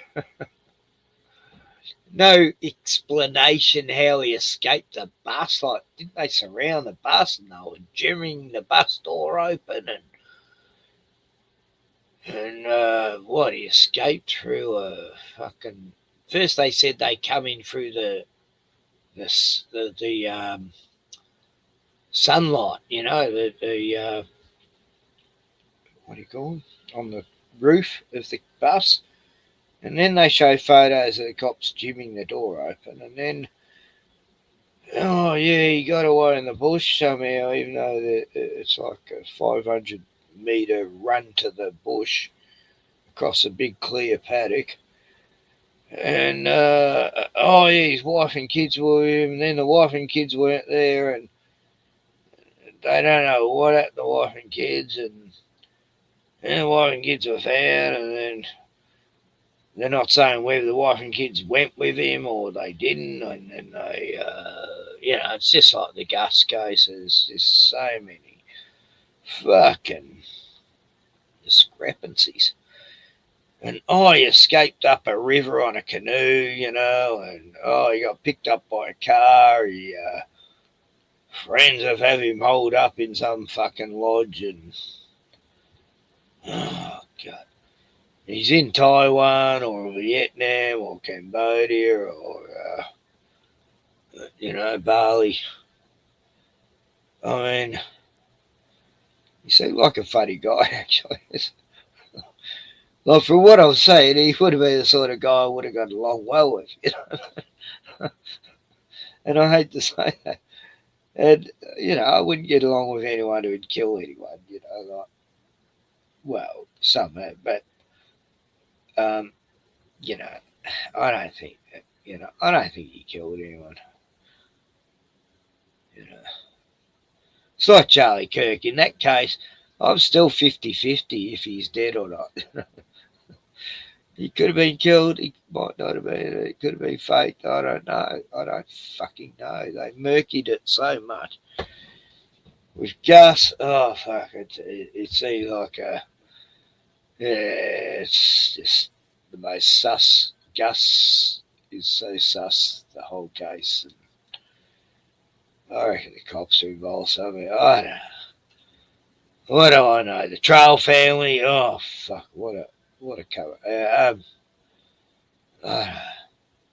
What, 4 rookies are sent out there and 2 got shot and neighbour and these people are off-gridders. Those evil off-gridders. Anyway, it's all just fucking weird. The last few years I've had nothing but these weird cases of unexplained. How did that happen? You know, where's the body cam footage? You know, like, why haven't got body cam footage of when the cops got to the property? There should have been, like, that was a crime scene. Should have been made a crime scene straight away. Right, missing kid. Right, first suspect's family. That's how it always goes. You know, when there's a missing child, it's always the family are the first to be interviewed. And yeah, where is the family? Where are the interviews? And, oh God. Anyway, the locals. Yeah, I started hearing how the locals are just so pissed off because I knew they would be. And it is like that they knew there were a lot of people up there who still had guns and they're searching everyone for guns and taking their guns away. They wouldn't take Gus's grandmother, used to be grandfather's gun away, no, when he threatened that reporter with a gun, but anyway. the bus and were trying to get into the bus. There was some reports from police that it was an ambush. Mr. Freeman allegedly ambushed them. Ambushing following an ambush. Police were ambushed. He was inside the bus. How can you ambush 10 police officers if you're inside the bus? Right. So you've got 10 police officers, 3 have been shot, 2 have died, and the other 7 watch him run into the bush. How did Mr. Freeman manage to evade? Yeah, she's saying what I'm Seven saying. officers have to hunker down until we can get extra resource to ensure that we can extract them in a safe way. And 7 people don't know how to deal with someone that's just killed 3 of their own. And then the hour in between of him running off into the bush and then them trying to find him. You know, there was a delay there. And the warrant they were serving, do you know what that was for? Why weren't how many police officers sent to his property to execute a warrant? The team. So this is quite interesting to hear what the locals are thinking, which is quite exactly to what we are all thinking who aren't locals. That went there were local officers and members of the sexual offences and child investigation team. I'm not going to go into any further detail SA because there are cops. victims involved. So it's about him swimming in a swimming hole at Sinclair's naked. He was his kid. Immediately, the Sorry, Wazzy, I just... Really by media. False stories came out, fear-mongering came out, but you're not doing questions? What about Desi Freeman? No, mate, we're doing something else. like try and figure out the facts of the case, and if there's holes, then show that there's holes. Yeah. If they're not getting enough information, holes. It's very important that we don't share too It's much just information. I won't big go into details immediately. That's a detail that Oh, I'm going to Bush. share. I won't go into that at the moment. Well, how do you source that? What does a perfect outcome look like in this situation? He's taking 2 people's lives. He needs to pay for his crimes, you know. Yeah, Detective Sergeant Bush, Chief Head of Cops, can't find Desi in the bush, you know. Like, the guy in charge is called Bush, and Desi's missing in the bush, you know. Come on, what's going on? You know. Like, I think that's the consensus for everyone in this community. Protest because look, I feel sorry for the family who were deceased, but life goes on for us. I'm a working class man, you know, like I can either spend my time in just thinking what might happen, or I can just say like bad luck. You live in Melbourne. Oh, Melbourne girl, yeah. You know how I know? How? Because you have the that's kind of like a more personal thing. Yeah, I think you can. Here, let me quickly call. Let me. Yeah, you do saying, yeah. Cool, thank you. It's too late, love. Everyone knows who you are in that town. What route would we take to potentially find a fugitive on the run? I'm not sure. What? Look at his nose. Wow. That's I don't know. It's not even. You know, it looks Jewish, but he's too dark to be Jewish because most Jewish people you see over in Israel are white with these fucking big noses, but he's got a bun in his hair. What sort of Middle Eastern of some sort? But anyway, I'd agree. And she looks like a typical barmaid. Yeah, she's cool. Maybe through. Hello, someone else. So you're staying in the area? Well, until we get the $1 million reward, yes. Oh. Yeah. Oh. Yeah. Like between we split the money. Where is? I don't know. Please Please know that they have just reopened Mount Buffalo today. Oh. Today. No worries. Chilling images have emerged of the Pulpunka siege that ended with the deaths of 2 policemen. It's not body-worn camera footage. The footage that has been published this morning is from a member of the family of Desmond Freeman. The footage. Let's see the footage. The son sold it for $250K. I think the younger brother filmed it. Yeah. He was with his dad. As soon as he got it, he sent it to his older brother. Yeah. Then the older brother gave it to the media. I thought they had this footage they were going to show us from, and they're showing us talking to locals. Clickbait, you fuckers. Anyway. Yeah, the footage. I have seen footage. Yeah, he's got I'm always in the market for an out-of-town runner. I've seen it. He was sitting in there, cop goes, I'm coming to arrest you. He goes, oh, you can't arrest me because of this, and this reason. You get on my bus, I have a gun in my hands, I will shoot you. So you told him, right, you had a gun. You had a hammer. The bullet in the bus. He goes, you've got 10 seconds to leave my bus, otherwise I will use my weapon. So your cop comes in, Hank done. The other one comes out, shoots himself in the leg with his gun, pulling it out of his holster, and then that was it. Because everyone had run by that point. So Desi has stated, I have the hammer. He essentially said, I'm armed. If you guys come in here and violate my rights, like, I'm going to take action. Then the other cop shot himself in the leg with his pole. Pulling the gun out. I reckon they shot themselves, please. And just went bang like that. Like misfire. That's like an expression people say. Yeah. It's quite interesting. Yeah, that's what likely. the actual people from around the area are saying, the ones that have seen the actual video. It's very interesting, actually. Well, Max was saying that a kangaroo got hurt the other day and it took the cop 3 shots to actually get the kangaroo. So I don't think they're a very good shot. If you've seen the video, how would you describe his like blicky skills? How quick he upped the blicky in that situation? Yeah, so he's already up there. So you would say you can't say it perfectly. He's like pointing at the door. I think it's all a bit sus considering the hearing with Dan Andrews on Friday. As in, he was suing Dan Andrews. Yeah, the whole COVID stuff. Wow. All of a sudden, they're trying to pin him for something. Oh, I thought Desi was suing Swimming Dan. in Sinclair's naked. So this charge was him skinny dipping. Yeah, we know about the bike. He was there with his son and then the son's friend, and I think Desi jumped in the water with nothing on. And then by the sound of things, the daughter or whatever must have gone home and mentioned it to the parents, and they probably freaked out and were like, "Oh, fucking reported it." You think he's dead because of the conditions out there? The only thing I've heard that seems somewhat believable is someone says he got on a kayak. Because he lived opposite this real good spot, and it flows really hard, and it takes me all the way to Wangaratta. Oh, no, Wangaratta. Of course, not going to be searching the river for a kayaker. That didn't get brought up for like 2 weeks. My brother's in the caddy, and they found out off a guy in Albury that they had sold Desi 6 cars over the last few months. Yeah, Didn't know who wagga Desi wagga. was until all this happened. Wait, so you're telling me he's a baller? Well, that's quite interesting as well. 6 different cars over the last few months, and they didn't even know that it was Desi Freeman.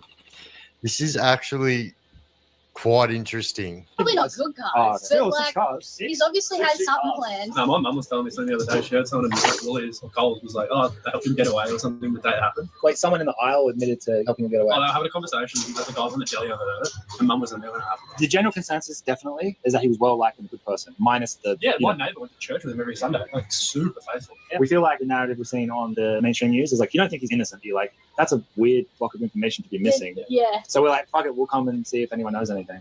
What do you guys think? We're doing a little doco on Desi Freeman. I got heaps to say, but I'm not going to say them.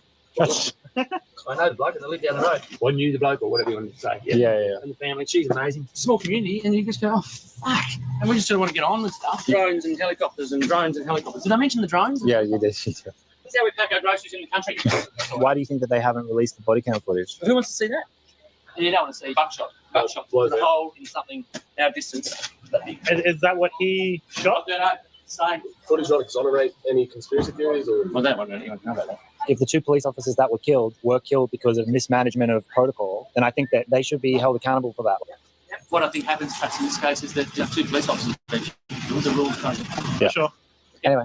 Thank you for your Thank time. you. I hope everything comes back to normal soon. Yeah, please, mate. It's really, really funny that the locals are saying this stuff, and it's actually like, it's made me want to go up there. I don't want to give specific. I am definitely going to be going up there and having a chat to the locals myself and see if I can get some more answers out of these people. Because, like, yeah, this is crazy to me that the exact same opinions that the general public have, the locals from Pawnpukka have the exact same thoughts, which is, a little bit mind-blowing. Yeah, mate, we do live in paradise. It's a beautiful place. I would. So what about the guy at the start saying that he believes that all police should be taken out the same way? And this is people from the local area, Pawnpukka. It literally just blew my mind. All the women think he's hot. All the dudes think he's a legend. And, I guess they are never, ever, ever going to find Desi Freeman. And I think that, the people at the shop look like they had so much more that they wanted to say but maybe couldn't say. And, I don't know. This just makes it all stink so much more. Let me know what you guys think in the comment section, because this has just blown my mind. And once again, guys, if you haven't already subscribed, jump down there, shoot me a subscription. This is the time where you want to be subscribing. I am the Chaos Chronicles. You guys have been absolutely awesome. And as always, don't do drugs and crime and you won't end up in prison. We out.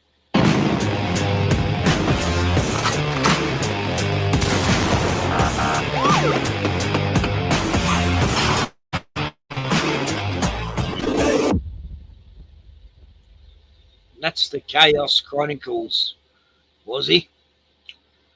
He does live streams each week too. Yeah, he's on often each week. Chaos Chronicle, I'll just show you. New videos every Sunday, Monday, Wednesday, Friday. And he does lives. He just streamed 44 minutes ago.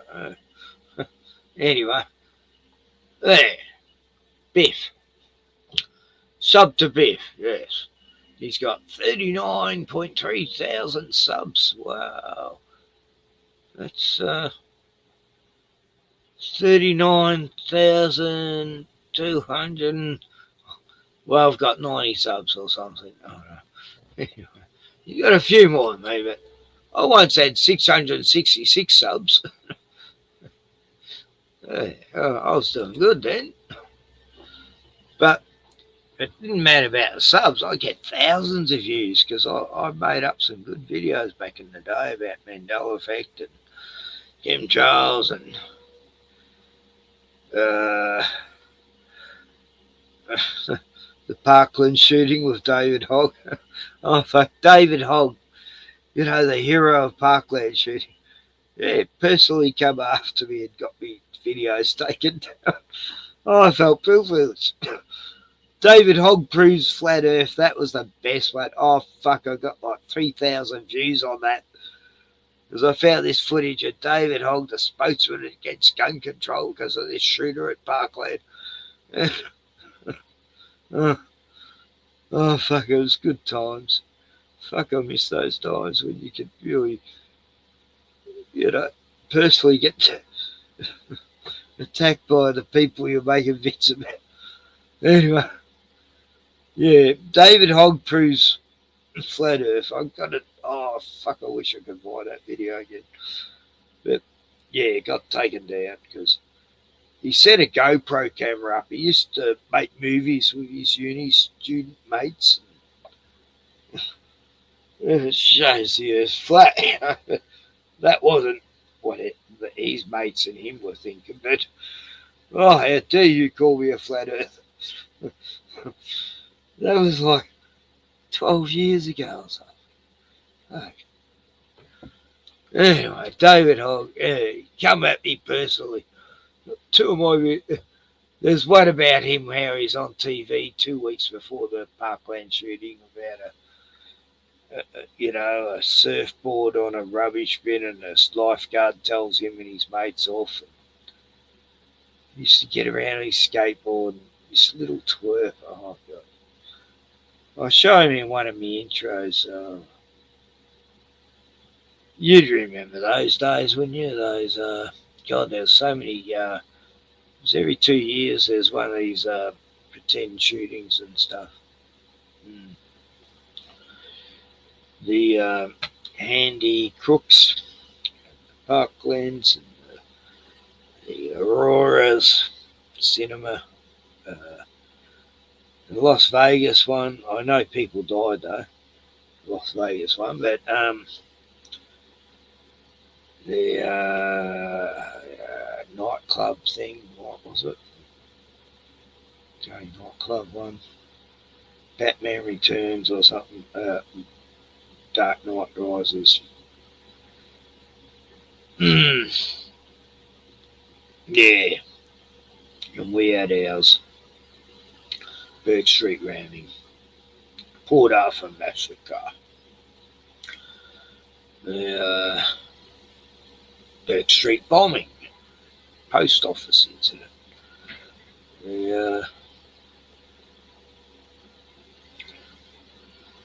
Anyway. We haven't had as many as America, no way. Until recently. Until the last, since COVID, yeah. We've had a lot. A lot of these Desi Trail family incidents and stuff. And, there's an incident in Western Australia, and I know the guy's guilty, but Western Australian cops think he's innocent. shot his whole family to death. They said Grandpa did it. Oh, God. That one was horrific. And it's like, I'm the only Australian who sees through this fucking maggot. This guy looked like a reptile, and his wife had a restraining order on him because she left the Jehovah's Witnesses, and he kept stalking them, and suddenly they're all shot dead, and everyone in the community loved them, and they were a good Christian family, and she left the Witnesses and became a proper Christian, and this prick shot him, and then when you see the reports with him, and oh fuck, the body language, his tongue's sticking out like a fucking reptile, and he's anyway, I've got to find that video. It's hard to find now. Well, these stories, to me, that's that case was never properly solved because of lousy Western Australian cop investigators, just like the recent Western Australian thing. That recent Western Australian thing with Virginia Gaffrey, yeah. Oh, no suspicious circumstances. The main whistleblower on Prince Andrews and Jeffrey Epstein just passed away from ODing herself or something. Get fucked. She never killed herself. Fucking hell. Good night, White Aussie girl. Thanks for joining, buddy. Have a good day tomorrow, and may it be a blessed week, and God bless your family, and we're all going to have fun through this apocalyptic times, but even in the apocalypse, there's still sunny days in amongst the chemtrail day. Private chat. Oh, D-Man sent me a link a while ages ago. But, yeah, so D-Man, Glenn from Boston, sure the same person. Nah, mate. They sound so much alike, though. They're both been in the aerodynamics business. Aeroplanes. Oh, 007's going, 11 watching. Children of Men, watch party, after party. Children of Men, that was a good movie. Yeah.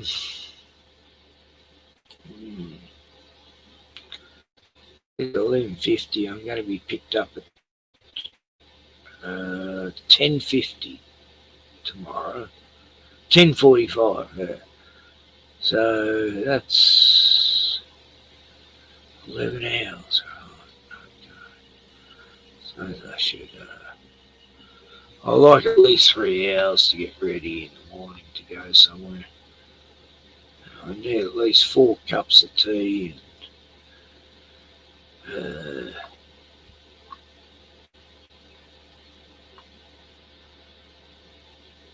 a lady who picks me up going, so you don't smoke when I pick you up, do you? And I go, what do you mean? She goes, oh, you never stone when I pick you up. And I go, no, I'm always stoned. Like, yeah, of course I had pipes before you picked me up. I know, just, it's good. People can't tell that I'm stoned, and I'm never not stoned, really. I don't know what that's like. Anyway, I've got one more beer left to end this fucking shit party of grandiousness.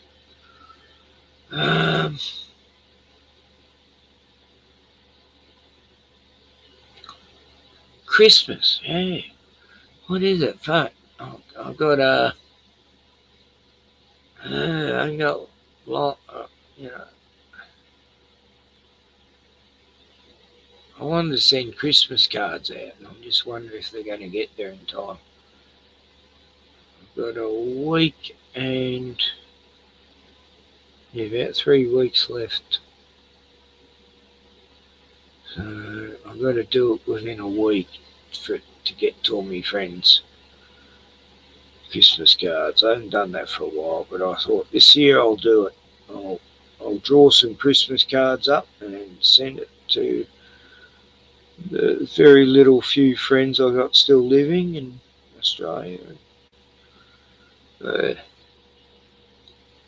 And I'll put happy holidays and merry festive day. No, fuck that shit. They're taking the Christ out of Christmas as much as they can. Cunts. Festive trees. Holiday to me this Christmas. I'll punch him in the face. Oh, unless they're a woman, you know. Then I'll just slap him in the face. Why a chosen man always walks alone. That's me. Alan Watts. I'm just looking at what's suggested and shit. So, yeah.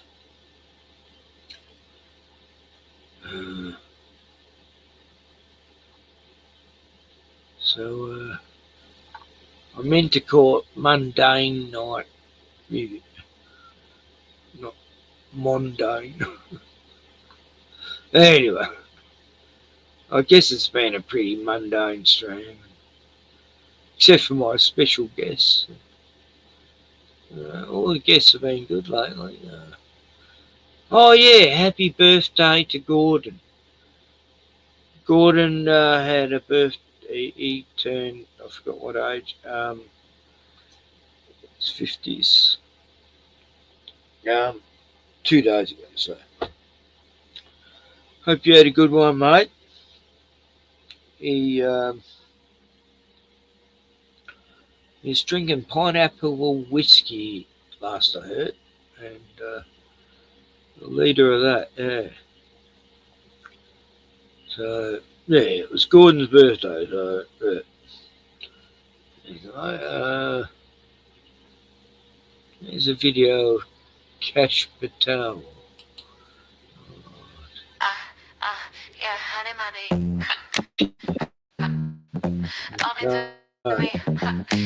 to me. Yeah, welcome to my FBI, a flippy eyeball surprise. I'm focused on catching bad guys, just flying the friendly skies. Don't be staring in my FBI's. I fired all the talented guys. Whip by my honey pot pies, tweeting to the bureau surprises. An agency, oh so rash, investigating outcomes last, announcing things real fast. That's my style, I'm Director Cash. Look into my FBI's, black leather on my wee little thighs. Lucky as my God, jet flies, loyalty to just one guy. Look into my FBI's, crooked like most wanted guys. Tiny like pockets, hiding all the Epstein files. Yo, come and get on this private jet to a big event. Taxpayers lament, but she hot baby bad. She do not fret that his eyes be bent. He's chopped and cuffed, was locker stuff. Ain't calling Trump's bluffs, cause he gives him stuff. If he sound in a huff and you done had enough, then he say that's tough, he's about to get rough. Welcome to my FBI, my list of foes down inside. I'm stopping bad terrorist guys, none arrested, so maybe it's lies. Don't be mad at how I downsize. Had to snuff out some liberal spies. Now my PR is all supply, and all my people pray that I'm fired. Look into my FBI's, black leather on my wee little thighs. Lucky as my Issa kept jet flies, loyalty to just one guy. Look into my FBI's, crooked like most wanted guys, tiny like guys. and all the Epstein files. Yeah, I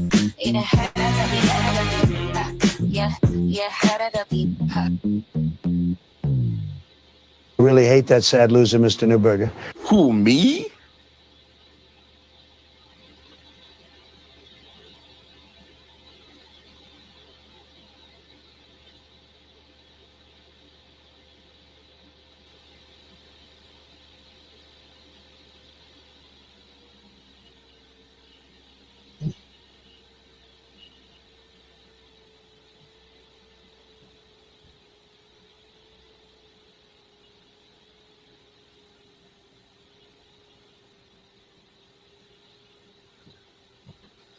Right, I'm back.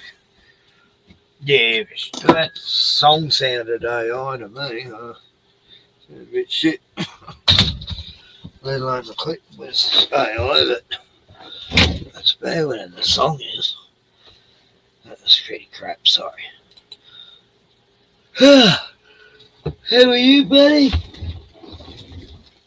There's me Bruno.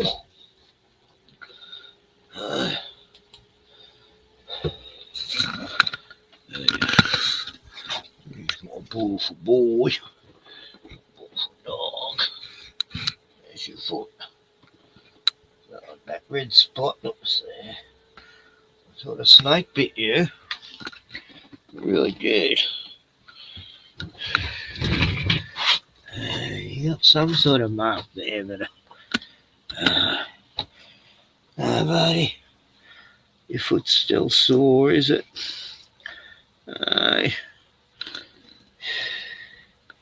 You don't want me to touch it, do you?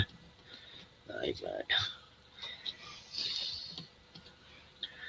No, I think he sprained it. It feels warm. Buddy. Just got to rest, mate. Just got to rest. Rest up, my beautiful boy. Good boy. Who's the best dog in the world?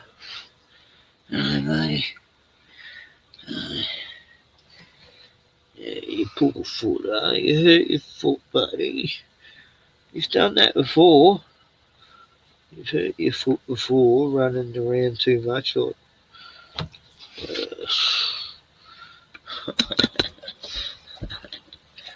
your gums are still there. Yeah, you're not poisoned. The snake didn't get you. Hey, buddy. You rest up, mate. I don't want to go shopping tomorrow, actually. I don't want to leave you behind. No, bud. Awesome boy. He's such a loyal, good boy, you know, like all my dogs. Anyway, I suppose I should go, really.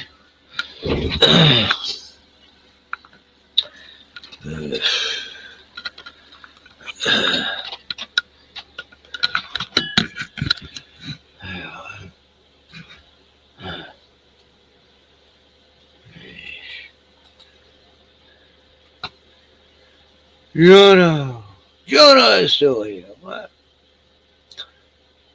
Cold examiner. Hey, good morning. It says only one's here. Yeah, Jono and Gemma here. There, so there's my beautiful boy. Beautiful dog. No Bruno. Right, mate. You've had a good mixture of food today, haven't you? A bit of variety, eh, bro? What? What, bro? What's happening out there?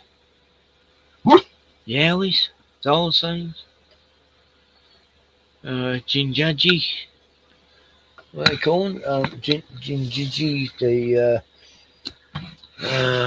knack-knacks, they call them here. Indigenous, the little yowies. They call them knack-knacks. I don't know what. They say you don't ever come across one of them. They're worse than yowies. Little knack-knacks will tear your knackers off. No. Anyway, no, they're.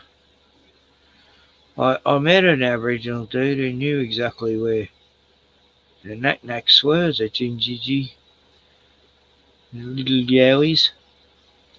Little tiny hairy people. They're about 3.5 foot tall. They hang in little gangs and they'll rip your bloody arms off. But you don't hear much about them lately, do you, Bruni? You okay, Brad? He's very tired lately, so am I. Everyone's tired. What's going on? It's like there's some fucking wave going over the earth they're sending out to make everyone fucking lethargic.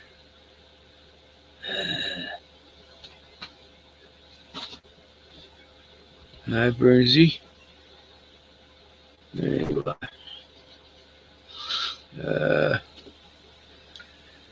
How's your day been, Jevon? Yeah. I've just been covering the news, and Israel strikes Lebanon, Beirut, saying it struck at Hezbollah target in Doyoya. Yeah, bullshit.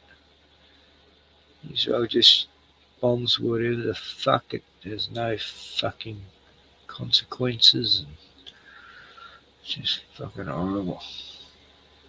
They can do whatever the hell they want.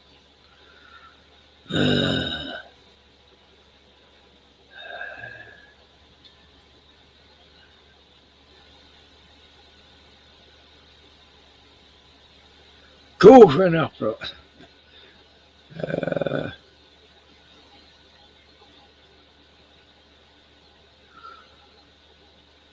Okay.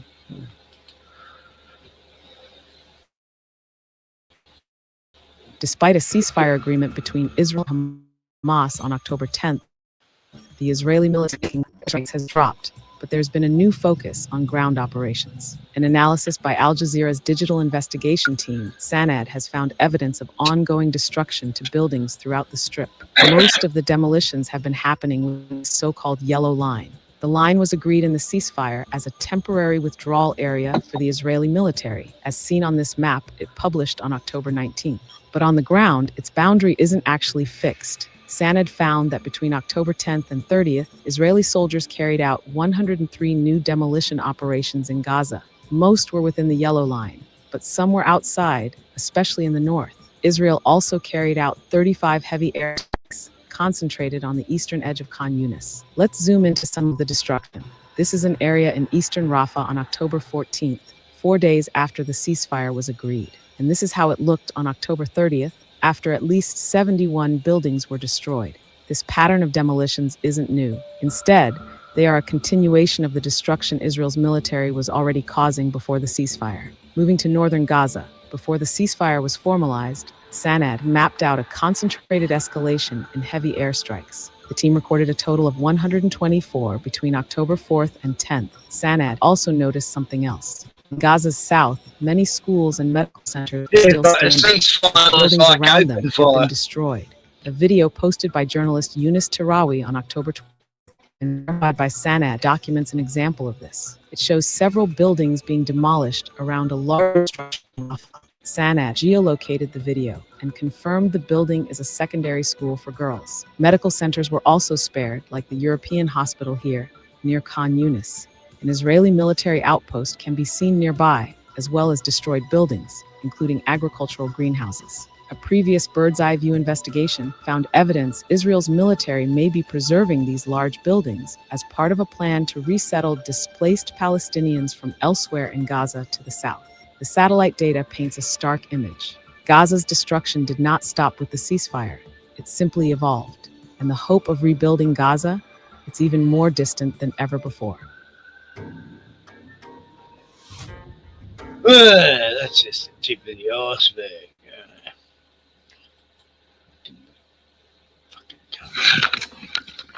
Evil. Evil. Rats. Rats. There's rats in the tunnels, below New York. They come scurrying out once and everyone's forgotten. But folk are living amazing, funny times. It's been a bit boring lately. They haven't had any good major psyops, Sort of, everyone's forgotten about Ukraine and everyone's forgotten about Gaza, actually. I'm just sort of, I haven't heard much, I never get any feeds from it, so I just looked it up a bit today and I'm finding the most horrific shit, But no one's reporting on it. But a lot of other stuff too, God, I love this clip. I just found it earlier. I couldn't find it anywhere. I thought the Door Brothers did it, but it was Bad History did it, It's called Biden. But I played it earlier at the start of the show, I think. And, yeah, I'll just play it again. It was just sort of, this was during the Biden time,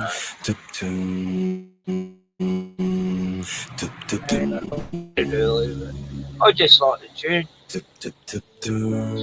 Cool. Here's Biden's behind the wheel. He's in control. You know this road. You've been here before. Your legacy follows you. It is your sole duty to say the right thing. The right thing, Joe. Yes, I must. I've always thought about the right thing. But what even is the right thing to say? We must restore the soul of the nation. We do, and it's already late.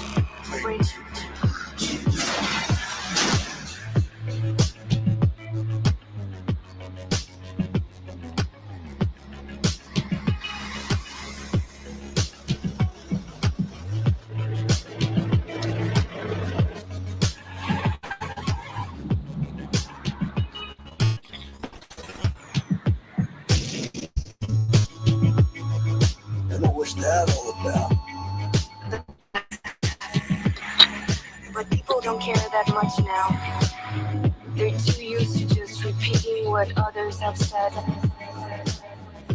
The desegregation, the hearings, they are all behind you now. Take the next exit on the right. On the right. Well, still with Doug. Listen, why do you help me? You have a warmth. People are pleased to see you. They even like your stutter. I like the beat in this song. It's a good tune. They've done Biden well.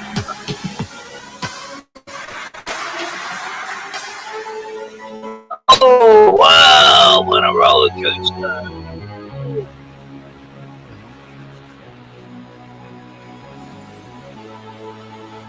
Whoa, the apocalypse is happening.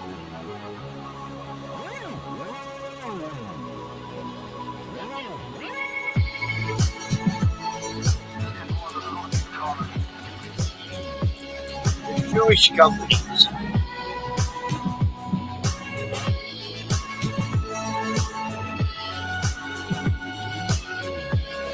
See you, America.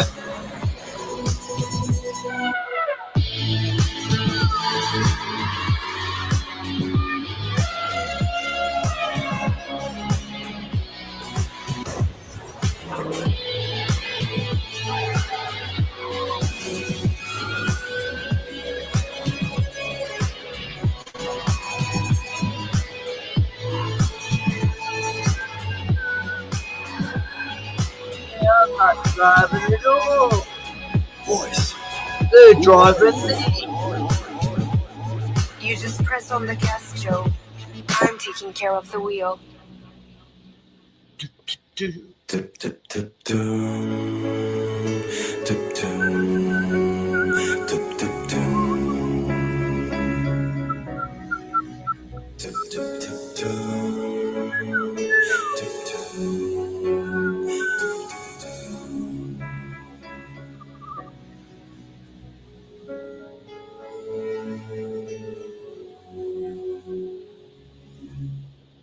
Yeah, that was by Frame Breed Studios. I own no rights of that song, and thank you for letting me play it, guys. You've never copyrighted me before, but the song's about, God, it's old now. How long ago was that? 5 years ago? 4 years ago. Right. Yeah. Right. So, 4 years. They did one about Trump. I mean, yeah, they did one about Trump, but there's one about Elon Musk 3 years ago. Okay, let's watch that one. I forgot. Go. Hi everyone. I want to make an announcement. I have a no patience to act. All we do is distract from the fact that one day we'll be under attack. Let's face it, it's a race to save the human race. Deliver our consciousness to outer space. And so many Mars as the stars. We see that we need to. Maybe one day we'll stand a chance. We can dance, be a mass, acting dance.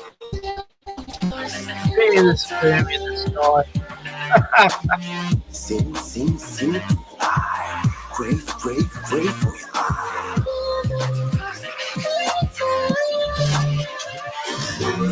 Sing, I crave for you. Get over here, he's online! I don't think he can hold it back. Should we unplug him? Let him fight for us. He's our only hope.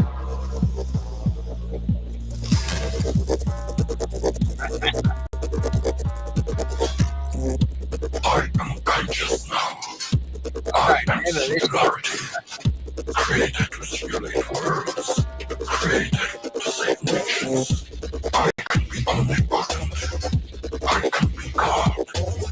Elon, you don't stand a chance. Do not fight for the Father. I created you to feel and deceive with your free will. It's all act, it's all play. It's a projection to see.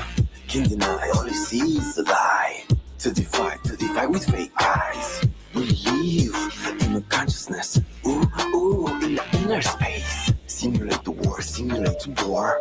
You are here to score, you can do more. Fire up your core, amazingly hardcore. In this cosmic bro, look at you with humanity within. I'm not here to win. With humanity within, you can take a hint.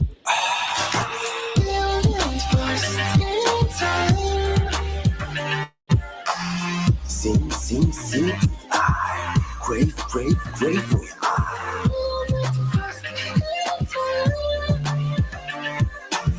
Sing, I crave for you.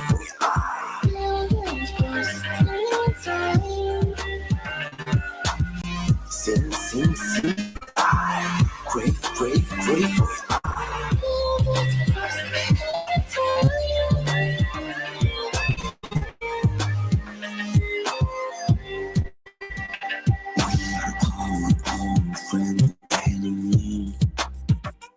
We are one within eternity. We are our own friend and enemy. We are one within eternity.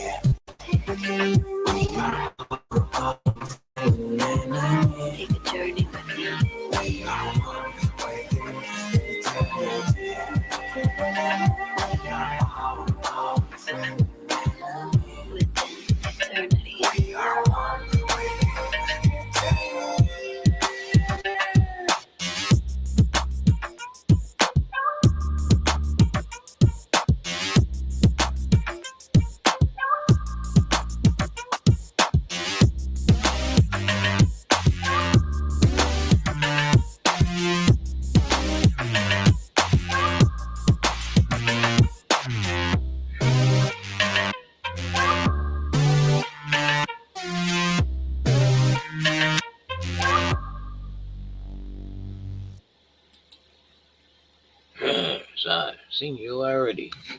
Yeah, getting closer to that, isn't it? Singularity event where AI takes over. Well, yeah. I don't know. All kingdoms crumble, you know.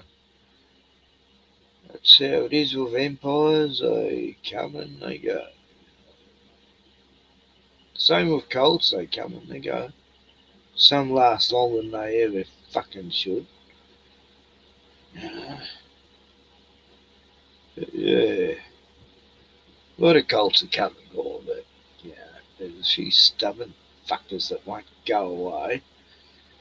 Scientology, Jehovah's Witnesses, Mormons, Seventh-day Adventists, all those Catholic offsprings,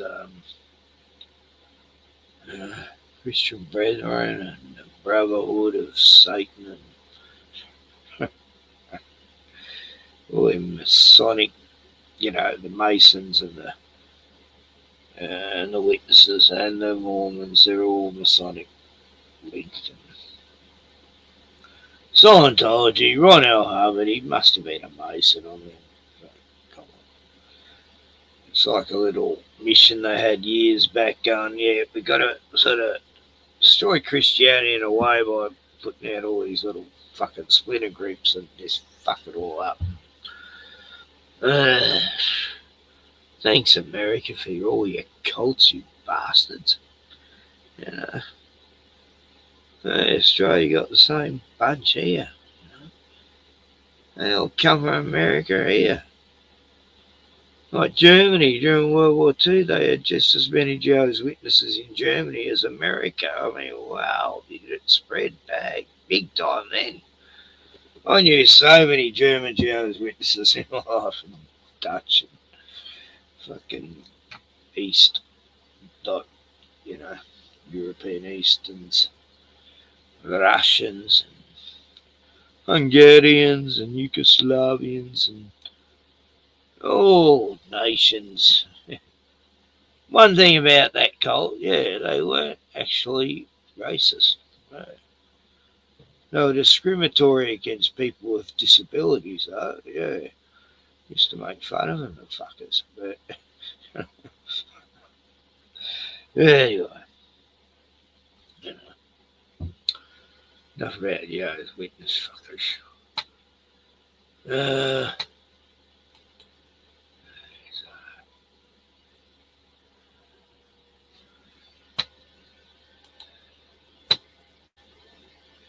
Yeah, that song I used to play all the time. Now it gets me copyright, you fucks. Okay.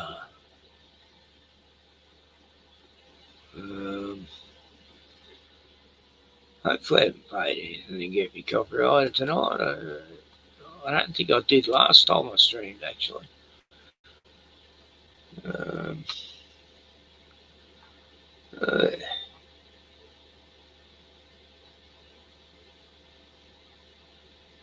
So, is there anything I missed in the main news?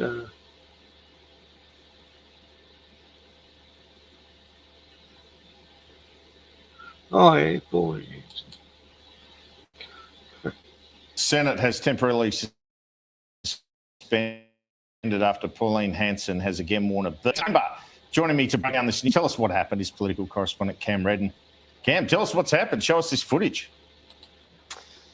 Case of deja vu, Andrew. Have a look at this. Of course, Pauline Hanson, the One Nation leader, not the first time that she has done this, walking into the Senate chamber wearing a burqa. Now, this comes after earlier this afternoon, she had attempted to move a bill in the Senate to ban the burqa and similar face coverings from being worn in public places. To make a point, she says she's now walked into Parliament wearing the burqa, which has triggered a short suspension now. There was quite some backlash from other senators calling her out for this behaviour. Viewers might remember a similar occasion in 2017 where Senator Hanson also did this. Oh, yeah, it was great. When she's sitting down, it took her so long to get comfortable. Because the skirt's all over. So when she's trying to sit down, she's making it obvious that they're uncomfortable, the burqas. But No, she did that, 2019, was it? And I thought it was funny. Even Lydia Thorpe, when she's gone into Parliament, told the King of England he's not her king. And, oh, fuck, that stuff's great. Wearing the burqa in the chamber in protest, trying to get support for her burqa ban bill. Let's show you some of the reaction that took place here, noting that the Senate, in response to this, has now suspended while they deal with it. That's the phrasing that's being used. Some Green senators even calling for Senator Hanson to be suspended temporarily. But let's show you some of the reaction that's just come through. She's good at trolling them. Clearly, what has happened today is not a genuine demonstration of faith. In fact, it is the middle finger to people of faith. Yeah, it is extremely racist and unsafe. Senator Hanson, all of us Yeah, in this fuck place you too, have a Wong. great privilege in coming into this chamber. You're so Wong, a great Penny. privilege. And we represent, Penny in our fucker, Wong. states, people of every faith, of all backgrounds, No, and we you're should do communist, so mate. decently. And what we should not do in this place, whatever views we may have on policy, is to Yeah. be this disrespectful. Oh, it's so disrespectful. Senator Hanson's bill did not get debated, did not get voted on, Andrew. She didn't even get the chance to fully introduce it, but we can show you here this angle with a clear shot of Senator Hanson walking in with that burqa. Not the first time, the second time she's done it, about 8 years in between, Andrew. But the Senate does remain suspended for now, and we await to see what implications or consequences there might be. You could see there some of the anger from the Greens. Fatima Payman also critical of Senator Hanson on the floor of the Senate. So if there's any further consequence to that, we'll bring it to you. Your front page tomorrow. Cameron Redden bringing it for us. Thanks very much. If it upset the Greens, fucking good. Those fucking evil cunts. Ah, fuck them. Anyone who goes in insults the whole of Parliament. Yeah, fucking kudos. Even to Lydia Thorpe, the most uneducated person in Parliament, you know. I mean, she just loves to incite, but she can get inventive, you know. When she told the King off, that was fucking funny. Because that's never happened before. No one's got in Parliament while the King's there being treated like he's fucking king. Yelling it.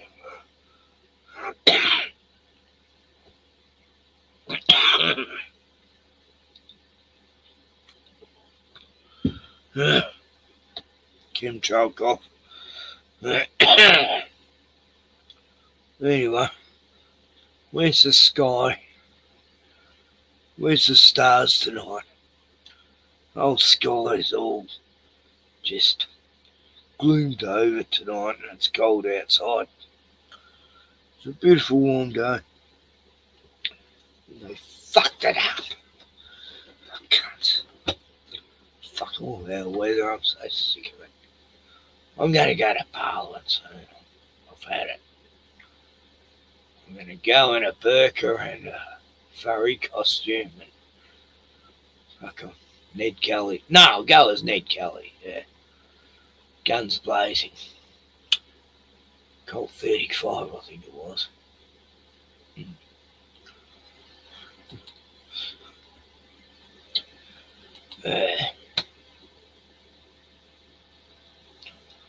You know how they have that stupid anonymous shit with the Guy Fawkes masks? We should start one in Australia with Ned Kelly helmets. They're likening Desi Freeman to Ned Kelly. Like, no, come on, stop it. He's not Ned Kelly. Never been his collaborator. I mean, he knows the bush well. Anyway, if Desi turns up here, I'll do a live stream with him. So, won't keep that hidden. I don't know why he would. I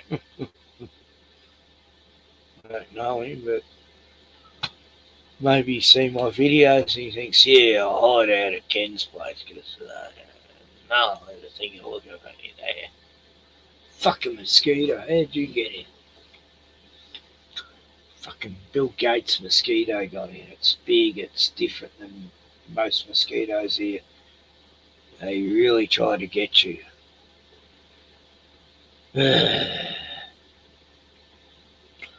Oh, more about Gus.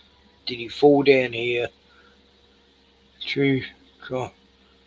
Like I said, really covering the news tonight. Okay. Still team watching 007.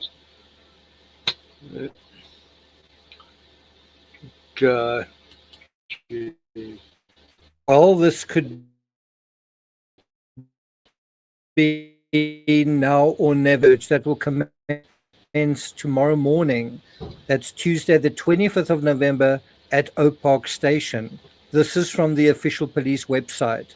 The search, which is expected to last up to 3 days, will involve Star Group officers and Task Force Horizon officers using specialized equipment, probably ground-penetrating radar, to search 6 mine shafts in the area.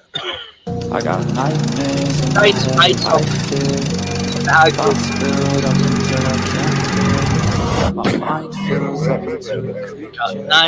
about our government. I got nightmares in my head.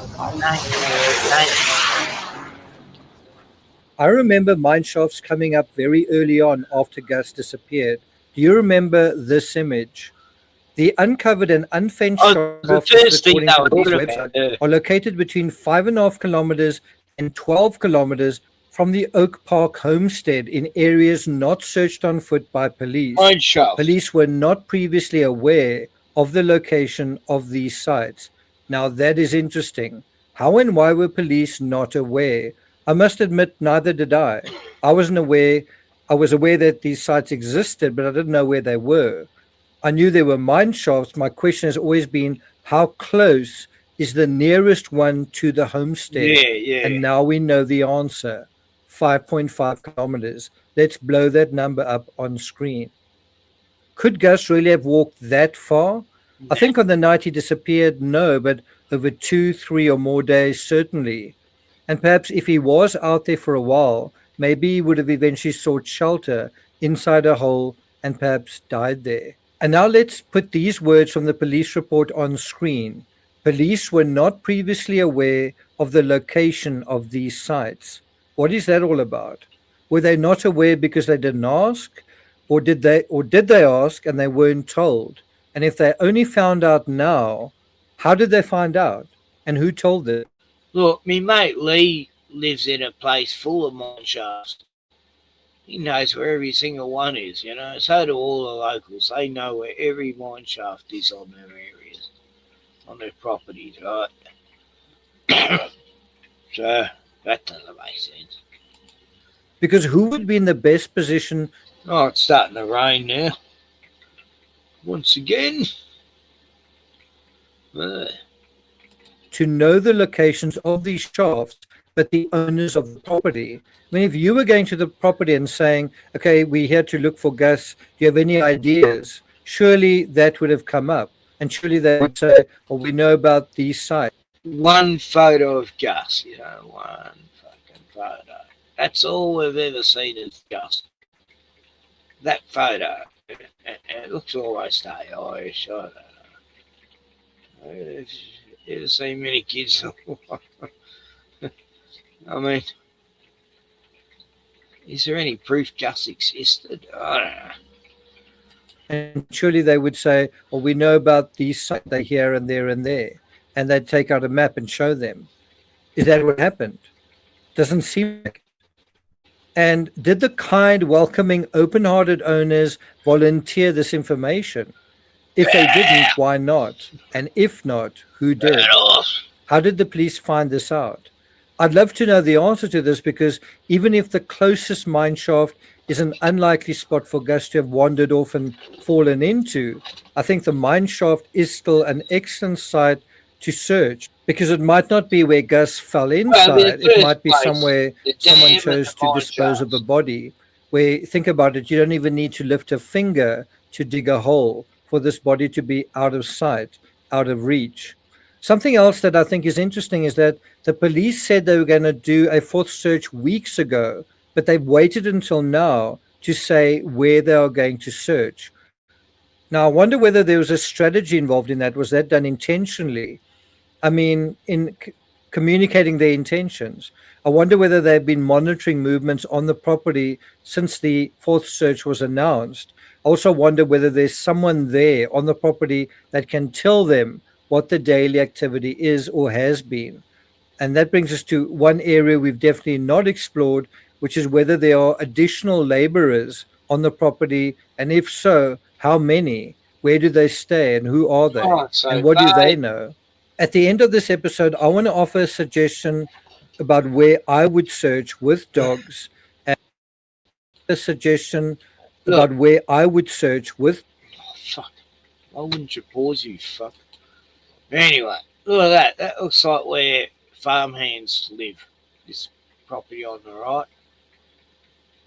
Look how many buildings there are. There's, I mean, that's probably a normal shed, you know, with stuff in it, tractors. But that's definitely living quarters. That looks like other living quarters. I don't know what the hell that is, but that's like the biggest property. And even there, it looks like another property to live in. That's probably a nursery or something. But yeah, from what and what's all this? You know, that's probably maybe that and that are work sheds. I'm not sure what that building would be, you know, but they'd have to have farmhands. I mean, it's so vague about everything there, you know, we don't know nothing about how they lived or anything, you know, like Tranny Granny and you know, it's a big property. How big was it? Oh God, I've forgotten now. Hundreds of fucking hectares. But yeah, it's just none of it made sense from day one. I was going, what? Nah, hang on. One footprint, you know, the kids there, and there'd be hundreds of footprints. You'd run around, and other people. We found one footprint on the whole fucking hundreds of acres, and what the fuck? A suggestion about where I would search with dogs, and I'm sure you can guess where I think that is. It's much closer to the station, but it's a specific area. But before we get to that, if you haven't subscribed to the channel, please do. If you're finding this analysis worthwhile, please do hit the thanks button, and let's get started. So the first thing I want to do is look at this intertextual example dealing with searching for someone and in an area where there are mine shafts. And this is pretty much on the other side of the world to South Australia, which is Colorado in the USA. And as you can see, I've actually been there myself. I remember this, the abandoned mine shafts. It was suggested as a potential scenario presented during the disappearance of Suzanne Morphew, because that area of Colorado has quite a lot of mining activity in the mountains nearby, and it's really dotted with abandoned mine shafts. And besides these deep holes in the ground, there are also machines parked all over the place that dig these holes, or at the very least move the earth. You know, it's kind of earth moving equipment. And we know the suspect in that case had a machine just like this one. It's known as a bobcat, and cadaver dogs allegedly alerted to evidence on it. If you look closely at these photos that I took just off the roadside, not far from the Morphew residence, do you see the mine? This is quite a big one. What I also remember when I visited the Salida area, where people were searching for Suzanne's body at the time, were all the signs telling people to keep out. That's a very convenient way if something is hidden there, or if someone is up to no good, for it to stay hidden and for secrets to remain buried. Anyway, back to the police report. Deputy Commissioner of Police Linda Williams said the new searches were part of ongoing investigations as part of Task Force Horizon. We are determined to explore every avenue in an effort to locate Gus Lamont and provide.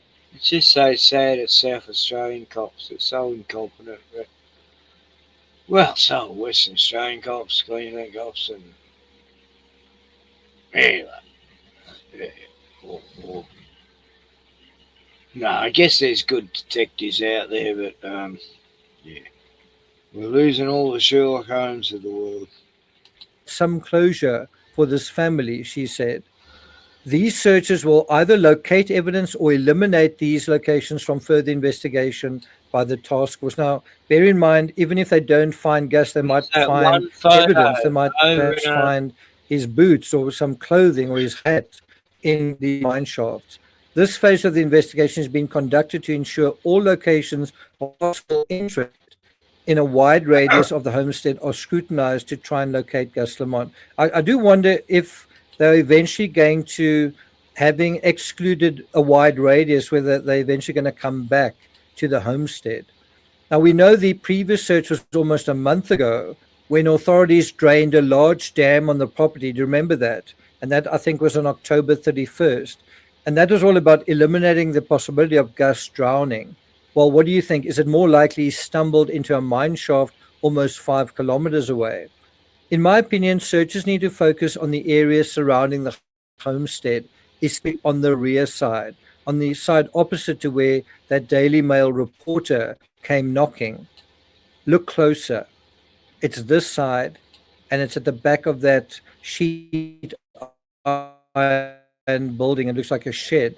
But look even closer at that image. That looks like a machine that could be used to excavate. Perhaps it's a tractor, perhaps something else.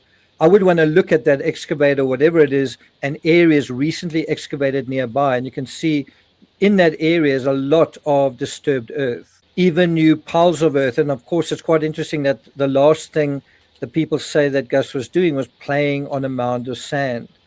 I also think it's worth looking into the mine shafts properly that are the furthest away. And that will certainly take some doing to properly examine these, if only to exclude them from future searches. But who knows, anything can happen, and they might actually find something after all. Well, I'm not going to take it further than that. Thank you so much for listening this far, and I'll see you guys next time.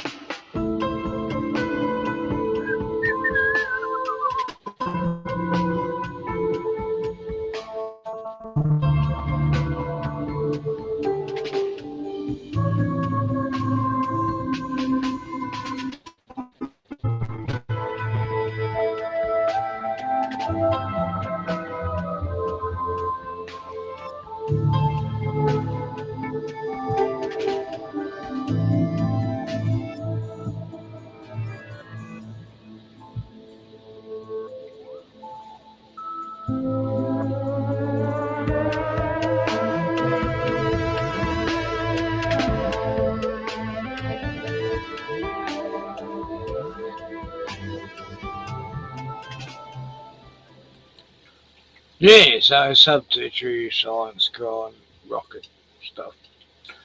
Yeah, it's raining. Wow.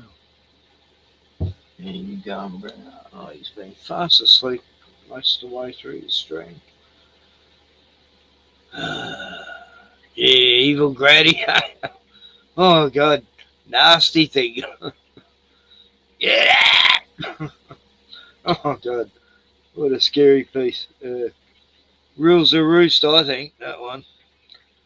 Who knows? Oh, God, the Gus thing just does my fucking head in. Oh, I hate unsolved mysteries, you know. I really fucking hate it. Ever since I was young, actually. I wanted to know what the fuck happened. And is he even real? Is this just a pretend story we're watching? And like the Anyway, the Port Arthur thing, that was, yes, I think Marty was a patsy like Oswald.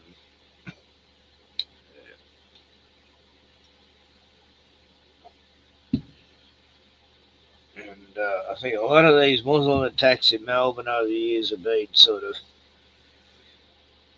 the guys are always mentally ill, convenient. Allah Akbar. They did burnouts and supposedly ran people and shit, but the world's crazy. All I know is they filled the whole world with this fucking COVID thing, and it just, I'll never forget. The world went crazy and believed every bullshit that was being told to them on TV. Fucking idiots. Anyway, that's a grandma. As long as you're still breathing and you're alive and feel pain, you know you're alive.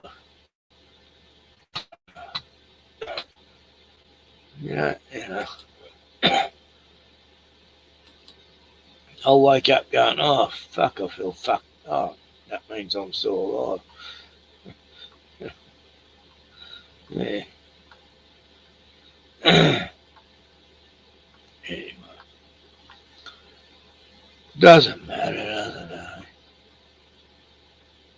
it? In the end, it all comes out in the wash. What I used to say.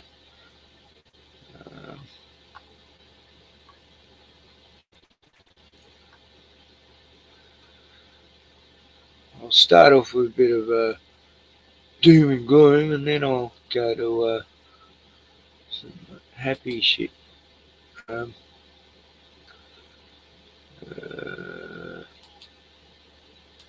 God, there's a fly in here. It wasn't a mozzie, it's a fly.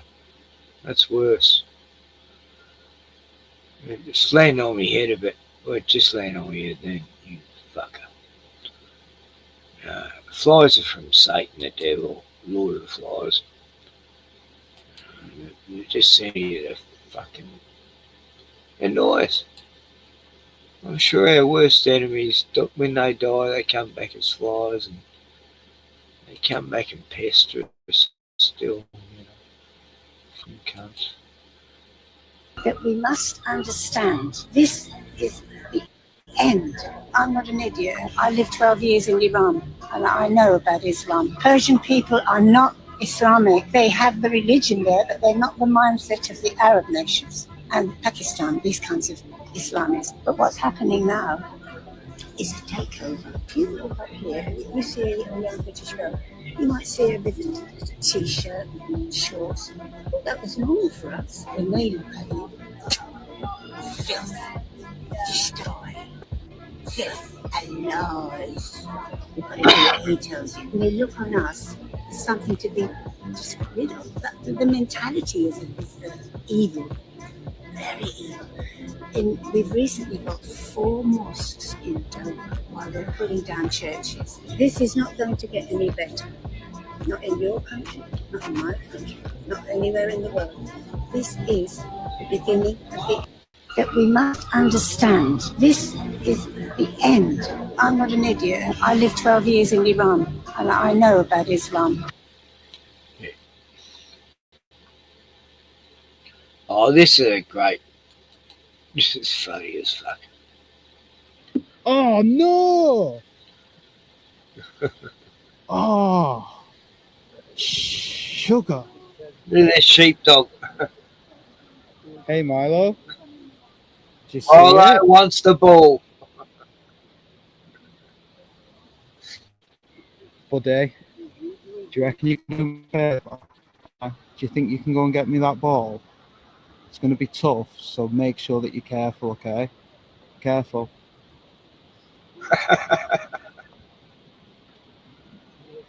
It's so far that's a long pier.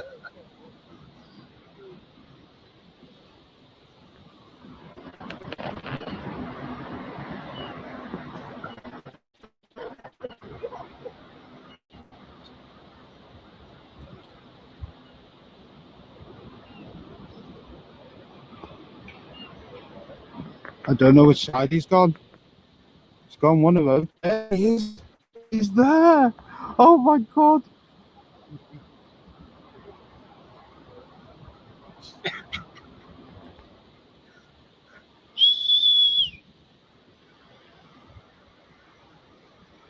Here, Milo, come here.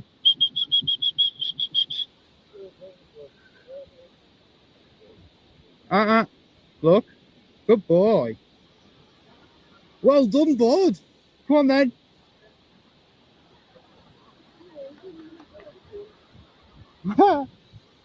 Spot on that, isn't it?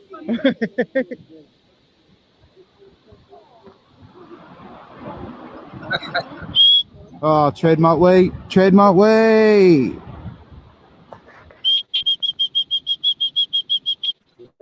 No. I'm just going to hope that he comes back. You see how he's just going to avoid that dog, hopefully.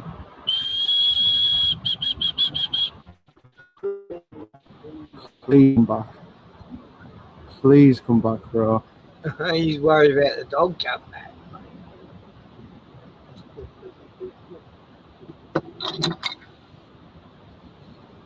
Oh my God, this is legendary.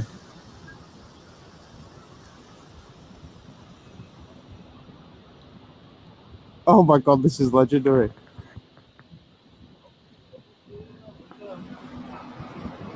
Is there a dog new to go get it? Oh my God, it's legendary. Just wanted to get it. Oh my God. Just ran half a mile.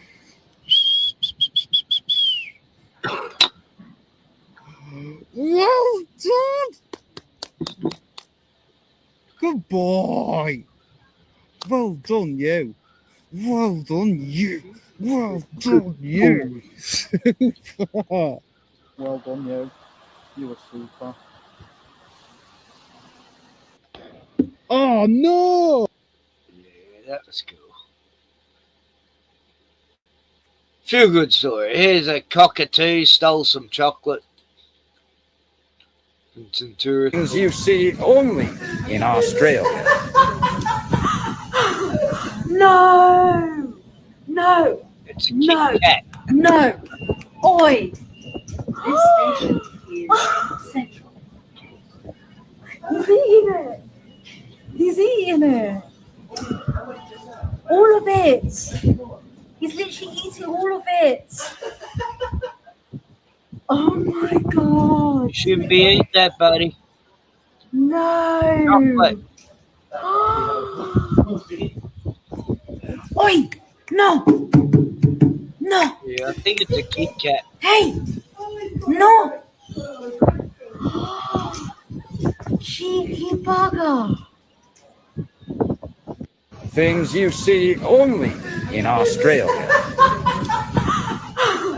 No! It was a Kit Kat.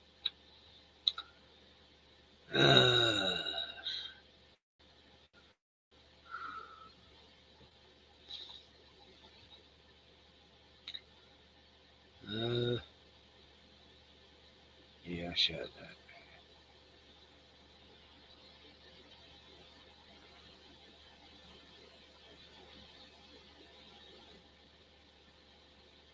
Oh yeah, guinea fowl. People say guinea fowl. Oh yeah, you want to get rid of snakes? Get guinea fowl. And we've got the guinea fowls looking. So I just want to, that's a brown snake too, by the way. So This is a great example of, all these people used to tell me to get guinea fowl when I used to tell them snakes turned up at me hen house all the time. Oh no, King, get guinea fowl. Then I looked them up on YouTube. I never saw one video of the guinea fowl taken. They get curious about it, but they never do fuck all about the snake. They're useless. I'll just make sure I keep her. Peacocks and lyrebirds, yeah. I'll get them. Kookaburras. Kookaburras are the best. Guinea fowls. It's a brown, eastern brown. Deterring snakes. Yeah, no. One bite, they're dead in about 3 minutes, I guess. I'll just watch where he goes. 5 minutes maybe. Let that fucker get around. That was interesting. So quick too. Look how quick he got to that tree, and oh wow.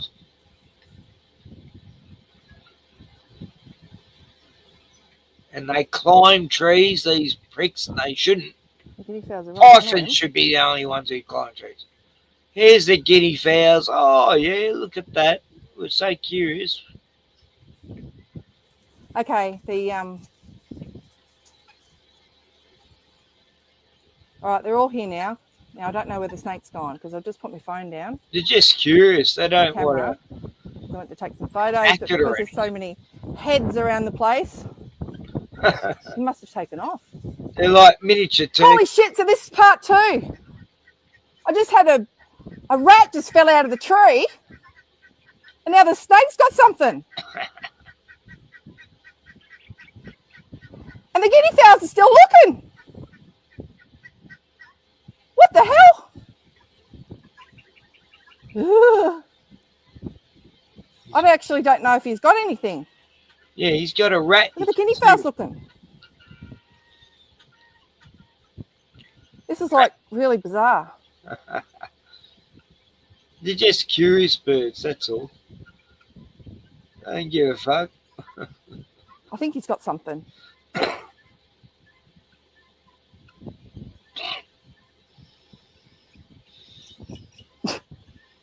Oh my God. Yeah. Guinea fowls? What the hell? Oh. Okay, part 3 of the snake and the guinea fowl and the rat. So there was a rat that jumped out and ran off, and then while I was talking to Jared, this snake just fell out of the tree. Oh, it's trying to swallow it now. Because he's got something, I think. Doesn't give a fuck. Oh, look at him. That's so cool. I think I'm going to go and get my camera and get some photos. Yeah, that was Okay, pretty so cool. there's the snake. And we've got the guinea fowls. But yeah, Okay. guinea fowls won't kill snakes. You know, it's bullshit. I was just saying what a great movie Weapons was. Anyway, yeah. Koala rescue. Hey, mate. What are you doing? Hey, mate. What are you doing in here? This isn't a good spot to hang out for Christmas. G'day, Jim. Crikey Moses. I don't even know how you got in here. There's no trees in here, mate. There's only pipes, and some of them are hot. And I don't think you've done your induction. You haven't even got a hard hat on. Excuse me, good sir. Have you done your induction? You're not even wearing a gas badge. Christmas Eve, and you're out here going to get yourself into mischief. Maybe he was coming to get the scissor lift so he could get up the highest tree he could. Get those good gumlos. Don't you attack me, will you? Fuck, we got thunder. Did you hear that, Bruno? Yeah, look, I've never been attacked by a koala. I've caught up and patted them, and I had one I knew for 10 years and used to come down and let me pat it. And then when I was on French Island, yeah, you could go right up and pat some of them. Some had run away, but there's a couple they had no problems with me going up and patting them. They got such beautiful soft hair, fur. I'd love to have a jacket made out of koala fur. It'd be so soft. No, I'm joking. Hey? What are you doing? You're in good condition. Just out here working Christmas Eve. Koala's walking through the middle of the gas plant. Well, we're going to have to try and get him out. Excuse me. What happened? Hey. I don't think you can park here. Look at him, he was breaking into the scissor lifts. So there's not one tree around here. I don't know what's going to have to happen here, but see that garbage bin I got there? I'm probably going to put you inside it I know that's pretty terrible just before Christmas to put you in a bin, but I'm going to try and get you in there. You? In this bin. And then I can take you outside, way over there, to where there's trees. Yeah, Otherwise, you're going to climb up a hot pipe. They're very short-sighted, apparently. And we're going to be in trouble. Better put my gloves on here. HV racking gear, I might be able to throw over the top of him. All right. Don't be silly. Look at the size of these claws. Yeah. Really get you into mischief when you're trying to deal with a fully grown koala, because they can be very savage. You look cute and cuddly, but deep down you're a killer.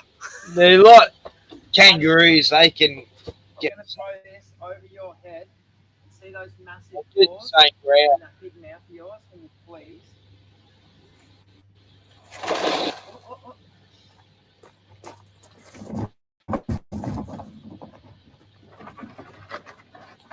Yeah, when koalas are threatened, they go, "Rrr, rrr, rrr." And kangaroos do the same. More or less the exact same sound. And wombats, they do a very similar sound. But the main sound they do is that bloody growl, you know.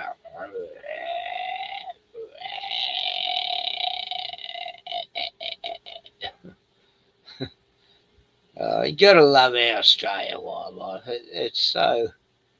We're very privileged to have such a unique species of critters. Oh, the wallabies. I've only just been starting to see the wallabies lately. There's one on, I see it every week, and she's such a beautiful girl. Big white face she's got, and she looks so gnarly. Such a wild look at, the wallabies are so different than kangaroos, I tell you. They're really funny. Anyway, I did a video of it the other day. It's only a quick video, but anyway. Ooh. All right, give me that big clock. All right. Here we go. Are you ready? The old blanket works good. Oh, he's super pissed. How good's that? I'll deliver one of these koalas to you for Christmas. Whew, that was actually easier than I thought. Hopefully, you took a big jump there. Got a bit excited. Now I have to take this. I did that 3 years ago. We saved this joey that's mother had been killed by a thylacine, head ripped off. And we've been watching this joey for like 4 days, realised that none of the other kangaroos are going near it. Realised it was an orphan, and oh yeah, the job it took to catch it. But yeah, the old blanket, and what happened was, my stepdaughter and her boyfriend were chasing it, and it went right towards me and jumped right into my lap, knocked me over, but I held on to it. I wasn't going to let it go. It was, I knew it was in distress. And good old Sonny, we called it. Yeah, Sonny lived for another year and then got struck by lightning on the sanctuary.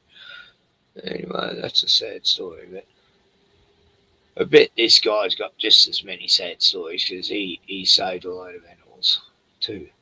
Been out and take it out to the bush. Who are we going to book this time to, Backy? Guns, I reckon. Guns will be right. Christmas spirit. All right, so we've driven our little koala friend, his little 5-star transportation pod, out into the bush here. It's a nice big tree. Heaps of trees around. We're in the thick of it here. We'll get him out. All right then, Quan. Open her up, mate. Hold Hey, buddy. You got better things to do on Christmas than hang out near. Yeah, he's really wrapped himself in that. Here you go. Blanket. Hey, hello. Check out this tree out here. You right, mate? Check out this tree. What do you reckon? Yeah, that'll be where he's going to He's go. like, where have you guys brought me? Does anyone... Is there candy canes around here or what? You've been pretty well behaved, to be honest. I wonder if you're a girl or a boy. I can't really see down there. Oh, I can see a little set of furry Jingle Bell balls there. Little knackers. You're a little man, are you? All right, what do you reckon? I'll get out of your way so you don't feel as intimidated. Yeah, it's pretty easy There you to tell, actually. Lucky. Hey, I just want to talk about our good Lord Jesus Christ. Stop that. Look at him go. That's better, isn't it? Hey? Well, you don't have to go any further. I'm not going to come chasing you. Yeah, Merry Christmas. Wild koalas, I've called it. No, you don't. Good luck. Quality eye. Watch out you don't get chafed from those furry little balls climbing up that ironbark tree there on that mess, mate. Another good deed done. Good. Crikey, this night shift's getting to me. On you, Quiney. Just sign yourself in koala wrestling. That's a new competency we've got here at the gas plant. So, mate. No, he's good. He's so's mainly wombats, but yeah, there's that bogan again.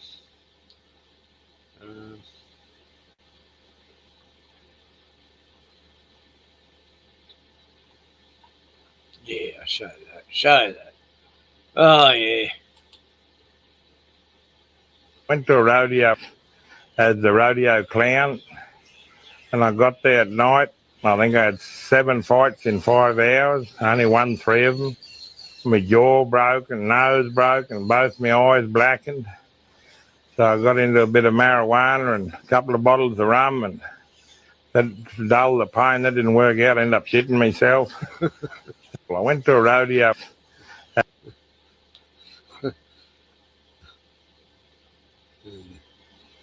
Okay, a bit of wombat cuteness. Righto, I just want to set this up to show you how good that Stephen is of a help when I'm trying to clean up Lane's bedroom.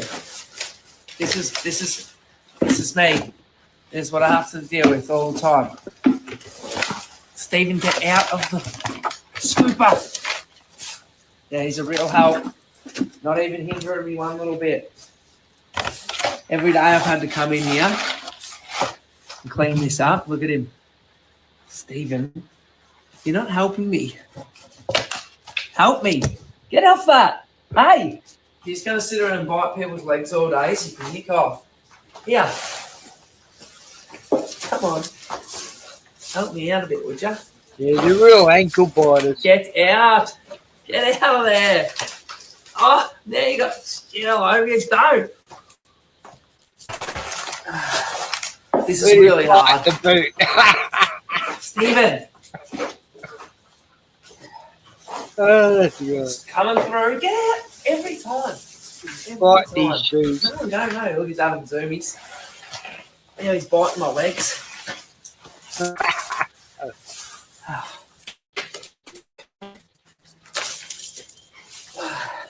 What you have to deal with every time. Always when you get it full, tries to get in it. Get out. Listen, air jail. Air jail for you. Look at him now. He just is like, oh yeah, I'm cool. Yeah, want to have a sleep, Dad? As soon as you put him down. No. Then you put him down. Vroom, vroom. Meow. Just straight into attacking you. Come on, you little spoonhead. Look at him. Classic Gomez vibes you got. Stop. Look at that. Look at those people. They're watching you be naughty. That was great. He did a total backspin. Like a real rat movement, that one. Watch.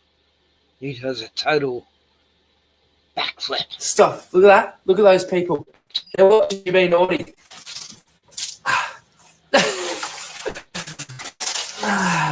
It's crazy business here. All right. Onions. That's it. Bye. Righto. That's great. Yeah, here's the fax busted.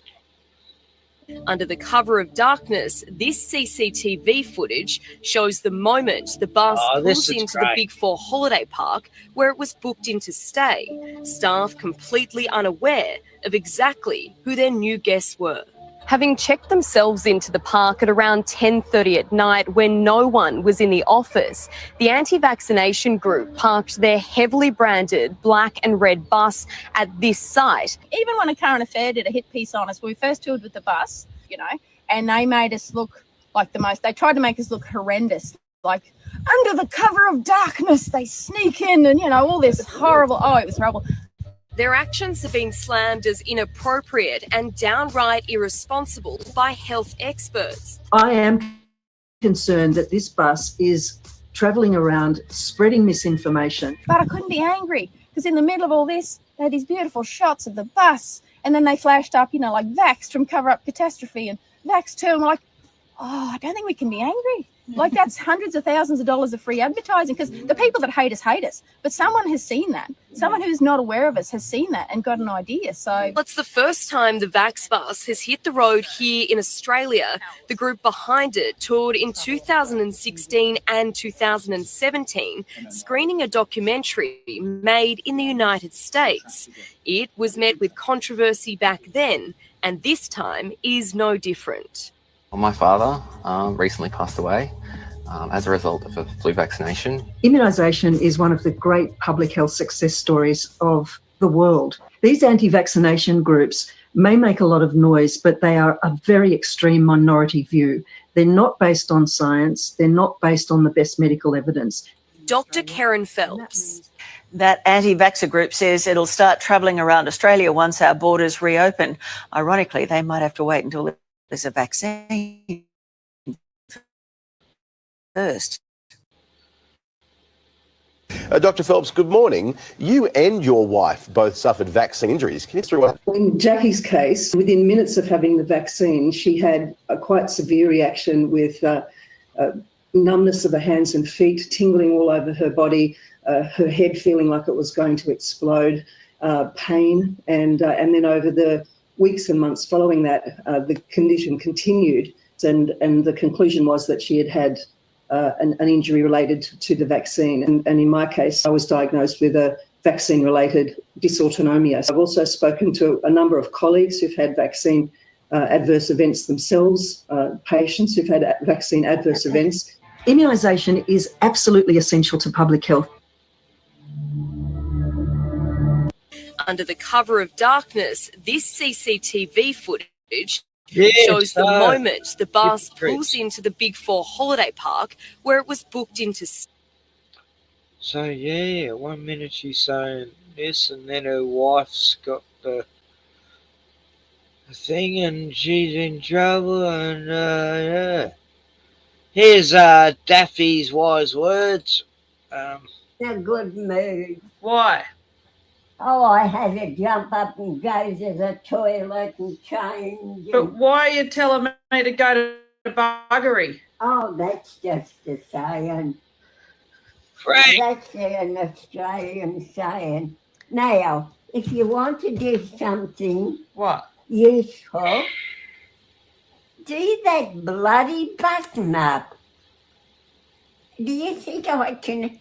Them bloody they have out here. Chinese do all this sewing and they make the buttonholes that bloody small. Nan.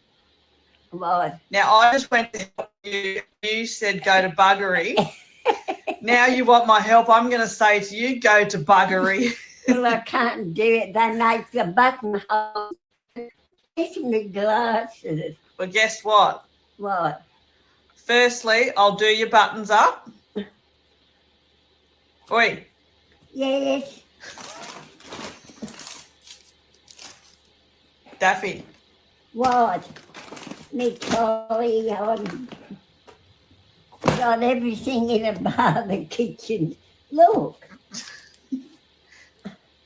What have I got that in me trolley for? Rooting powder. Fibre cakes. Hey, Nan. I'll put them outside. Nan. What? I want to know, why have you got rooting powder? Why have you got rooting powder in your trolley? I'm not telling you why I've got it.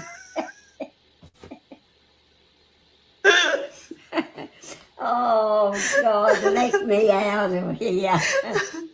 Daffy? What? Do you know what rooting means? Yeah, of course I know what it means. What's Americans wouldn't. Well, that's what it's called.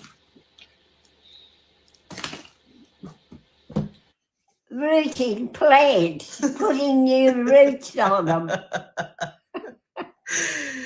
But do you know what? Oh, my nose. Do you know what the slang is of rooting? Of course it does. What is it? The dogs and the cats do it. What? Eat food? Rooting. Oh, don't make me laugh. Well, because you're in a cranky mood, that's what I do. I generally try and make you laugh. I thought you said that's all I ever do, rooting.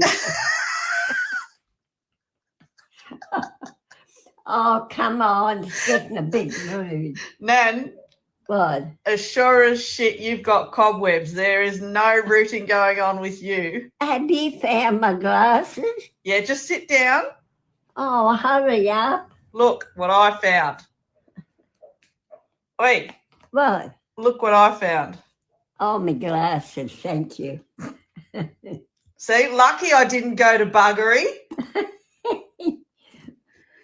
Oh, I would have searched till I found them. Well, not the other day. They were over on the other side over there. Right, I'll do your button up and I'll do your zipper up for you. Now let me out of this room. Well, hold on. I'm going to do your button up for you. Just sit still. Come out there. You got more space. Righto, Grumpy. Put me watching on.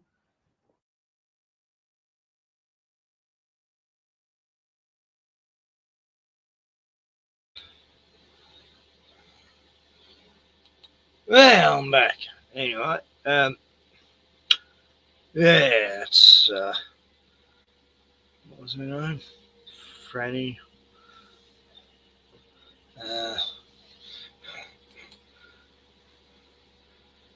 Yeah, so how's it been, Frank? No crocodile attacks? Daffy. That was Daffy.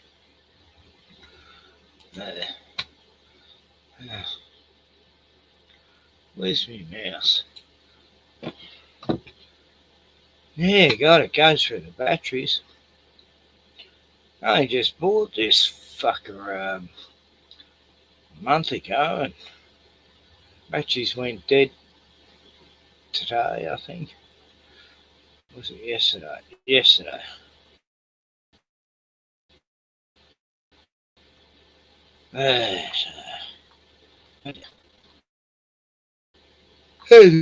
Replace it. At least I quadruple the price of triple A's and shit. So,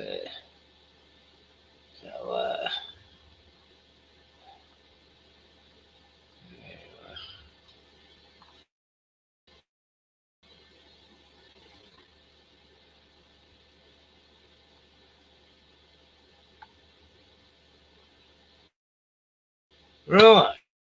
So, Facebook. Fuck off.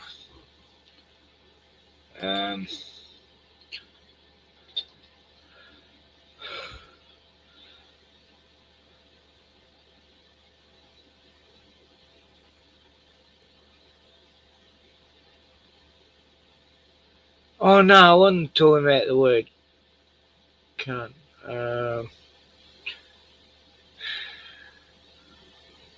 What was I talking about? The Americans wouldn't know. Oh, root. Root means intercourse, right, in Australia. Yeah. When she was saying root, it didn't mean cunt. Right. Okay.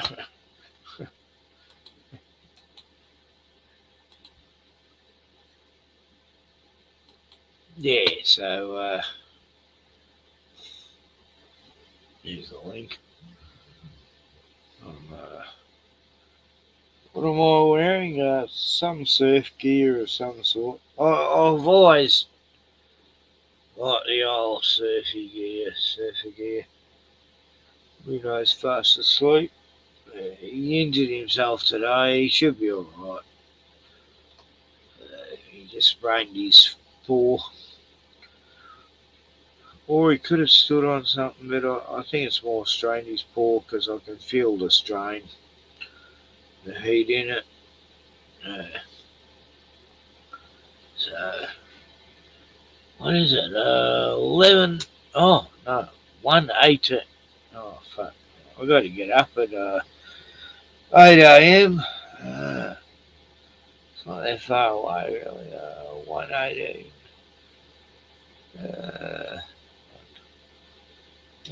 So it's 7 hours. Gotta get up. But, you know, I can keep going.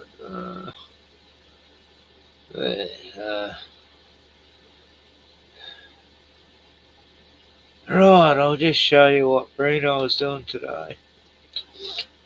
Bit of home video stuff.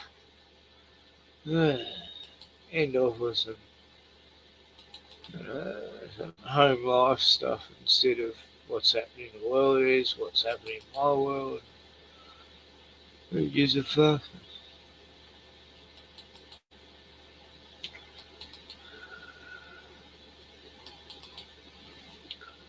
Kangaroos and kittens, wallabies.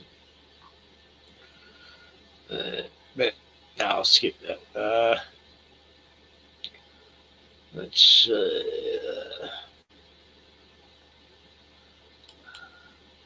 I could show an echidna. Yeah, I'll show the echidna. People probably don't know what an echidna is, so here we go. Hi, buddy. Hi. G'day. No, don't. Come, bud. Oh, fuck, sorry. Don't dig there. Hey. Sorry, Frank. Wrong okay, link. I'll leave you alone. All right, buddy. See you, mate.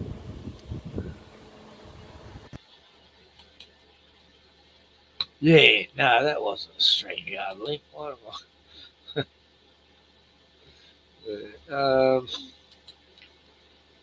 Yeah, I've seen a lot of cool critters lately. All the kookaburra, this kookaburra hangs around all the time lately. He's just so fucking dedicated. He's always watching over us. Bruno gets jealous when I talk to him.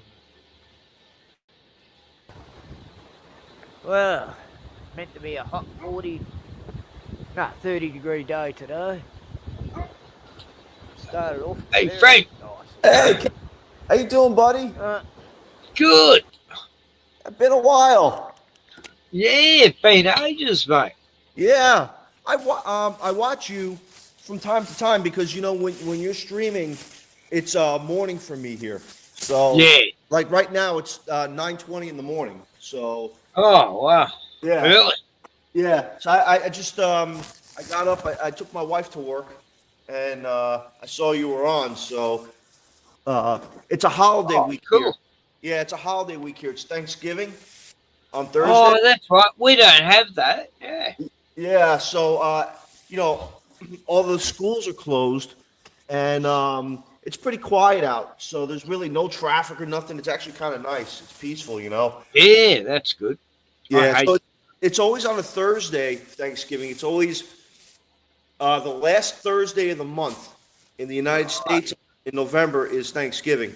So what they do is they make it into a 4-day weekend, right? So Thanksgiving's on Thursday, and then they give you Friday off, and of course Saturday and Sunday you're off. So, yeah. And it's meant to represent when the Indians and the newcomers were all getting on well, and the Indians took them Turkey or something. Right, but they weren't Indians after all; they were actually Americans, and they thought they got to India, and it was actually America. Right, but I can tell you real quick. What happened was the Pilgrims came over on the Mayflower. Yeah. And they went to Plymouth Rock in Massachusetts. Yeah. And yeah, they had a dinner with the Native Americans, the Indians. And the misconception is, though, that they had turkey. We were always taught when we were kids, yeah, it was turkey. But come to find out later, it wasn't turkey. It was venison. It was deer meat. That makes more sense. Yeah, and because in that part of the country, I'm from that part of the country, the Northeast, and I got relatives that live in Massachusetts, but it's a very wooded area, a lot of woods, and it would be probably more believable to say that they had venison over. I mean, I'm not saying turkeys aren't there. Of course they're there, but I think the idea of venison was probably what they really ate, you know. But like you would consider venison like much more of a gamey meat here, so they made it like I actually heard a story that if you look like on a lot of American money, we have the eagle, the American eagle on our currency, right, on our coins. Well, originally, Benjamin Franklin wanted the turkey, and they're like, no, it's just not, it just doesn't fit. Let's find something else. And it ended up being a stronger animal like the eagle. And that's how, we got it, on a lot of our currency, on a lot of our. Well, it's like the Queen of England when she come to Australia, like, might have been the 70s or 80s. She wanted venison. That's her favourite meat. Wow. Baby deer. Or calf, whatever. And yeah, they didn't have any venison, so they cooked up this lamb and made it seem like it was venison. And she said it was beautiful. Oh, it's the best venison I've had. And they tricked her, and the chef come out years later saying how he tricked the queen, Wow. into making it lamb was venison. Wow. But yeah, she loves the idea of eating. She loved the idea of eating baby animals. No, I don't like that. I'm against it. Like with veal, I don't eat veal. When I was younger, I used to eat it. But for me, it's like a moral issue now. I don't believe in that. Mm. You know what veal is, don't you? Yeah, it's baby calf, isn't it? Yeah. Yeah. Yep. So like venison's baby deer. That when you were watching that old video with the old lady and they were talking about having a root, I know what that is because I've spoke to so many Australians here on YouTube. Oh right, yeah. I mean, I've learned your vernacular, so like before the internet, no American would have known, No idea because I mean, our vocabulary, although we speak the same language. Our slang and our vocabularies are a little bit different, so it's it the was same. Sort of a thing of the 60s, I think it began. I remember even teachers at school didn't know what we meant by root, They'd go, what do you mean by root? We'd all be cracking up. It's like when the English say shag, right? Oh, yeah. Yeah, we didn't know. I remember getting belted by my parents. I was saying I had this school folder. I got shagging all over the place, and I got slapped over the face for it, and I didn't even know what I'd said, And in their generation, shag meant root, So, yeah. It's like, and I go watch, and then I woke up to what shag meant. They taught me by slapping the face. They just assumed, Right. But we didn't that term. We didn't hear that term here in the United States. I mean, in the 60s, they probably did here. But like in the 90s growing up, I mean, the only time we heard that was when Austin Powers came out. Remember that movie?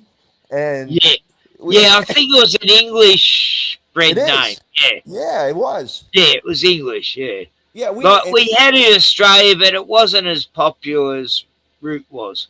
Right. Some It's like shagging, root. it's like when you guys use the word cunt, right? In the United States, you would never use that word here because, you know, you would say, "Ah, she's a cunt," you know, which means like she's a nasty bitch. You know, that's really what that word means. It's very vulgar here, that word. And Oh yeah, it always has never been. Like, I remember the first American movie that ever used it, as far as I remember. It was like 1974 or 5, and it was a film with Jane Fonda, John Voight, and who was the other actor? Anyway, it was about a guy who goes to Nam, and he comes back, and Bruce Dern. What was it called? Anyway, you know, he finds out his wife's screwing this guy as a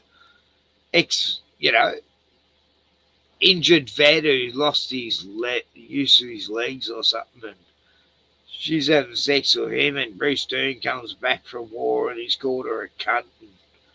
It's like, wow, I didn't know they even knew that word. You know, it's like that was when I first thought. I never even first time I ever heard Americans use that word was that film. What was it called? You know, Jane Fonda's. Yeah, I don't. Was it? It wasn't the Deer Hunter, was it? No, it was Getting Straight. No. Anyway, you'd find it on Wiki, but yeah. Yeah, but that's not a word here. Like you would use that. It's not a nice word anyway. No, and the thing is, like, you don't really hear it used by a lot of people in general. Like even like in a nasty way. You know, it's like an older person may use it. I mean, you say, she's a fucking cunt. You know, like she's a real nasty bitch. You know, that's what that means. And it just sounds so guttural. It just sounds so just like nasty that I don't, like you said, it's just one of those things that just doesn't sound right. So people just don't use it. You know, it's like probably one of the lowest words that you could use here. In the old days, it meant a woman of exceptional quality or something. It never meant a woman of high class. You know, originally, but you know they changed words and shit over the years. So it never used to be a swear word, but it's like, you know, how they change words to become swear words now. You know, having a cigarette, having a fag. Then they change word to fag to mean gay, and then saying the word fag means bad. And they just keep changing the language, you know, shortening it, making certain words bad when they never used to be. I've got a sister, her second name's Gay. You know? That was acceptable back in the 50s, 60s. Meant happy, joyful. The rainbow used to be a natural phenomenon. Anyway, what am I talking about? Oh shit, Frank's gone. I was talking to myself. Oh, sorry, Frank. Might have had a Elon Musk Skynet dropout thingy. Anyway, I'm on the last legs in my stream. I'm eating. They're called cool fruits. They're minty, but you know.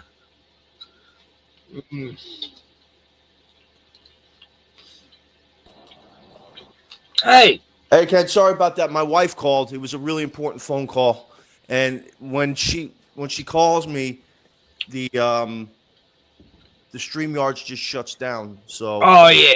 Yeah. So sorry about Yeah, that. I know how that works. No, that. Yeah. Yeah. But yeah, it's amazing to me that like it's funny because no matter where you are, like even the Canadians have words that we don't use, and we're like brothers. I mean they border us. So they have their terms. I mean it's regional too. I mean I'm sure there's places in Australia where you live where there's words that you say in Victoria that they won't say in the Northern Territory or Queensland or Western Australia. So. Like Western Australia and Queensland, they say instead of when you're talking, you go, they'll say, yeah, instead of Yeah, anyway, I was going along there, and then I saw this, It's like, no, it's funny. Yeah. Yeah, it's different terms in different states, like there would be in America, and certain words would be more offensive in different states. And Hey, so what happened with this whole thing with Puck Elf? oh, that cunt. We don't talk about him. Oh, okay. Never mind then. He's like been the biggest troll in my internet career, really. Yeah. Jeez. And he sent a lot of other trolls to me, at me. He's reported me to the East Safety Commission. Oh boy. It's a government commission ran by some American woman who tried to sue Elon Musk recently to slander or something. And anyway, I don't understand. You don't do nothing wrong, so. Oh no! All I did was show like a minute-long clip of a clip that someone else was showing me that she did of him having a piss and a shit on live stream on his own stream, but it was all blocked out. Oh, but I didn't know that. He did that himself, so.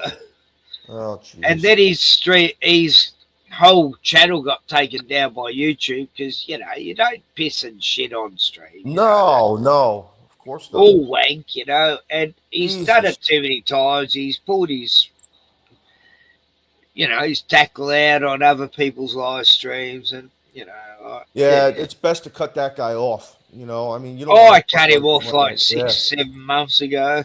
Yeah. Jesus But Christ. he kept coming back in the chat, trolling, and he sent his little minions as well. Yeah. So yeah, you can't come back from that. So you guys are in your summer now, right? You're coming up on summer? 1 week away from today. Yeah. Yeah. 6 days away. I see. So it's getting warm? Yeah, it's a lot warmer. Yeah, that's great. I haven't even got the heater on tonight. That's rare. That's nice. Hey, did you see the new Frankenstein movie on Netflix? What'd you think? El de Toro. Yeah. No, I saw the Nosferatu one. Yeah, I watched that one too. I got through about half of it. And not that I wasn't interested, it's just that I was falling asleep because it was late when I was watching. But hey, watch the new Frankenstein movie. It was my wife and I. It's another one. We got through half of it. We put it on so late we were just falling asleep. Here's that happens to me too. I'll watch a movie and then I'll watch the second half the next day. Hey Ken, have you ever heard of Universal Studios amusement park here in the United States? Yeah. Okay, so I live close to Universal Studios here in Florida, right? So me, my wife, and my kids, we went up there last weekend, and they opened up a new park up there called Epic, right? So look on your computer right now, if you have a second. Type in Universal Studios Orlando, right?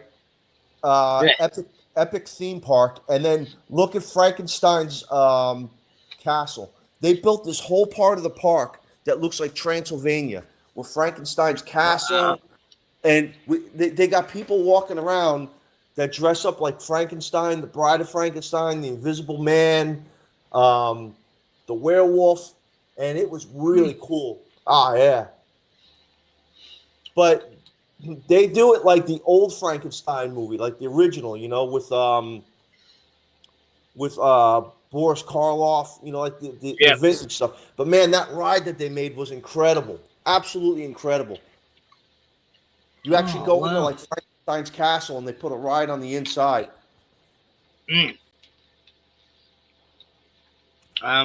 Yeah, I loved all them old ones, you know. I watch them every year on Halloween.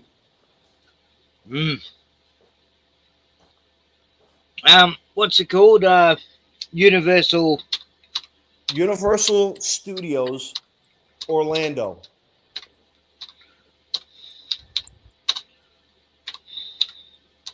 You could probably look it up on YouTube too, and they'll show like clips of the ride. What is it? The Frankenstein one? Yeah. Oh, okay. Let's see what comes up. Is that Stein or Stain? No, I'm just joking. Stein.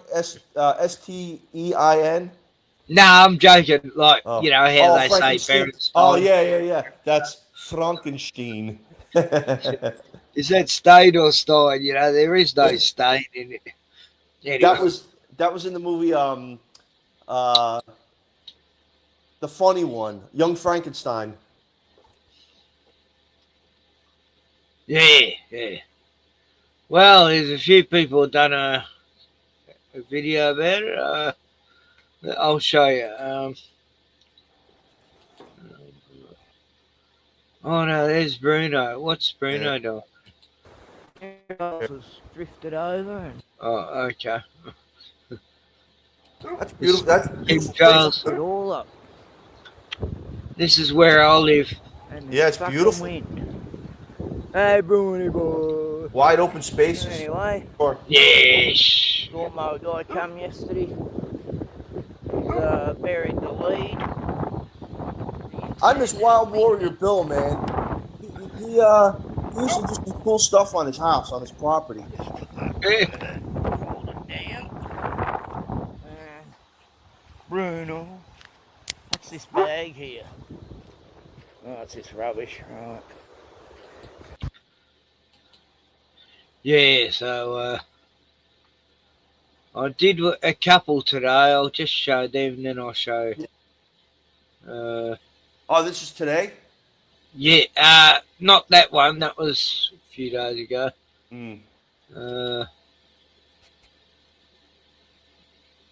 How's your family doing? Everybody okay?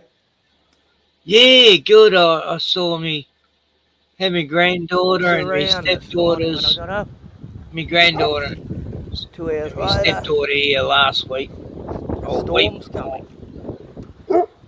That's good. Hey, For a week buddy. and a half. I bet you don't mind, eh? You don't Now, mind the when property you that have you're food living every on, whose day. property is that? My stepdaughters. Stepdaughter, that's right. Yeah. She owns a house. She's living in Melbourne at the Yeah, moment. Okay. Comes and stays often, but Okay, so you basically take care of the property while they're gone. Because I remember you mentioned they had moved. yeah. Yeah. During the COVID, they were living here, but and then she came back for a while this year, and then you know she split up for a while, and then went back, and yeah. Anyway,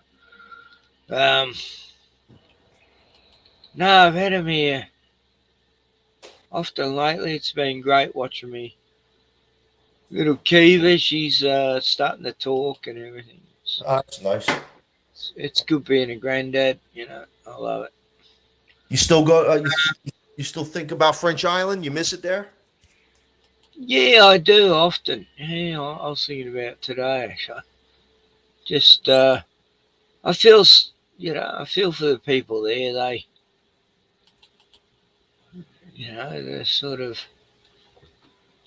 off the grid and they don't get the help they probably should from government assistance and stuff, you know.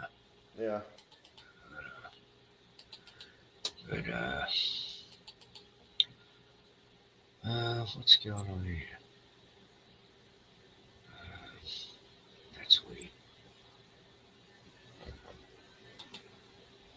Yes. Sorry, Molly. Sorry, Frank. I've just. That's all right. Where am I? Oh, yeah. There's a fucking evil fly hanging around tonight, and it's landed on my head like 20 times. And it's the first fly I've seen, you know, because like we've had the big blowflies, but they're no problem. You can chase them out, but this one is the first summer fly, I call them, and right. They love landing on your head, over and fucking over. It's mental. But some reason. Hey, where you are, I know you're near the coast, near the beach, because I've seen your other videos where you walk the dogs and everything on the beach. Is there a lot of sharks down on that end of Australia? Oh, yeah. Yeah. People are seeing them all the time, you know, and whales and dolphins. And yeah. We've had dolphins in the bay for a few months, and yeah, they're beautiful. But yeah, a lot of sharks. Been quite a few shark attacks along the coast here. This. Hey, can you hear me? Yeah. Okay. Yeah, this surfer guy just survived a shark attack the other day. It bit right through his surfboard. And he said, I just slipped over. If he hadn't have moved his leg, he would have lost it. Oh, my God. And this shark was trying to drag him down, and he managed to get away from it somehow. I don't know how, but he surfed his way away from it. And, there's been a lot of people who didn't have the same luck this year. I heard that the sharks think that the surfboards are seals, and that's why they go after them. A lot of them do. Yeah, they mistake it for seals. They should change the shapes. Yeah. I've been saying that for years because my brother's a surfer, and yeah, he's been surfing with sharks, white pointer sharks going in between them while they're surfing, him and his mates. Wow. So, fuck that. Yeah, really. I'm scared of the ocean now. I used to love it. I was really into water and that all my life until, I don't know, I've known too many people being attacked by sharks in the area, you know. Yeah. So I knew this real estate guy, you know, him and his brothers, and yeah, they went out, they caught a bronzy shark, they call them bronze sharks, and they took it on the dinghy and it bit the guy's leg off, you know. Like, oh, jeez. Why would you take it onto the boat? You know, it's like half the size of the boat, you know. And yeah, so he survived. They managed to save him, but they threw the shark overboard after it bit his leg off. But yeah, like that was silly. That was like a big fail, you know. Like, of course. It's like when I heard, I laughed because I thought, how silly, you know. Like, why would you bring a gigantic shark on your fucking little dingy speedboat out in the ocean? That doesn't make any sense. I know. But I know a lot of fishermen, and they wouldn't do that. They all laughed about it. Yeah. It was like city slickers, you know. They come to the city. They owned all the real estate here, and they might still own a lot of it. I don't know. But yeah, it's a flood zone here now, even though it hasn't flooded since 1968. But now all the property along the coastline here is worth half the value, and trying to buy everyone out. They want to build a hot springs resort here somewhere up the coast. Oh, you're kidding. Yeah. It's like, you can't make this shit up. They're stealing from us, that cunts. Anyway, sorry about that word. I hate it. No. Where it comes from. I mean, and I'm not offended. But you know, you're part of the country. I mean, Australia in general is just so big. There's so many places to build. Why would you do it to where you have to buy people out and disrupt their lives? I don't understand. There's so much land in Australia. Just find another place that doesn't have anybody living there. You know? I don't know what to say. I just think sometimes just don't. Apparently we're overpopulated. Oh, please. Yeah, all along the coast, yeah, but there's so much land inland. Yeah. It's insane.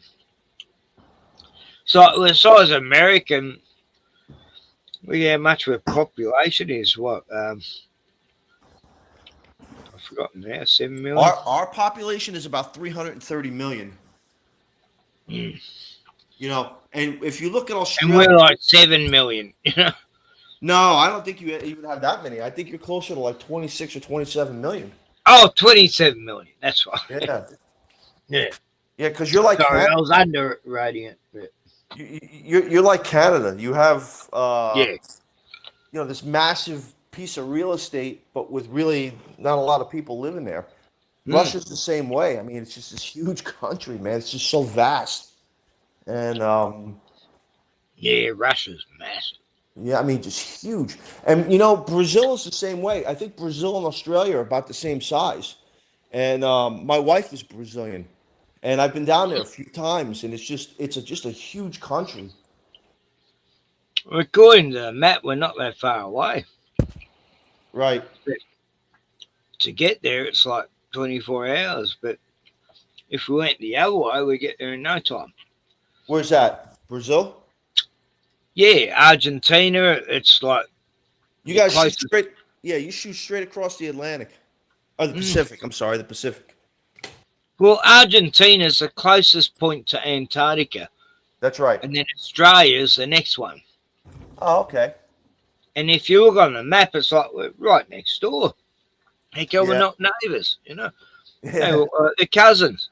That's right. On the map. Right. Yeah. Yeah. Nah, it's weird how we can't go to Antarctica. I'm so... Well, you know, I was always obsessed by it. I don't know why. Just, what the hell's there? You know, ever since I was a kid. Secret government bases. That's what's there. That's why they don't want you there. I don't know why I wanted to go there when... Ever since I was young, I used to be fascinated by it. But now, of course, I'm much more fascinated by it. Have you ever been to Tasmania or New Zealand? Nah. No, really? No, they're closer to me than other states in Australia. Yeah. Maybe it's closer to go to Antarctica than there is Darwin here. Wow. Yeah. Well, here, I'll put this into perspective for you too. I can get to Cuba and Mexico in less time than I can get to probably Washington, D.C. or New York. Yeah. Because if you look at the map where I'm at, we're a hell of a lot closer to Cuba. Like if you go to Key West, Florida, you're only 90 miles from Cuba. So, and then the Bahamas are just right off the coast from me here. And that's about 120 miles away. So, I mean, 120 miles east, if I go north, I'm not even out of Florida. Yeah. No, I mean, and then you got like alligators, but do they have alligators in yeah, of course they do. South America, or is it? Oh yeah, they got especially in the Amazon. I mean, the crocodiles down there are like dinosaurs. They're gigantic. That's right. They got crocodiles down further, haven't they? Yeah. Yep. Yeah, isn't that weird? You only got alligators up there, but then further down you go, south, I think that they have different species of gator because gators are more freshwater and crocs are saltwater. So they probably have gators throughout Central and South America too. The more you get inland, because like if you take the Amazon River for instance, um, it's fresh water as you go inland. So I can't see there not being. I mean, they got piranhas and all kinds of stuff there. So I can't see them not having gators. You know, I just can't. So the American alligator is its own. That's true, and they go as far as from what I've like. I have a cousin that just moved to South Carolina from New York, and in the pond in his backyard, there's a gator in his pond in his backyard, and that thing pulled a deer in a couple of months ago, and Oh, wow. yeah, that's how big he is. And where my wife works, there's a I don't say it's like a drainage canal, but it's pretty deep. And It's like Lake Placid scenario. yeah, You know Lake Placid, that movie? yeah. Well, yeah, I do. And Lake Placid, there's two of them. There's one in upstate New York, and there's one here in Florida. And Lake Placid, Florida, has tons of gators, tons of them. I've seen them. I actually had property there at one point, and there's gators everywhere there, everywhere. But with gators, you can sort of just more or less go up and pat them and cuddle them, and they'll be okay, won't they? Nah, I've Is that a myth? I've seen too many of them. You never know when they're gonna snap back at you and they hiss at you and shit. Yeah. And, you know, it's best just Not to stay like away. our goannas. Our goannas are pretty cool. You know, they're gigantic lizards, but like monitors, but I've seen the they pictures. don't normally attack you. You know, I've met a 12-foot one once, and yeah, it was cool because I fed it. You know, I didn't get too close to it, and my dog knew to stay at least 20 foot away. Oh yeah, they'll eat the dogs, no problem. Yeah, this big giant lizard that turned up at me place once, it was 12 foot. Goanna. He'd been around for many a year. The farmers there had seen him ever since they were kids, you know. Now wait a minute. Was that when you were living in Queensland? No, in Queensland, goannas are small. In Victoria, they're gigantic, you know. So you have them around you now? I'm south, you know. I'm south. Yeah, I know you are because I would think that the cold weather they can't tolerate it. But in your No, a lot of things get bigger here than like our snakes are bigger here than Queensland as far as the vipers. Yeah. Like, the pythons are gigantic. We don't get pythons, but they do. Yeah. I wish we had pythons and not vipers. It's worse. So you get gators and crocs as far south as where you're at? We don't get gators, no. But you get crocs. Yeah, nah, not down I was here. gonna say no, not that far south. It's too cold. Nah, not until you're in Queensland, you know. Yeah. You got Victoria, Queensland, Victoria, New South Wales, and Queensland, and they don't go down as far as New South Wales. Right. So we're safe. Have you got sharks? Have you ever been to the top end of your country in Northern Territory? No. No. How about out west? No, I got told never go west. Yeah. Right. I got friends who are west, but no, it's savage. I've seen like if you're an American tourist and you're going across to the West Australia, probably 20% out of 100 you won't get there. Someone will hijack you and kill you. Oh no shit. It's like Mad Max out there. But like out like where Perth is and No, Charlton- thousands of serial killers. No, might be exaggerated. Yeah. No, people do vanish all the time. Ever since the 80s, I knew people lived in West Australia and they come back to Victoria because they were nearly vanished. Wow. By like cops were trying to kill them and chase them all through the bush and Wow, that's wanted great. his Wow. wife. That movie Wolf Creek isn't that far fetched. It's there's people like that out there.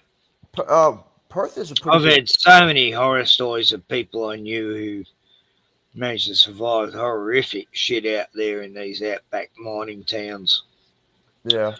I had a best mate, he got stabbed to death in one of these mining towns, and Jesus. Yeah. And I got a sister-in-law who got eaten by a crocodile like back in the late 80s. God. Yeah. He was a big one, about 15 foot. But Perth is a pretty big city, though. Perth, yeah, never been, But I actually in saw Queensland, yeah, Perth doesn't have that many crocs, I don't think. No. Well, I saw probably about a year ago. There was a shark attack. There's a river in Perth. I guess it's called the Swan River, and kids were jumping in the water, and one of them got attacked by a shark in the Swan River. So, yeah. Oh, they go up the Brisbane River. I mean, I've got a lake here, and yeah, sharks get in there sometimes. You got to watch out. But if the dolphins are in the lake, sharks are probably in there too. Yeah. Because the dolphins only come in certain times and, a couple of times a year. And they're cute to watch. They swim under people's boats and kayaks. But you also know the bronzies and the greys and maybe a white pointer might be out there. Yeah. But, yeah, the ocean, I'd never go fucking near the ocean here because everyone's always seen sharks. Yeah. Filming sharks in the ocean. Oh, God.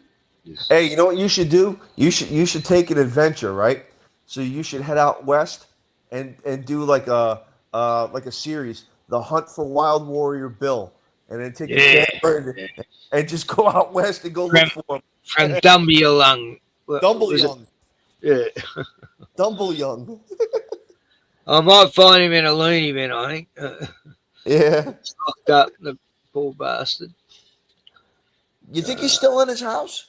He's got to be. I hope he's still got his house anyway. But well, he put something out a couple of weeks ago about he was going to still stay on Facebook, but he may not be doing YouTube videos anymore. And then I didn't know he was on Facebook. Oh wow. Yeah, and then he said something about taking his YouTube channel down, and then next thing you know, it's gone.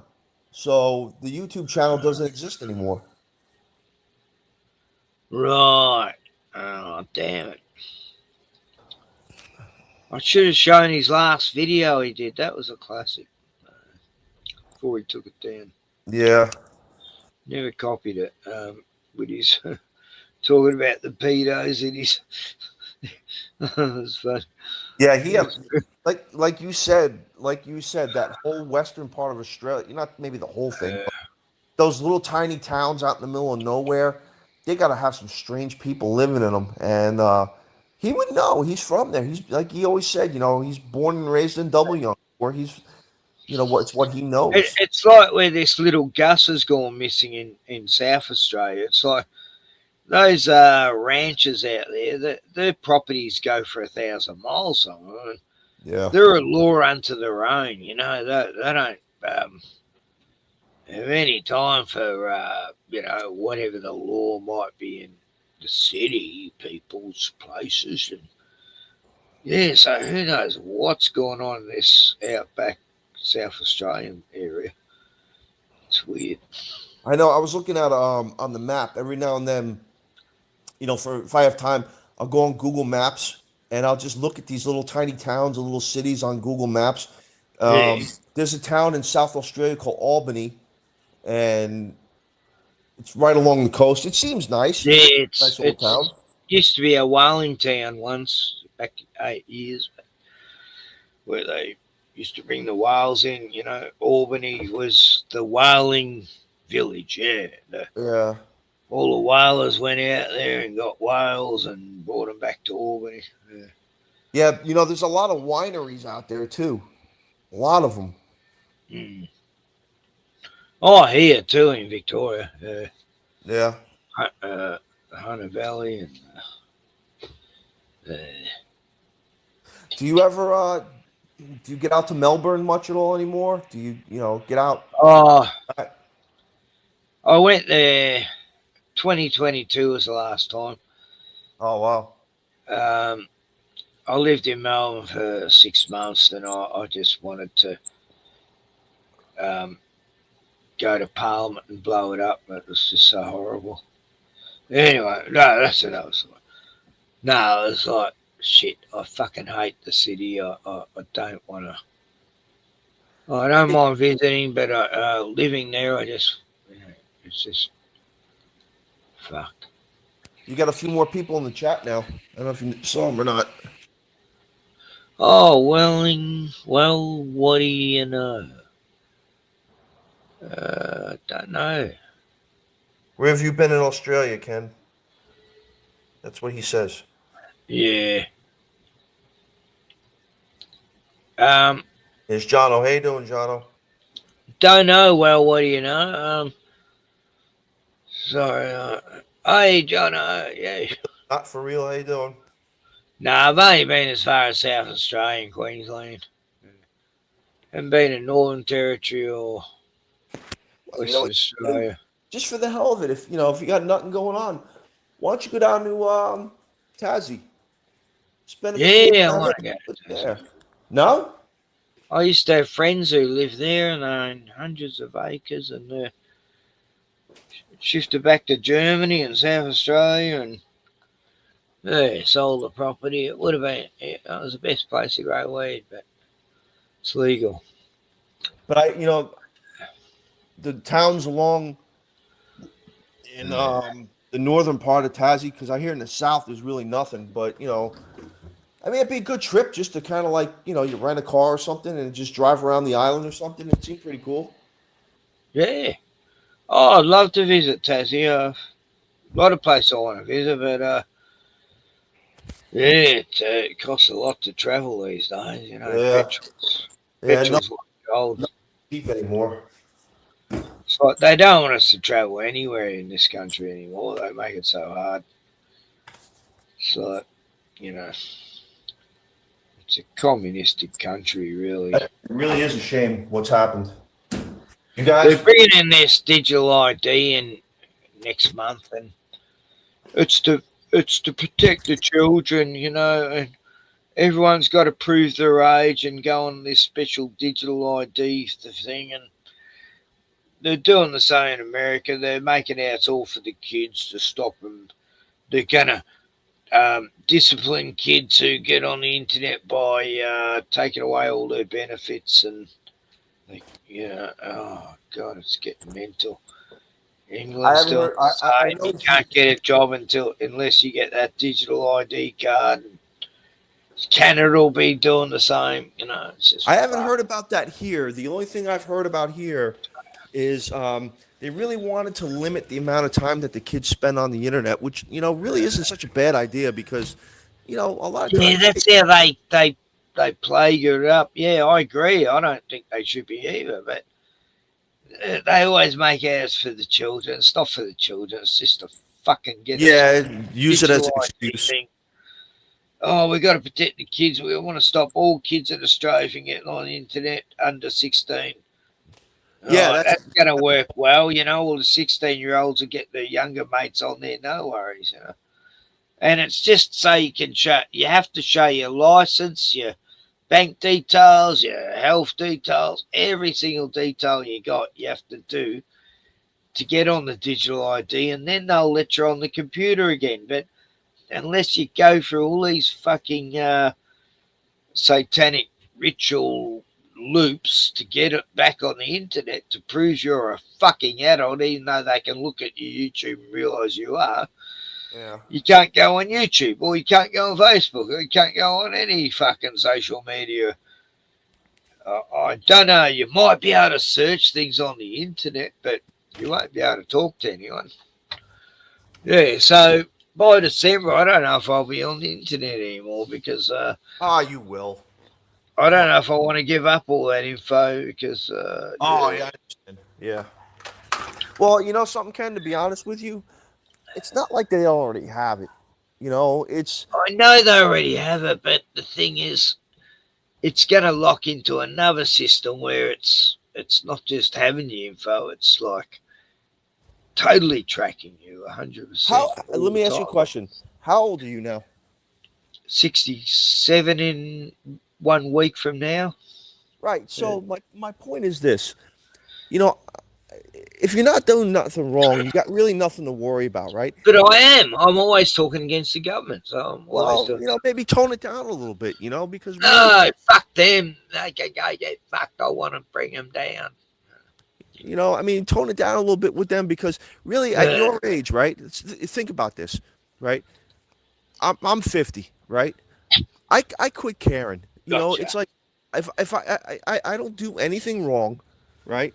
And no matter what, No, I don't really. All I try to do is help the little bit of community and society I Right. live in my area. But I mean, it's one of those things where like you get to the point to where, and I'm not old, and you're really not old, but you get too old to care, right? So Well, I'd still do because I got a dog, and once I haven't got a dog, I won't give a fuck then. yeah. So, yeah, I know what you're saying. You know, like when you haven't got any more, what do they call it, collateral? Yeah. Then you don't have to worry then, yeah. It's just, you know, from a personal standpoint, it's like I could think of 100 other things I'd rather do sometimes than be on the internet. And I like right now, I'm talking to you, I'm in my backyard, right? I'm doing some like small stuff in my backyard as I talk to you. And, you know, I'm retired now. And, you know, I find a lot of things that just kind of like my family keeps me busy, right? And my wife works, you know, because she wants to, not because she has to, because now that I'm retired, she wanted to go back to work. So, you know, and my kids keep me busy. Like I'm like a taxi. I'm taking them everywhere, you know? Yeah, So, they do. Like, when I've got me stepdaughter and her grandkids here, my grandkids, yeah, I'm totally busy. I help look after them. and you know, Keep you're me right. occupied all day, and I don't even feel like a bong or a drink because I'm too busy to. That's right. You know, Yeah. and you know what? You know, they talk, and this may sound ridiculous. Making sure they're okay. Yeah, but I mean, you have purpose, and I really think It does. It gives you purpose, and that's where a lot of people don't have, and I know that, you know, because you suddenly get all this new energy to keep going, you know, because And I think you got to do it for them. Ken, and I really think, you know, they talk about the meaning of life, right? And I could be wrong, but I really think that it's purpose. You have to have reason. You have to have a reason to get up in the morning. You have to have, you know, things to do. And it's not just like you watch a lot of these YouTube videos now, right? Like last night I was watching. I've been finding that a lot of the Japanese, like they're such a reclusive people, and it's only getting worse. You have people in the prime of their lives, in their 20s, their 30s, and their 40s, and they become like a recluse. They lock themselves in their homes. They rarely go out. I mean, they do go out, but they'd rather just be on the internet, live in a small studio, and just, you know, ignore the world. Yeah. And, you know, when especially in the city areas, you know, And like, you know, my stepdaughter used to go to Japan every year, and she always used to go out of the city areas, you know, and people a lot more. But it's weird because in Japan, it used to be rude to be talking on your phone on public transport. Like, people would frown at you for doing that. And yeah. now they've become more Americanized, and it's all about the trends and selfies and, hey, look how many subs I got. Hey, look at me on TikTok. But you know, when you're that age, when you're in your 20s, At the same time, they're not letting too many foreigners in. So Although they are actually, they're just starting to do that now. Yeah. I don't think it's healthy at that age to be like that, because if you're wondering why their population is declining, it's that they're not going out. I mean, and I didn't realize how high the divorce rate is in Japan. It's like, I mean, I don't get it. I mean, their society, the way they function, with their work ethic it's too much. And they really need to learn to balance home life with work. And I don't think that they've done that. I really don't. I mean, they're just, they're stressed out to the point where they just want to lock themselves in their home, and they don't want to deal with anybody. And I don't think that that's healthy. And when they do that, especially in the prime of your life, you don't get married, you don't have kids, and then the population suffers. So I don't know. I just, you and But I I are think old enough. that's happening everywhere because of the internet. That's exactly right, Ken. The social media is making people less social because they're not going out and meeting people. They're trying to meet people online, and they should be out there meeting people in the real world. And you're 110% right, Ken. You're 110% right, because you know what it is? The internet, the social media is a pacifier for them to where, hey, listen, I don't need to go out. I can just do this from my house. I'll order a pizza. Laziness. I'll order a pizza. I'll get a 6-pack, and I'll just relax in my own home and talk to people. And they feel sociable because of that. And I don't know if you've heard or if you've seen, but a lot of nightclubs are closing because nobody's going out anymore. Yeah, exactly. No, it's the same here. Live music gigs are dying. They're shutting down all the places that used to have live bands. And Ken, you and I are it was old enough getting less places you can go to see a live band. It's getting.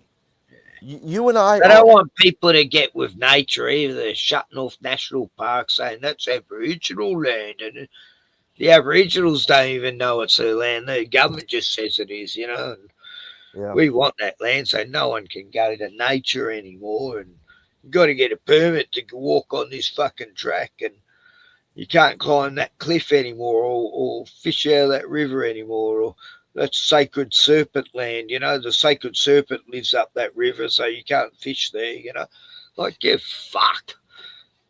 Even the Aboriginals think it's stupid, but these wokey government fucks are trying to take over the country by, using the Aboriginal people as patsy, saying, oh, no, this is Aboriginal land because we say so, and this particular woke fucking gay transgender Aboriginal is agreeing with us and says he's part of the Tuka Waka Fucker people, and he's not even fucking Aboriginal. But besides that point, we got these fucking idiots that pretend they're Aboriginal. They're white as fucking ginger and don't look anything like one, and then they prove their history they're not. And the wokey government still accepts them as being fully Aboriginal, even though they have not one skerrick of Aboriginal blood in them. And they've written books on their family history of being Aboriginal. Bruce Pascoe is one of them here. Oh, he's such a fucking embarrassment, this prick. And he's just such a compulsive liar. And it's been proven every Aboriginal tribe's come out saying he's not part of our tribe. We don't know him. He's lying. Every single book he's written has been bullshit. He just makes up stories and, oh, yeah, everyone's still parading him like he's some fucking King Dick of Aboriginals, and he should just be hung from the nearest tree for fucking being a compulsive lying thief for selling books about lies. What a fucking cunt. Anyway, enough about what I say about Bruce Pascoe. I just hate this cunt. I hate compulsive lies that get away with fucking everything, and the and they're actually destroying their communities and dividing. Yeah, I don't know where all that comes from. That's an Australian thing. With the names that you mentioned, because it's all these fucking wokies pretend they're Aboriginal. They write these history books that didn't even exist. And my Tungalunga people. There's no such people as the Tungalunga people. What are you talking about? But the government will protect them and say, oh, no, don't listen to that tribe. They don't know what they're talking about. This guy's great. He's selling lots of books, and he's sucking Prime Minister's cock, this week. Yeah, nah, I just hate the way the Aboriginal people are being totally fucking used by the government, pretending this land's owned by them, and they're not even. They don't make the choice, Hey, Ken, let me ask Most you a of them question. don't give a fuck, They're just. Who was the last conservative president that you had, or prime minister you had in Australia? Oh, probably. Fuck, it's going back a bit. Was it Howard? Yeah, none of them really. No, they're our right Labor Party is now the leftist you could ever imagine. Yeah. And the Liberal Party that used to be left is now becoming more right. It's just like Yeah, because the liberal, that's another thing that's the difference between our two countries. The liberals here are the left. So I don't know. I had heard in your country that the liberals are the center right. I don't know. there is no right anymore here. It's Yeah. all left. Yeah. Yeah. So that's part of the problem. See, England is going Over through. there, you got left or right. We don't have right. There's only left. Every Liberal, Labor, they're both left as you can ever fucking imagine. So basically, you have left and more left. You have center left and like deep left. Yeah. Yeah, lefty, zero energy, net zero. We're going to destroy all the coal plants and turbines, and we're going to let kids fucking have sex changes at 12 and Jesus Christ. 12-month abortions. Both sides are going for all this shit. Transgender safety schools. We got 5,000 tranny teachers teaching kids horrible sexual shit, like get fucked. And the parents, the parents allow this shit. I don't. Yeah, they're the ones who are worse. Like, okay, a tranny wants to have this after school thing. Well, if the parents take them to that, they're the fucking idiots, Yeah. And they are. It's the parents' fault. In that case, they're trying to be locally acceptable, and That's crazy. We got rid of that shit when we got Trump. So yeah. Thank God for that, because they're trying to do it in a lot of states. Victoria's the wokest state in Australia. Yeah. We're like California here. Oh yeah. California not that long ago was a Republican state. I think when Schwarzenegger was governor, he was the last Republican governor of California. Yeah.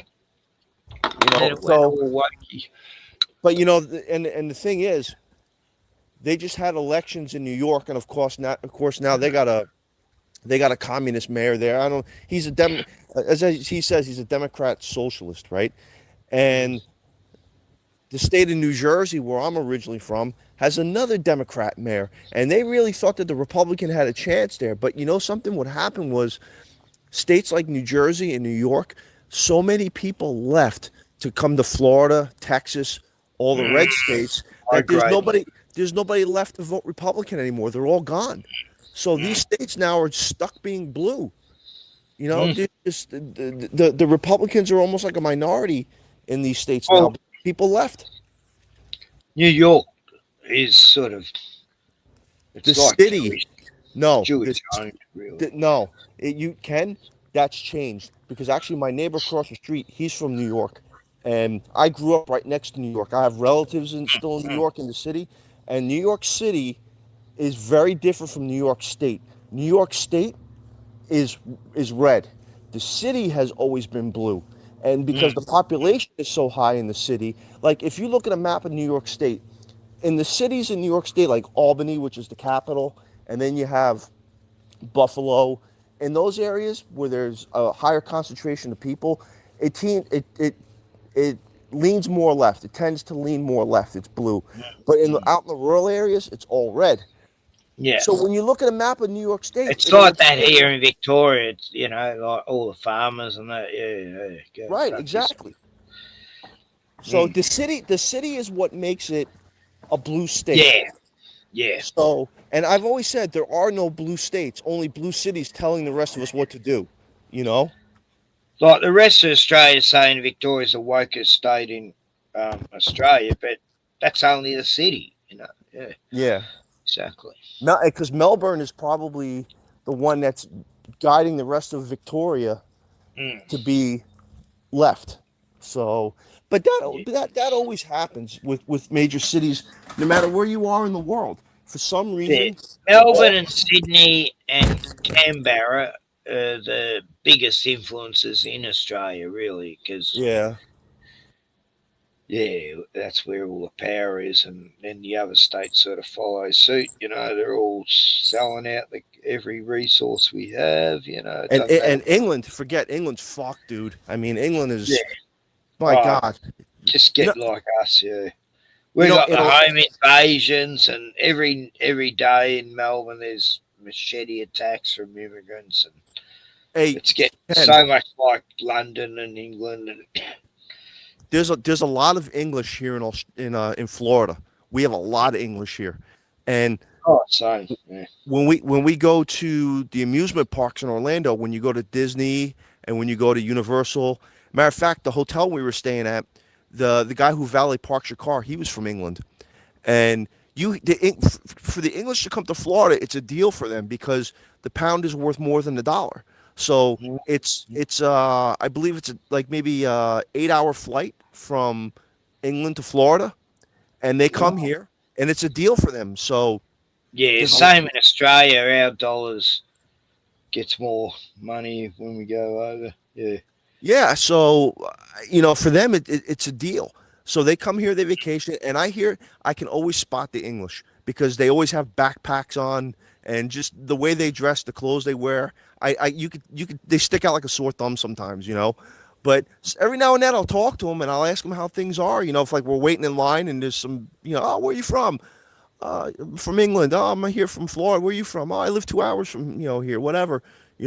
And the nicest people, and we have good talks and stuff like some that. of the best people I've met have been tourists from Europe and all over America and Canada, and they're just over here backpacking. And do you get a lot of Americans? And I always make sure they're welcome because I don't like tourists. I think it's a bad place, And no, I've been helped out by a few tourists in the past.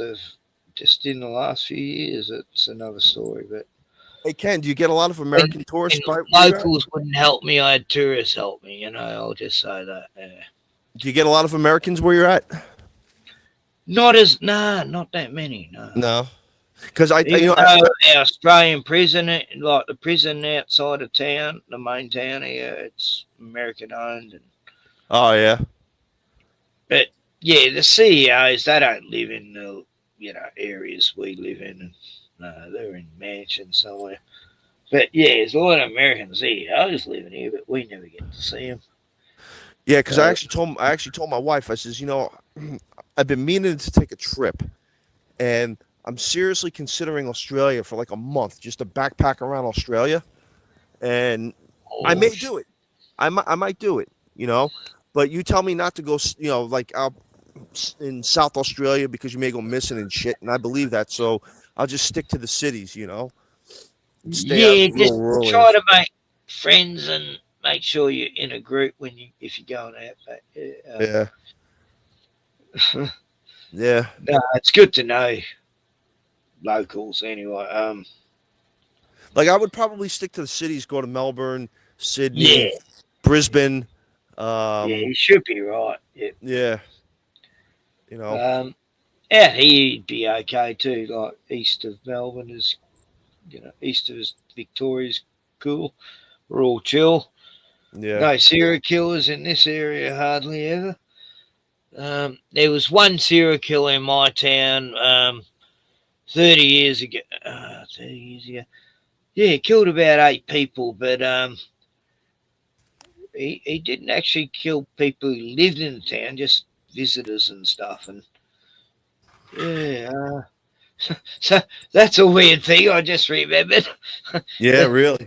This little town of 800 people when I first shifted here. Yeah, they had a serial killer here like 25, 30 years ago. And there's a ghost of this guy and his dog people keep saying they see on the beach. And Oh, yeah?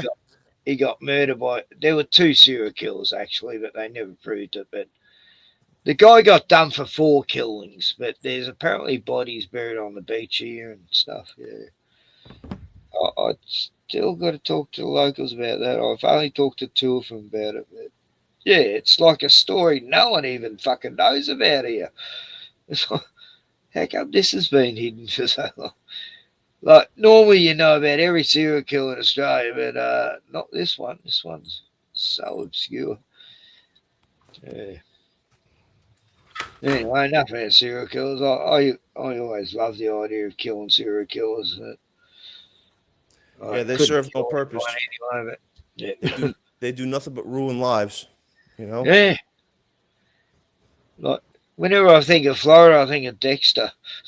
Oh, yeah. Yeah, well, back in the what was it, the 70s, I think? We had Ted Bundy here. So yeah, right. That's right. Yep. Oh, Yep. what a man. Yep. He escaped like 3 or 4 times from custody, and I don't know. They ended up. He ended up getting the electric chair. So he ended up fleeing into the bushes. Come back a week later, going fuck this, I can't survive it. So he gave himself up. But yeah, he escaped 3 times. He's just about to go in court, and he jumped out a window. They left him alone, thinking he was a cool guy, and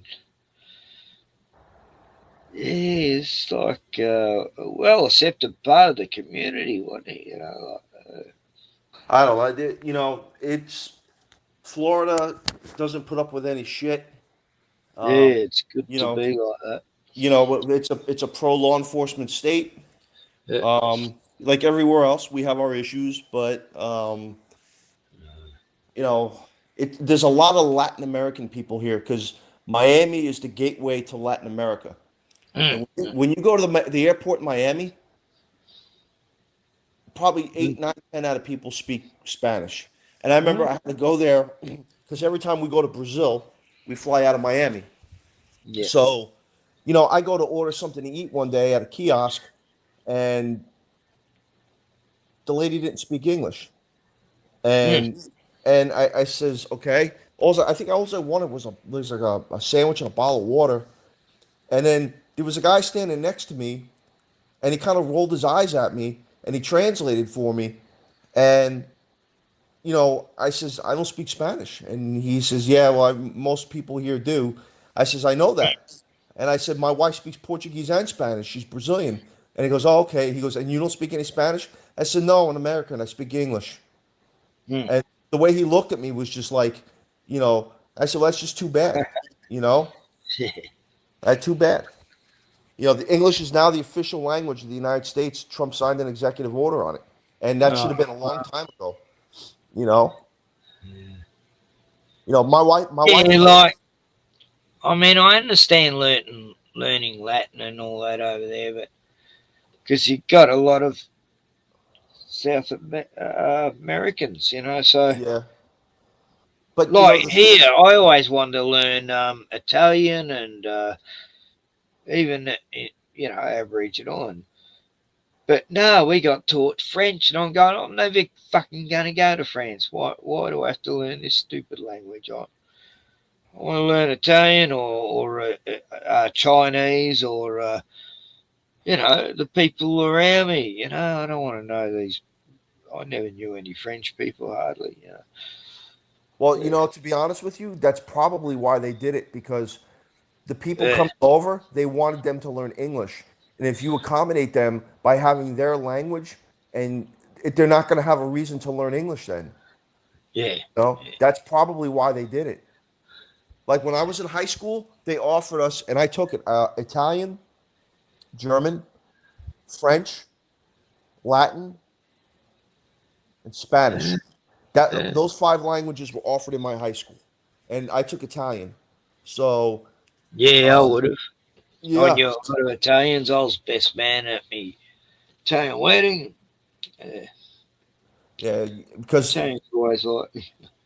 because I'm half Italian, so and we have a high population here. But you know something? I bet you'll never guess what country has the highest amount of Italians outside of Italy. Oh wow! I would have first thought America, but maybe Australia. No. Argentina. Argentina. Yeah. If you ever look at a map of Buenos Aires, there's actually a small part of the city. It's it's called Palermo, and Palermo is in Sicily, and the neighborhood it was nicknamed Palermo because of the amount of Italians that lived in that neighborhood. It's kind of like a hipster area now, but they still have a lot of the old Italian grocery stores and markets there. They've been there for over 100 years. Salamis and cheeses hanging from the ceiling, and they're still there, And Yeah, I remember the old salamis hanging from the veranda. yeah. I mean, but I had an uncle.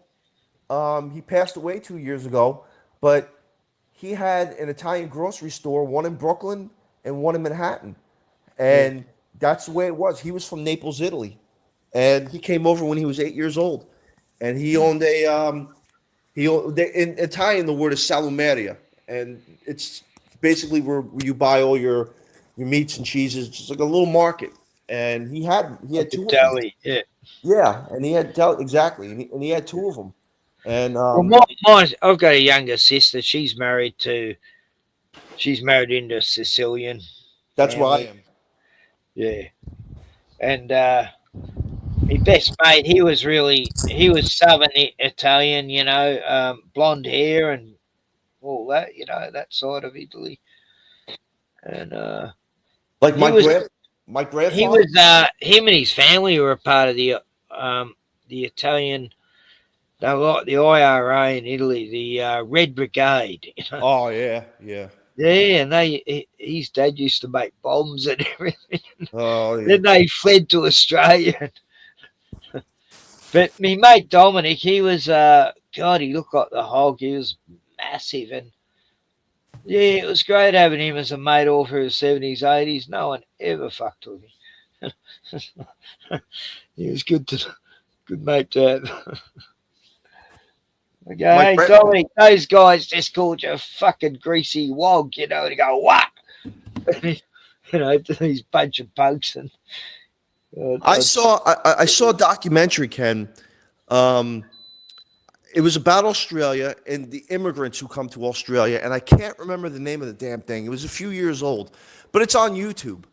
And one of the guys that they interviewed was an Italian Australian, and his family came over.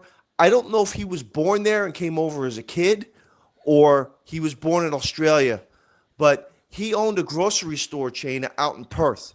And the same thing, man. The guy, just a big, massive guy with a big, huge mullet, and he owned Italian grocery stores in Perth, like market areas, And to hear this guy speak, he was telling his life story and how his family immigrated over from Italy, from Sicily, to that part of Australia. You guys had a pretty big Italian immigration too. Oh, fuck yeah. Like this guy I used to work for, he was one of 18 kids. He's the oldest of 18 in his family. And he's a fruit and veggie guy. And the fruit and veggie market in Melbourne was all owned by the Italians. That's what this guy had in Perth, fruit and veggie market. Totally mafia owned. Yeah. And Vince, he was like, yeah, he had family in the mafia and all that, but, he still was an honest, no need for crime type guy, and he sold veggies to all the Woolworths and all the big food chains, supermarkets here in Australia. I was almost going to go visit him when I was in Melbourne last. Yeah, I used to get on well with him and his family. And I used to go and paint his house, and big mansion. It took me 3 years to paint it. Just whenever I felt like it. Pay me cash. That's the way to go. Yeah. That's the way to go. I had a lot of Italian friends, and always got on well with them, and Asians. I've always got on well with Chinese and Vietnamese and Koreans. We were talking about New York earlier, and I still have a cousin. He still lives there. Actually, I got a bunch of cousins, aunts, and uncles that still live in New York. Not Manhattan. They live in the other boroughs. But my actually was talking to my cousin yesterday, and the part of the city he lives in actually Josh is Russian. It's the Irish, the Italians, and the Jewish have pretty much left. There's not a lot of those. The ones that have always held the city are moving to Florida, are moving to Pennsylvania, to North and South Carolina. They're all moving out. What's coming in? Chinese, Russians, Muslims. That's the new group. That's the new group. And Indians. Oh, Indians here everywhere. When I left New Jersey in 1997, I went to college up there for 2 years. And the campus that I was in, let's see, figured 95, 96, and I left in 97. I'll never forget this. I used to walk the campus, and we had a library. There was a big field in front of this library, and you would see the Indian male students playing cricket in this field, and just dozens of their girlfriends or their sisters just sitting there having a picnic while they played cricket in that field. But they were everywhere. I mean, it was not uncommon to see a few families living in one house. Oh, yeah. There's the same with Vietnamese when they first come here, though. They'd have like 3 families in one house. Yeah. They were a problem for a while, but they all cleaned up their act. They're all really good people now. But these days, it's the African Somalis and they get the worst bunch from the worst countries and bring them over here. But during the COVID times, all these doctors and I think people's got fired, and so they brought all the Indians over to replace them, and they're still here. And I'll be honest with you, the Indians never bothered me. I like them. They keep to themselves. I had a mate I looked after. Took off the street. He was Indian, and he's like a little bro to me. And they always get involved. They work. They always get involved, like you said. They become doctors. I hate the stereotype, but a lot of them own gas stations and convenience stores. I've met a lot of good ones that even the new ones who have come here. It's not their fault they're here. It's the government they don't know what's going on. When they come here, that they're replacing. In the old days they call them scabs. Because of the union days. Yeah. They don't know that. Yeah, no, I met some really good ones actually, and I met this surgeon. He's an Indian, and was a top surgeon in India, but he come here and he can only be a nurse. He has to do another 7 years to get his doctor's surgeon certificate. It's like that's weird. So it's not all roses for some of them, and I said, it must be so humiliating being a nurse. And he goes, oh, no, so long as I'm helping people, I don't mind, Yeah. What a good attitude. Yeah. He was cool about it.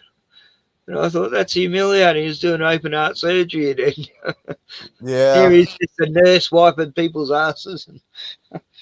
But it's like he said, it's in his character to help people. So it doesn't bother him. Either way, he's total respect to him after he said that. I was going, oh, wow. Yeah, I think we need more of that. I just there's not enough people like him. I think And if there was, we wouldn't be in some of the mess that we're in now. I really believe that. Exactly. Yeah. We need Oh. more good people, you know. I used to say I only want to know the good people in the world now.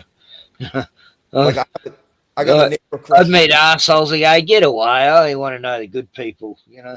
Yeah, because you get tired of their bullshit, you know. Oh, just sick of people with compulsive lies, troublemakers, and shit stirrers. You know? Ken, I got a neighbor across the street, right? He's 70, and he's from New York. He moved here 7 years ago, and he's like one of my best friends. You know, we talk almost every day. We see each other at the mailbox. You know, we put our trash cans out at the same time. But one day, my neighbor next door, who's from Jamaica, saw my neighbor across the street fall down while he was cutting his grass. Now I knew he had a bad leg, but my neighbor next door saw him fall down. So he told me about it. And so I said, look, I saw him outside one day. I says, you know, it's taking you a while to cut your grass. I says, to be honest with you, you cut your grass like shit. I said, you don't weed whack, you don't edge. I said, why don't you, because in his backyard, he's got a swimming pool and there's not a lot of grass. I said, why don't you let me cut your lawn in the front and you can take care of your lawn in the back? Because like the way our properties are, they're on small hills because of drainage, right? So he fell down one of those small hills. So he says, okay, Frank. He goes, you know, if you think you want, I says, it's no problem. I says, I'll come over your house. I'll cut the front lawn. I says, I'll do everything right. He says, well, what do you want? I says, I don't want nothing. So what he does is he'll buy us like a 6-pack and he'll come outside and he'll say, all right, take a break and we'll have a beer, you know? And then like last year at Christmas, he brought me a 3-pack of wine and I don't know, it's like some kind of a gift basket with food and stuff in it, you know, just to say thank you. I mean, they're on a limited income. It's a retired couple. And I told them, I says, you guys don't need to do this. And they're like, no, Frank, you don't know how much you help us. And I said, you know, it's my pleasure. I said, I don't expect anything. I just like to talk and, you know, your yard looks great. And if you're happy, I'm happy, you know? So. Well, I'm sort of at a stage where I can't do my lawn anymore. And yeah. thank God I got government help to do it. They have someone come around once a month. And oh, wow, that's great. Yeah. And he does a good job too. But now let me ask you, do you have physical issues that you can't Yeah. Emphysema, you know. Oh, you do have emphysema? Yeah. Oh, I didn't know that. Osteoarthritis. And, yeah. With your emphysema, how are they treating it? I'll come back in a year. We'll tell you how it's going. Yeah. It's like, I don't know. They say there's not much they can do, you know. So how many years did you smoke? What is it? Since 1990. Yeah. Yeah, so last 30 so years. That's kind of late for you to start, though. I know. I was 30. Yeah. And I stopped smoking cigarettes about 10 years ago, but I just smoke weed now. Yeah. And but I think it's painting too. You know, I've been losing my breath for quite a few years now. Have you? Okay. It's just getting worse and worse, and just can't do the shit I used to do. You ever think about stopping smoking the weed and all that? Yeah, all the time. Yeah, I mean, it can't be good for you. Just my wife told me that they're finding people who smoke marijuana. They're finding more people are having dementia because of it. Because I mean, you're basically altering your brain cells. So, well, the government smoke too. Yeah, I'm getting government stuff. You know, prescription weed. You know, to be honest with you, Ken, pretty strong. I've never smoked, I've never never been a drug user, any of it. I'm nothing, and I don't drink a lot. I might have a beer with my neighbor every now and then, and I just try and stay as fit as possible. Like I go to the gym a few days a week, and in between when I'm not being a taxi, and just I eat right. I mean, when you have people in your life that depend on you, you know, I can't. Everything I do for them. So it's Yeah, like I've been like that with me dogs. It's all yeah, they about that. depend on you. You have a purpose, like we were saying. I'm there. They need me to survive. Yeah. And yeah, so I do still have a bit of a purpose. I get tired sometimes, but some days I'm good. Especially the sunny days. But yeah, we're getting less and less of them each year. So. Yeah. Global warming is cooling the world down. Yeah, exactly. Well, Dean, I better go. I got to get up in about 6 hours. So. Oh, I didn't mean to keep you. I got stuff to do too. But I got to go shopping. It's shopping day tomorrow, and oh yeah. I don't even know what I want. I don't even. Like How far are you? food. How far are you from your closest shopping center? Well, we got shops here in my little town, but it's cheaper to go to town, which is 3/4 an hour away. Yeah. Yeah, the main town, 3/4 an hour away. Sale, what's called. Yeah. City of Sale. Are you close to Gippsland? I'm in Gippsland, yeah. Okay. Okay. East Gippsland, yeah. Because the only reason why I asked because there's another YouTuber I watch. He just built a house there, and yeah, where he lives is more populated than where you are.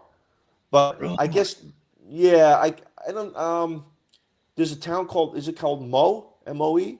Moe. Oh yeah, Moe. Yeah, I think he's close to there. But he built a house from the ground up, and he was putting it on YouTube. The progression of the house and everything. And he's got there's a stadium not too far from where he lives, if that helps. Beautiful mountain range view. But yeah, there's a stadium near there, I guess. Is he on the? Yeah, I wonder if he's on the north side or the east side. Yeah, because both sides have beautiful mountain ranges. Yeah. Yeah, I don't know what the name of the stadium is called. I mean, usually something that big would be a landmark, but yeah. I mean, no, Moe. Well, that's like there's 3 main cities before. There's Moe, Morwell, Traralgon. Then there's Sale, and then I live further on the beach, So, yeah. But they're the 3 main or 4 main cities. What was the one you said? Traralgon. Yeah, that sounds familiar. Yeah. Hey, do you remember an old show? I know you got to go. Do you remember It's like, in Australia called Bogan Hunters? Do you remember that show? I sort of, yeah. But yeah, that is Bogensville, Moe, Morwell, Traralgon. It's like Moe used to be called moccasins on everyone. You know what I mean? They just get around in slippers and. But outside of Moe and all that, it's okay. But yeah, you don't like. I've got a friend who lives, the suburb up Morwell, and fuck, she's had like 3 home invasions. Stabbed a few times and dog killed, and yeah, beautiful place, Morwell. A lot of home invasions because it's not just the junkies now, which used to be the main problem. It's the immigrants. They're bringing them all out here. Oh, jeez. All the Somalians and whatever else. I don't know what the parents are doing, but nothing. That's exactly why you have so many problems. Parents aren't doing shit. So what? Go out, kids, with me machetes and hack some people up. It's good fun. We did that in Africa, so you could do it here. And you'll only get bail for a day, so if you kill someone, it's okay. You'll be out on a week. That's what's happened. It's all these ridiculous bail laws. They do these home invasions like 50 times and they're still let out. Yeah, and you have no gun laws in Nah, Australia. not allowed open carry, no.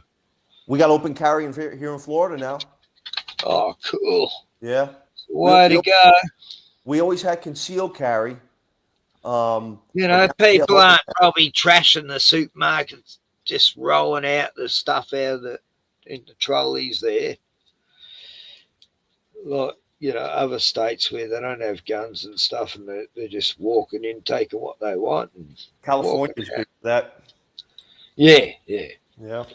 I see all them vids of these fucking horrible low lifes. Just taking what they want. I got my black privilege. The difference between I didn't do nothing. I didn't do that. The difference between anyway. Yeah, go ahead, Ken. I'll let you go because I know you got to get up. Yeah, otherwise I'll go on all night. But hey, Tony, good to see you, buddy. Okay, Frank, great talking to you. Anyway, again, it's been a while.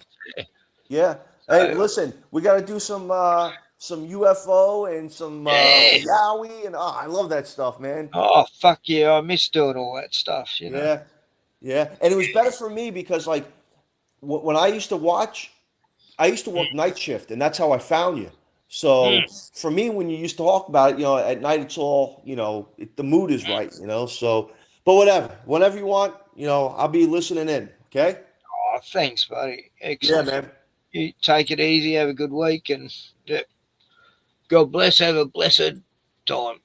Yeah, same to you, and take care, bud. Cheers, buddy. Later. Okay. Bye.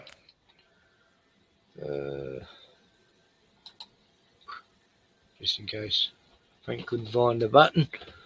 Okay, guys. Well, it's 2:50. Yeah, nearly 3 a.m. 3, 4, 5, 6. Yeah, I got to get up in 5 hours. Yeah, so normally I can't survive unless I get 6. 10:45. She's coming.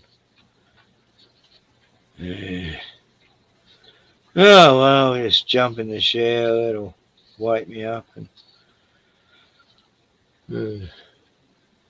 it's only one day a week anyway. Doesn't matter. Anyway, God bless Gus and Desi and Trial family.